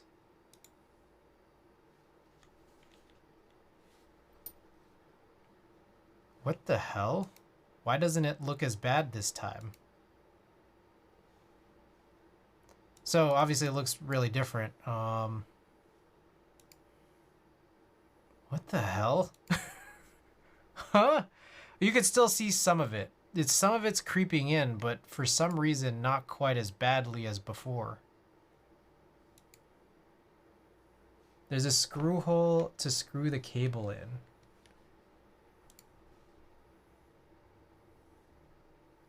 Whoa. Oh. No, I don't even think that's the same connector. It's a different connector on the 750. That's interesting, but I don't think this will apply for the 750. Okay. Check if there's a screw hole. No, there's not. Air particulate could have a huge impact as it can diffuse the light more. Interesting.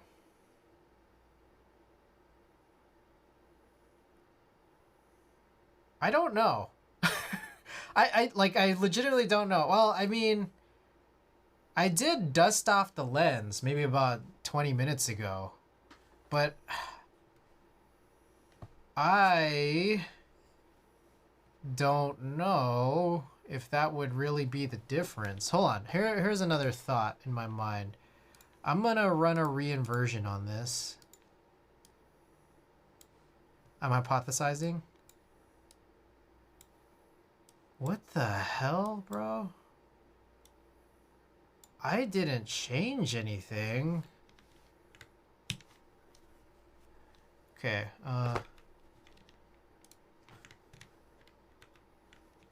let me run a reinversion right now and see if it comes. Yeah, it's consistency is not as bad. Obviously, like trying to get these colors right was kind of the big point of contention.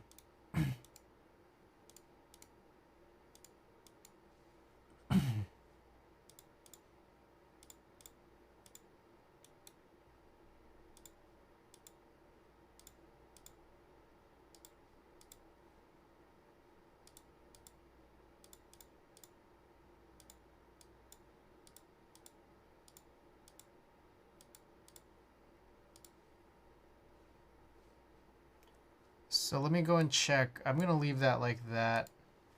If I look at what went into this one, looks like there's a 7056 warming, precise, color first, add density, shadow weighted.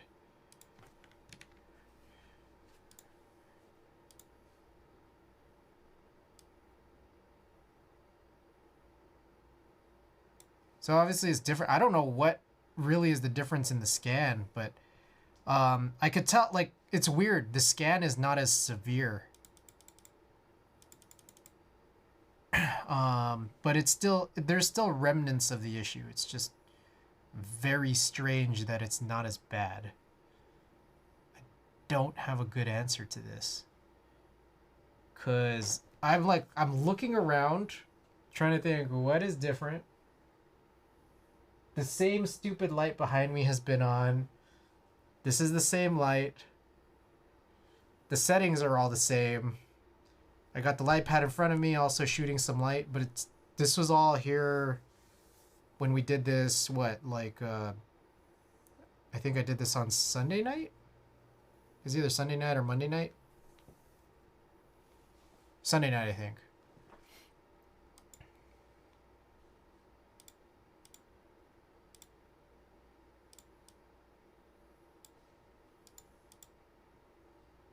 Is the camera the same distance? 100% the same distance. I am confused. All right, trying to pinpoint the colors. This is the hard part. Trying to get this to match 100%. Let's see if there's any changes here. Doesn't look like it.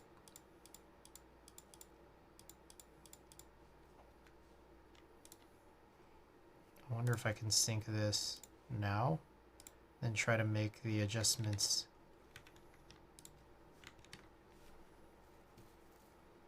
Whoa. Oh, I ran cinematic flat? Was that what the difference was?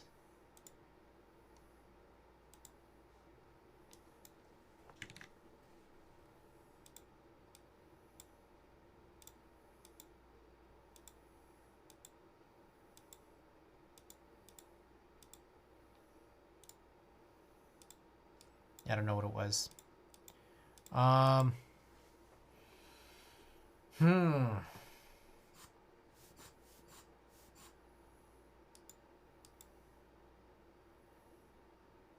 Let me check something.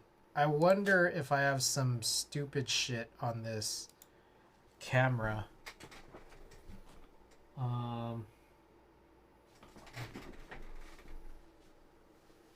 Menu. I want to make sure I don't have some like weird auto white balancing on.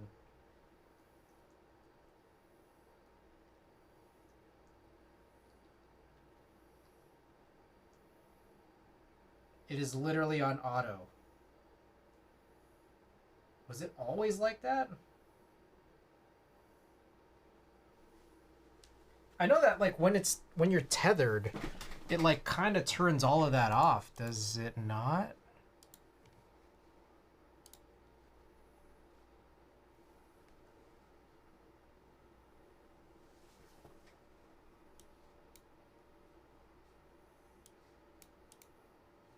Was this the was it because I had it on auto? Fuck. Gotta be kidding me, bro.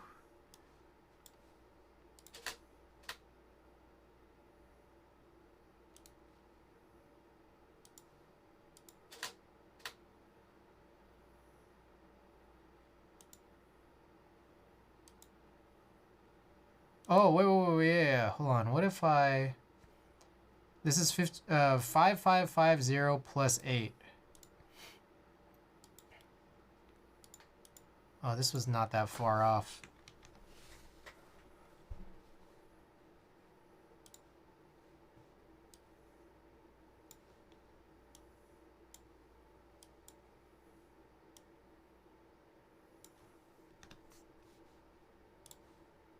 All right, real quick. I'm gonna check. If I go back to the very beginning when I reset, how close does this look to this?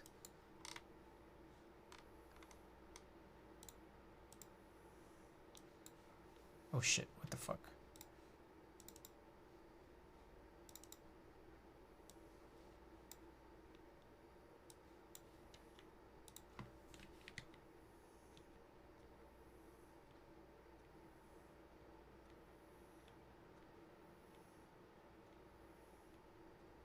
Look at that.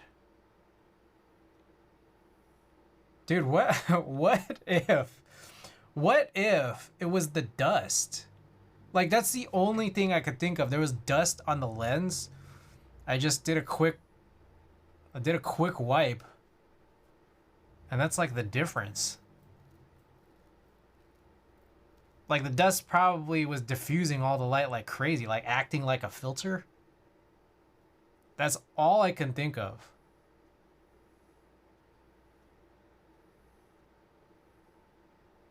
Because I have the white balance the same.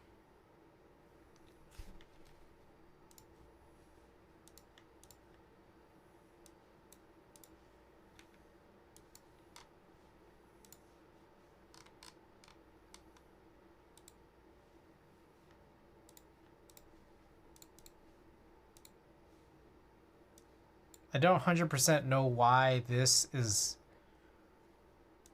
Metropolis looks great, but then all the rest of this like kind of got crazy washed out.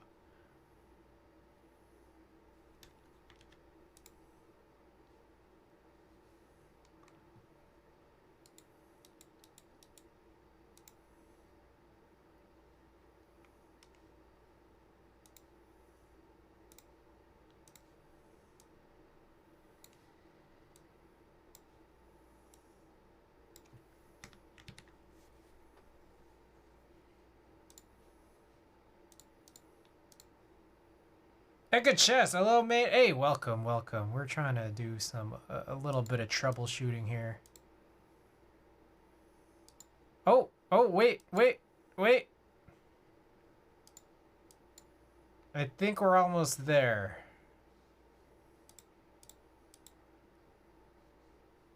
Wait, this looks eerily not far. 756 auto warm standard. All right. We're almost there. Let's go standard.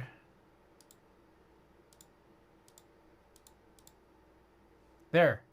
Oh.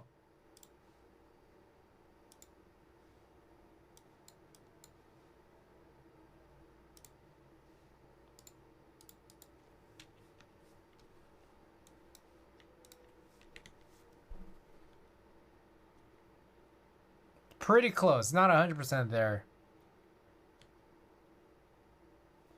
I wonder, man, I really wonder if it was the dust. I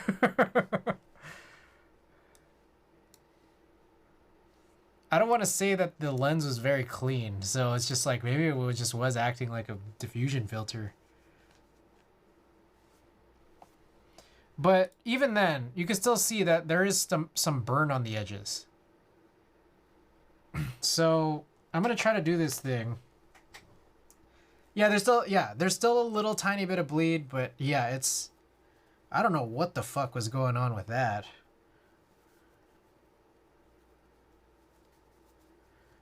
It's not like it'll be dust if it's only on the edges. Well, let me think about that. It might, in my head, it might be the dust just because it's like, it's gonna act like it's diffusing. That's what I'm thinking, but you know, I don't know. Okay, so I'm gonna try this little strippy thing and then see what happens, like what we can make of this.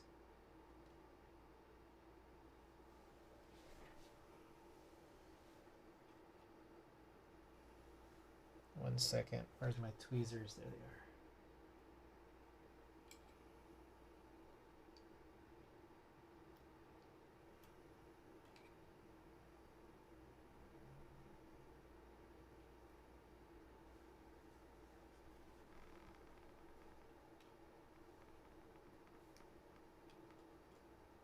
Fuck, it keeps flipping.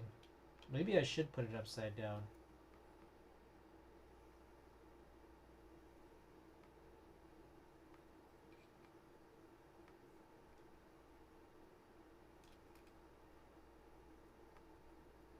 Bro.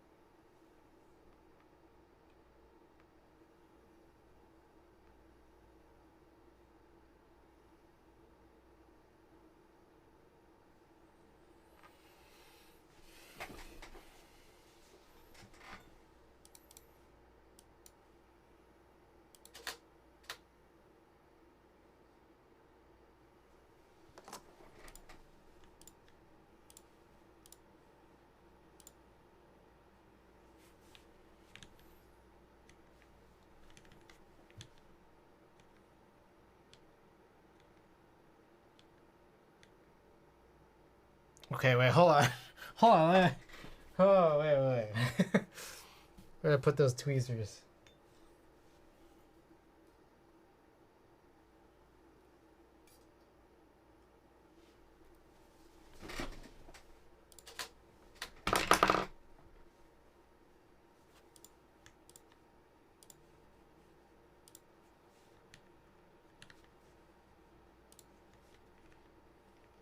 That's literally the difference.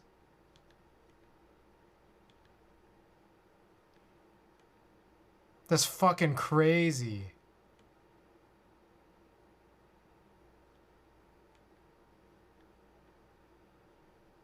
Like, it's the same settings.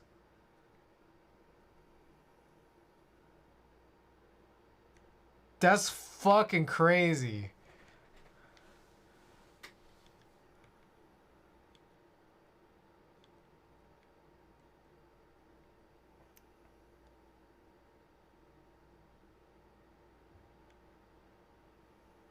That's crazy, bro. Do I need to redo? You know, I'm like 150 rolls away from being caught up. Do I need to redo all the other 350 again? Oh my goodness! Miss Xingxingwang with the big old raid! Oh my goodness. Xingxingwang, what were you up to? What was it? What's the name of the game? Super Animal Royale? Big old pour show off? Hey, you already know what it is. We got the Rick Owens balaclava. The Wadugaki Death Note T-shirt, guys! Exclamation Wadugaki if you guys are interested. They do anime inspired like vintage inspired anime tees. No current drop right now, but exclamation Wadugaki if you guys are interested.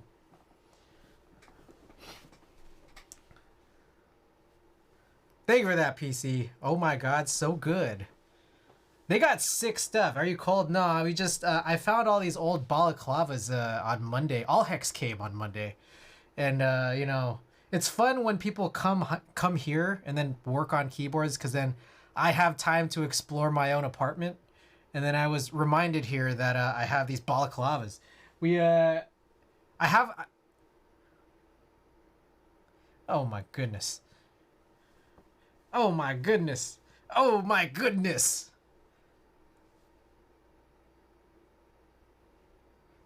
Peak load. Hello, HHKV3. Hey, Oxy, welcome back. Oh, there's a bunch of people in here, huh?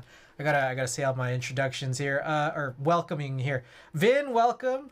Elvin, Mandoa, welcome back. Mochin Grape, guys, welcome.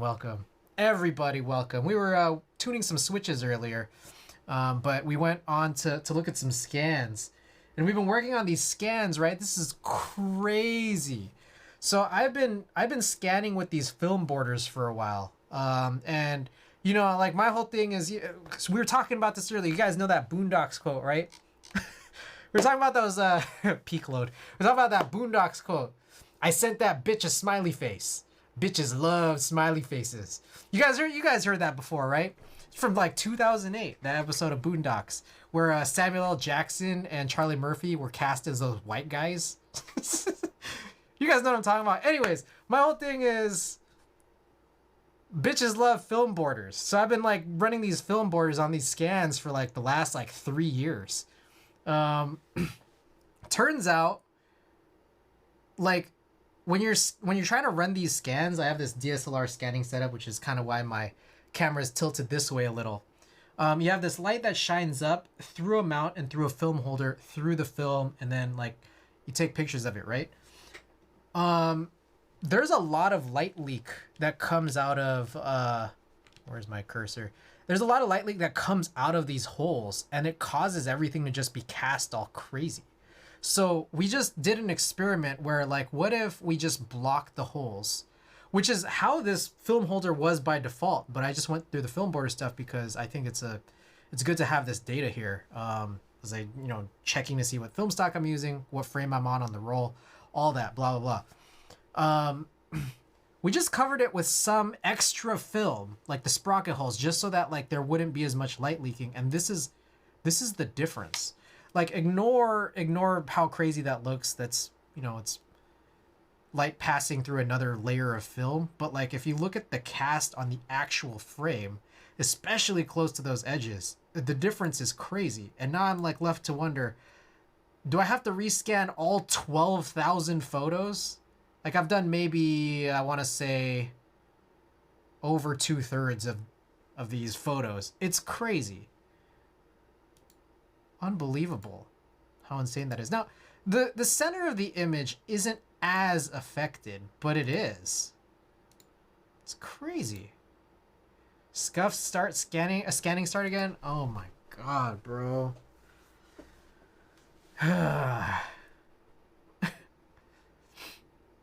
Nah, just use machine learning in the future to fix it. Machine learning, like, it has to learn what the differences are. Oh my goodness. That's actually crazy. Fix it in post.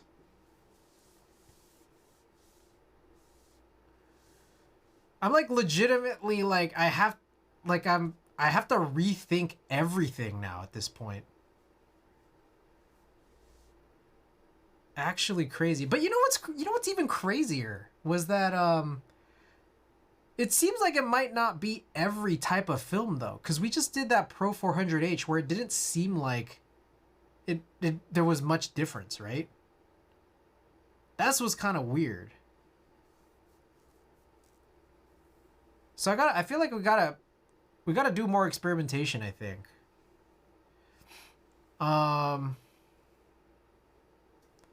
Yeah, the last things I can really just think about or say is that, like, what if here's an idea. What if instead of like plugging the holes with like just a little, comb, PC load letter, what if um what the fuck, like, you had edge protectors, kind of like that thing I put on my bar stool. I don't know who was here for that story, but I got these bar stools where you could put these edge. I don't know if that makes sense, but basically, like, just like essentially like some film where you would attach like these partial sleeves that would just sit over this. Does that make sense? But then they would also have to have like the density of film. The Cinestill is much darker. The other film is already much clearer. I wonder if that has an effect.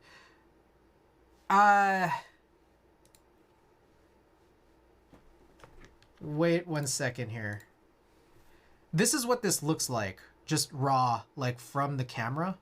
Whereas the Pro 400H, I think that was 293, right? 293.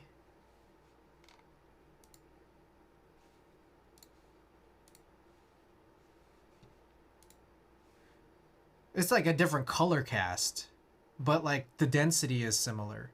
Makes sense, but it still cover the data, right? Unless you made both clear film and photo film.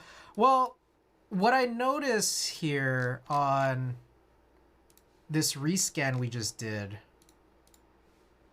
is that, like, you'll still get some of the data in there. Like, it'll still appear. And, like, that's enough for me, honestly. It's covered up. So, like, you'd have to make it out of photo film, and it's got to sit on there, but it's got to be, like, kind of thinner, I guess, because if it folds over on the front and the back, and you kind of just use that as like an edge protector, it's gonna it's got to pass through twice. Huh. Let me think about this. 1 second, hold on. We're gonna keep thinking. Man, you guys got me spinning the wheels. Hold on.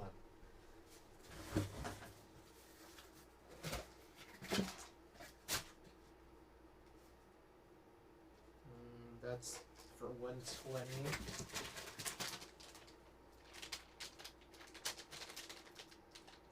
I think that's also for 120.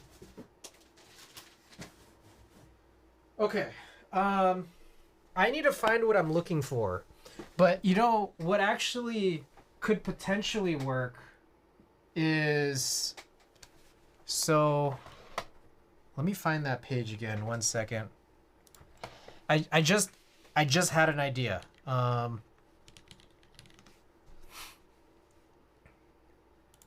Film scanning, border.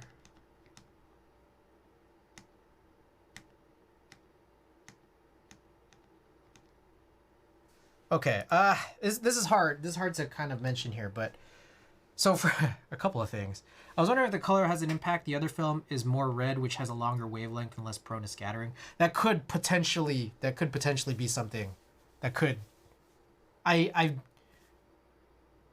don't know. I'm not 100% sure, but that feels like, because Pro 400H hasn't really given me this problem, like that could possibly be it. But anyways, so this is really hard to enumerate here, but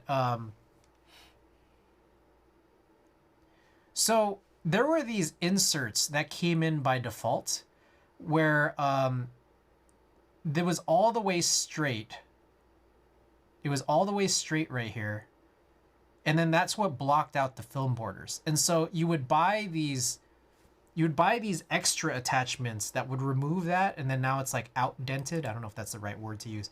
It's kind of outdented, and then that's what allows the film borders to get shown, right?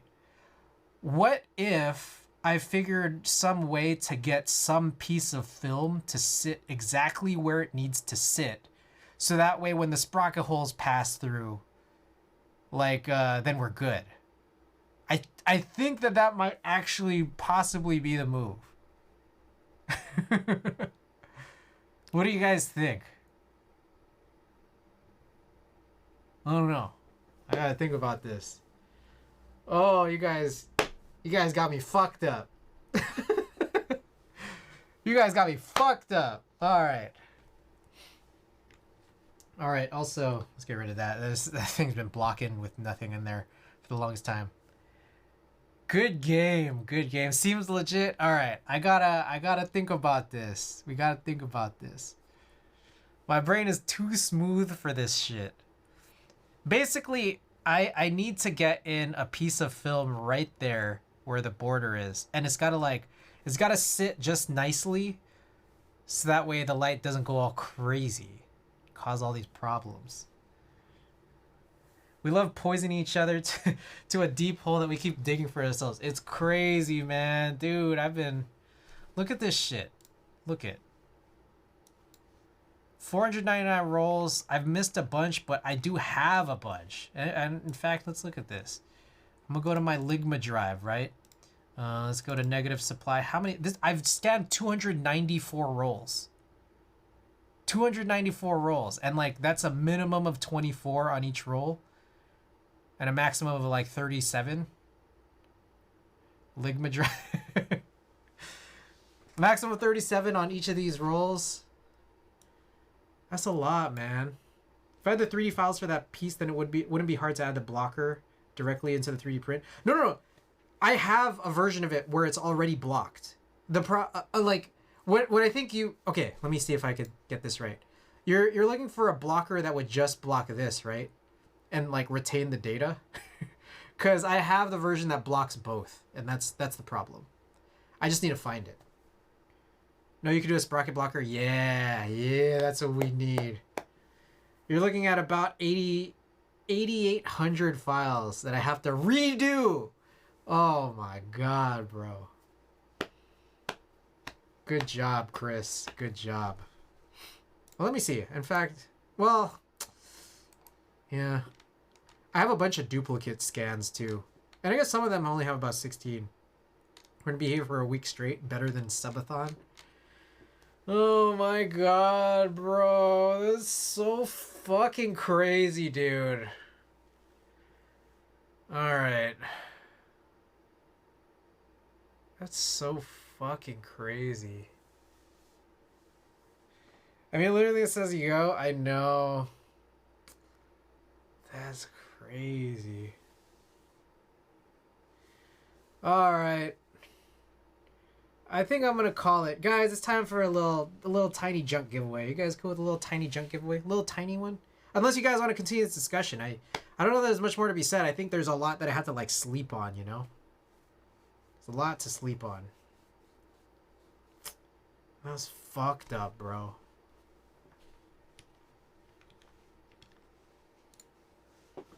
Look at that, man. I guess while we're here, I should do those other rescans. What happened? So, how do I explain this? I used to use a flatbed scanner, and I had scanned a solid, like, 300 rolls with this flatbed scanner. I switched over to this guy, and over the last 3 years, I've been scanning new rolls and then trying to dig back into the backlog of the previous 300 rolls. And I've amassed now a mixture of 300 new rolls that have been scanned using this DSLR scan setup. So I still now have 200 rolls because I'm at 500 now at this point. I hope you're following here. But the problem, when you're asking what happened, the problem is that, like, I've been noticing some weirdness in the consistency of a lot, but not all, but a lot of scans. And one of the quick solutions here is to kind of basically readjust how I scan, which means now do I have to do another pass of 300 rolls on top of the 200 we've been handling. It's, I don't even know, dude. It's crazy. Cause yeah, up to that point was a solid 3 years of scans, and then we've been doing another 3 years. So it's like 100 rolls a year. But you know, like I figured out a faster process for it, so we could do it. And it's just like it's hammering it down, right? Pretty brutal, I gotta say.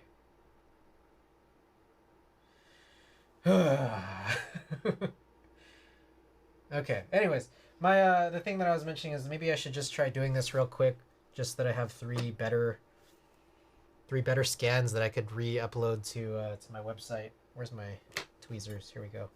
Especially I have to physically place the film every time. I mean, yeah, dude, I don't even know, man.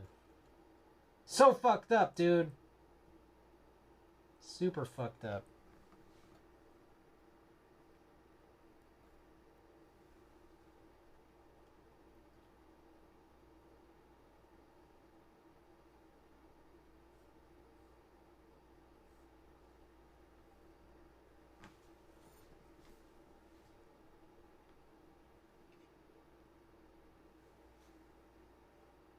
I think that seems to be pretty good.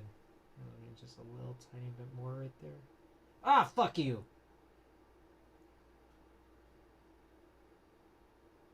Damn it. Oh my god.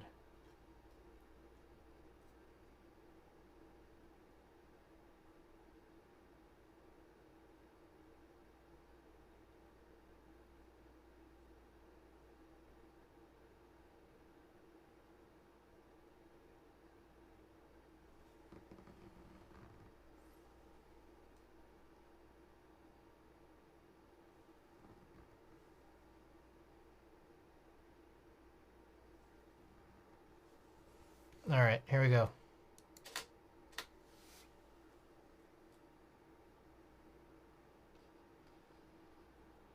Oh, look at that. It's just like it just stays there. Oh, and then that's kind of fucked up though, because there's that whole edge. See, that's what I'm thinking, is that like if I just had something that would just stick there. It's kind of staying in place right now, but there's no guarantee that it will when, you know, you have to switch 6 strips every time. I'm gonna block this out with another piece of film like right here.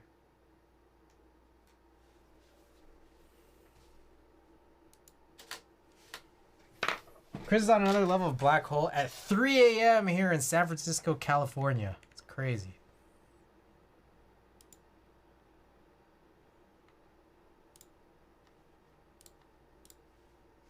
Oh, fuck. Wrong sync. Wow, dude, look at that. That actually looks good. That's crazy, bro. Oh, fuck, dude. Look at this. Look at what's on my website right now. It's like, it doesn't look like this. Jesus Christ, bro.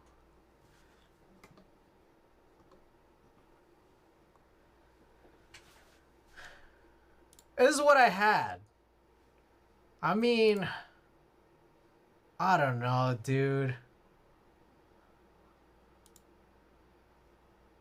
Look at that. Do you see all that crazy orange splotches? Was that the blue one? This is the S60.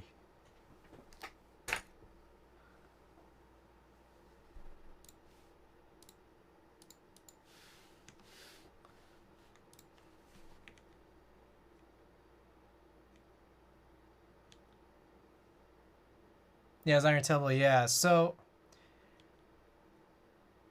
it's different. Like, the thing is that, like, you could see that there's the integrity of, like, for example, the clear sleeves. This is just sitting on top of my film as we're talking about film. It's just, it's all there. Whereas I could not get this to work before with what the scan was doing. Actually fucking crazy. Oh, Cujo. I mean, we're about to finish, so I could refund you, or, you know, I could play it on the next stream. Yeah, that was the best I could do here.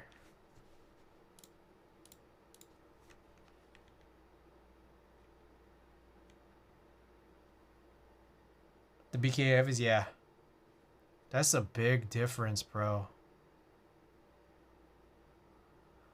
Oh, fuck. We got a lot to think about. There's a chance I might have to redo all of these scans again. 2 minutes of random vinyl. Nah, hey, I'll come back next time, and you could re-redeem it, because I don't want to keep your points, you know? It's all good, I just want to burn points. No. You gotta have those points. It's important.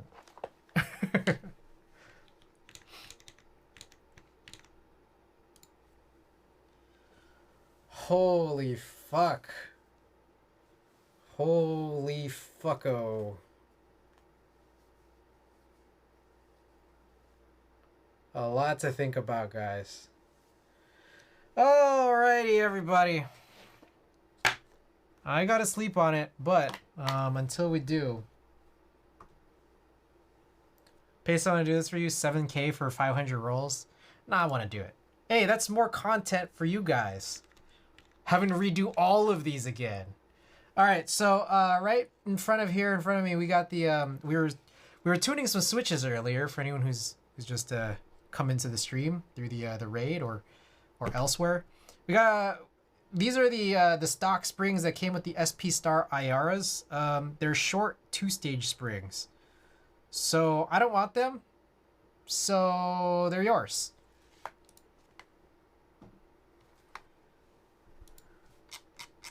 I'll also throw in a stream sticker. Let's do a crazy traveling stream. Sweet breakthrough, even if it is a bit later than yours. Oh my god, it's crazy, bro. I can't even believe this. All right, exclamation play to join. Oh, we got to throw in followers only mode.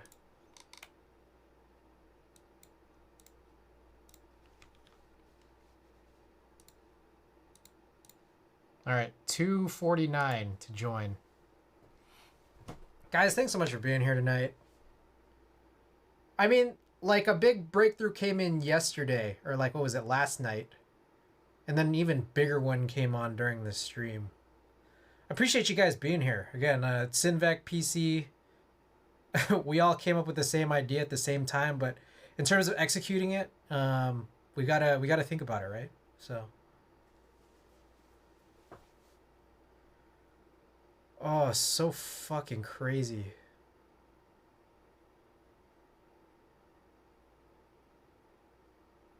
I wonder if I can elevate. Like, I feel like there's still light that would be like, cause right now these little strips, you guys can't see it, but the little strips that I was using, they're literally sitting on top of the film.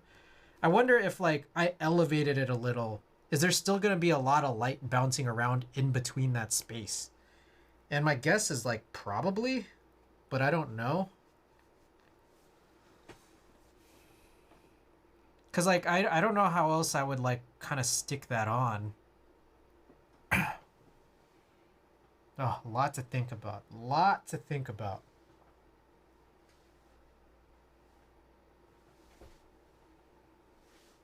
The back of the... Oh, you're right.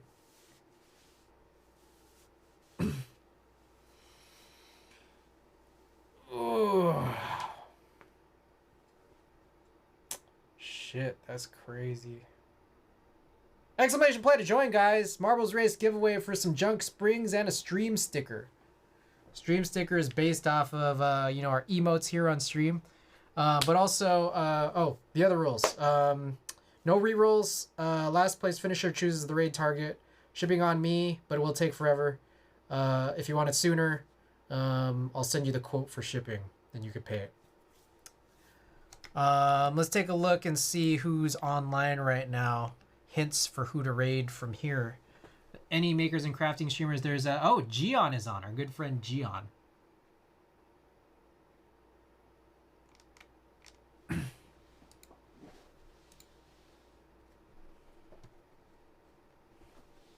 We're gonna be giving away an artisan on Friday's stream. We're working on these SP Star IARAs. That's what we're tuning today, or got partially through. in preparation for our KMG B60 build on Friday. And on Friday is when we'll run an artisan giveaway. Raid Gian when I get last place. Whoa, what the hell happened to the font? Did they change this? I didn't touch anything. Look at that font in the top right corner for all the leaderboard.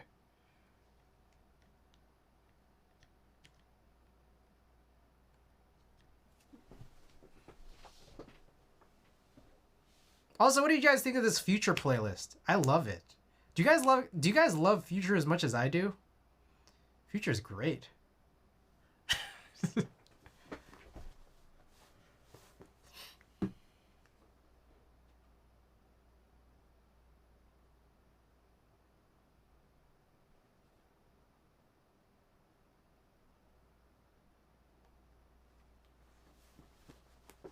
Klexus got a big lead. That font looks worse than Comic Sans. It's not the best. I would not have chosen this. I don't know why they couldn't just choose the same that they have for over the individual marbles.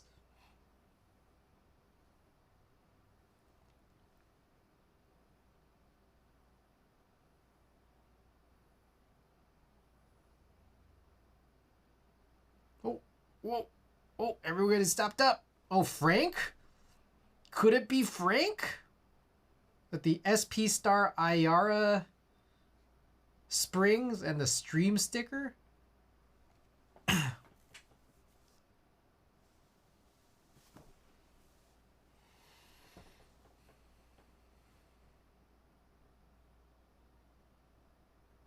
Who's it gonna be? It looks good for Klexus again. Bro, I cannot fucking believe this. I'm like in shock about this scanning thing. So crazy.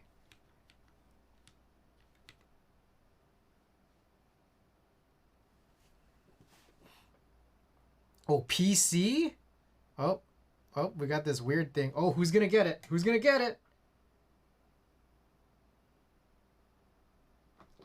Oh my, whoa, what the? You guys see that? Went all crazy. Arigato Roboto with the win. That was a weird one. Clam, all right, hey. All Hex finished in last place. All Hex, you gotta choose the raid target. We have Gion as a big candidate, but it's up to you. Booba?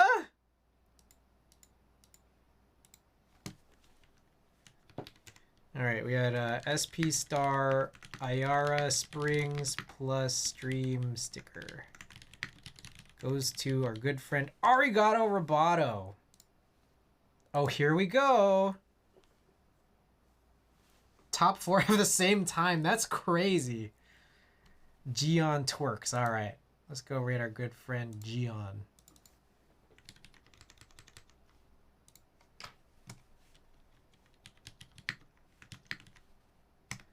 Alrighty, guys. Oh, by the way, for anyone who's just joined, check out we just put up a YouTube video during the stream. Oh, I realized I should probably also ping the roll on Discord. Check that out. A new YouTube video. Like, comment, and subscribe. Discord if you haven't already joined it for notifications on when I go live, etc. Wadogaki, my first and only official sponsor. Check them out. They sell cool vintage inspired anime themed tees. And then as for Gion, that's the raid message if you are subbed, and here's the raid message if you are not. All right, I'll be back on Friday with the B60 build, so stay tuned for that. And until then, be safe and have a good evening. Or I guess a good night. Take care, everybody.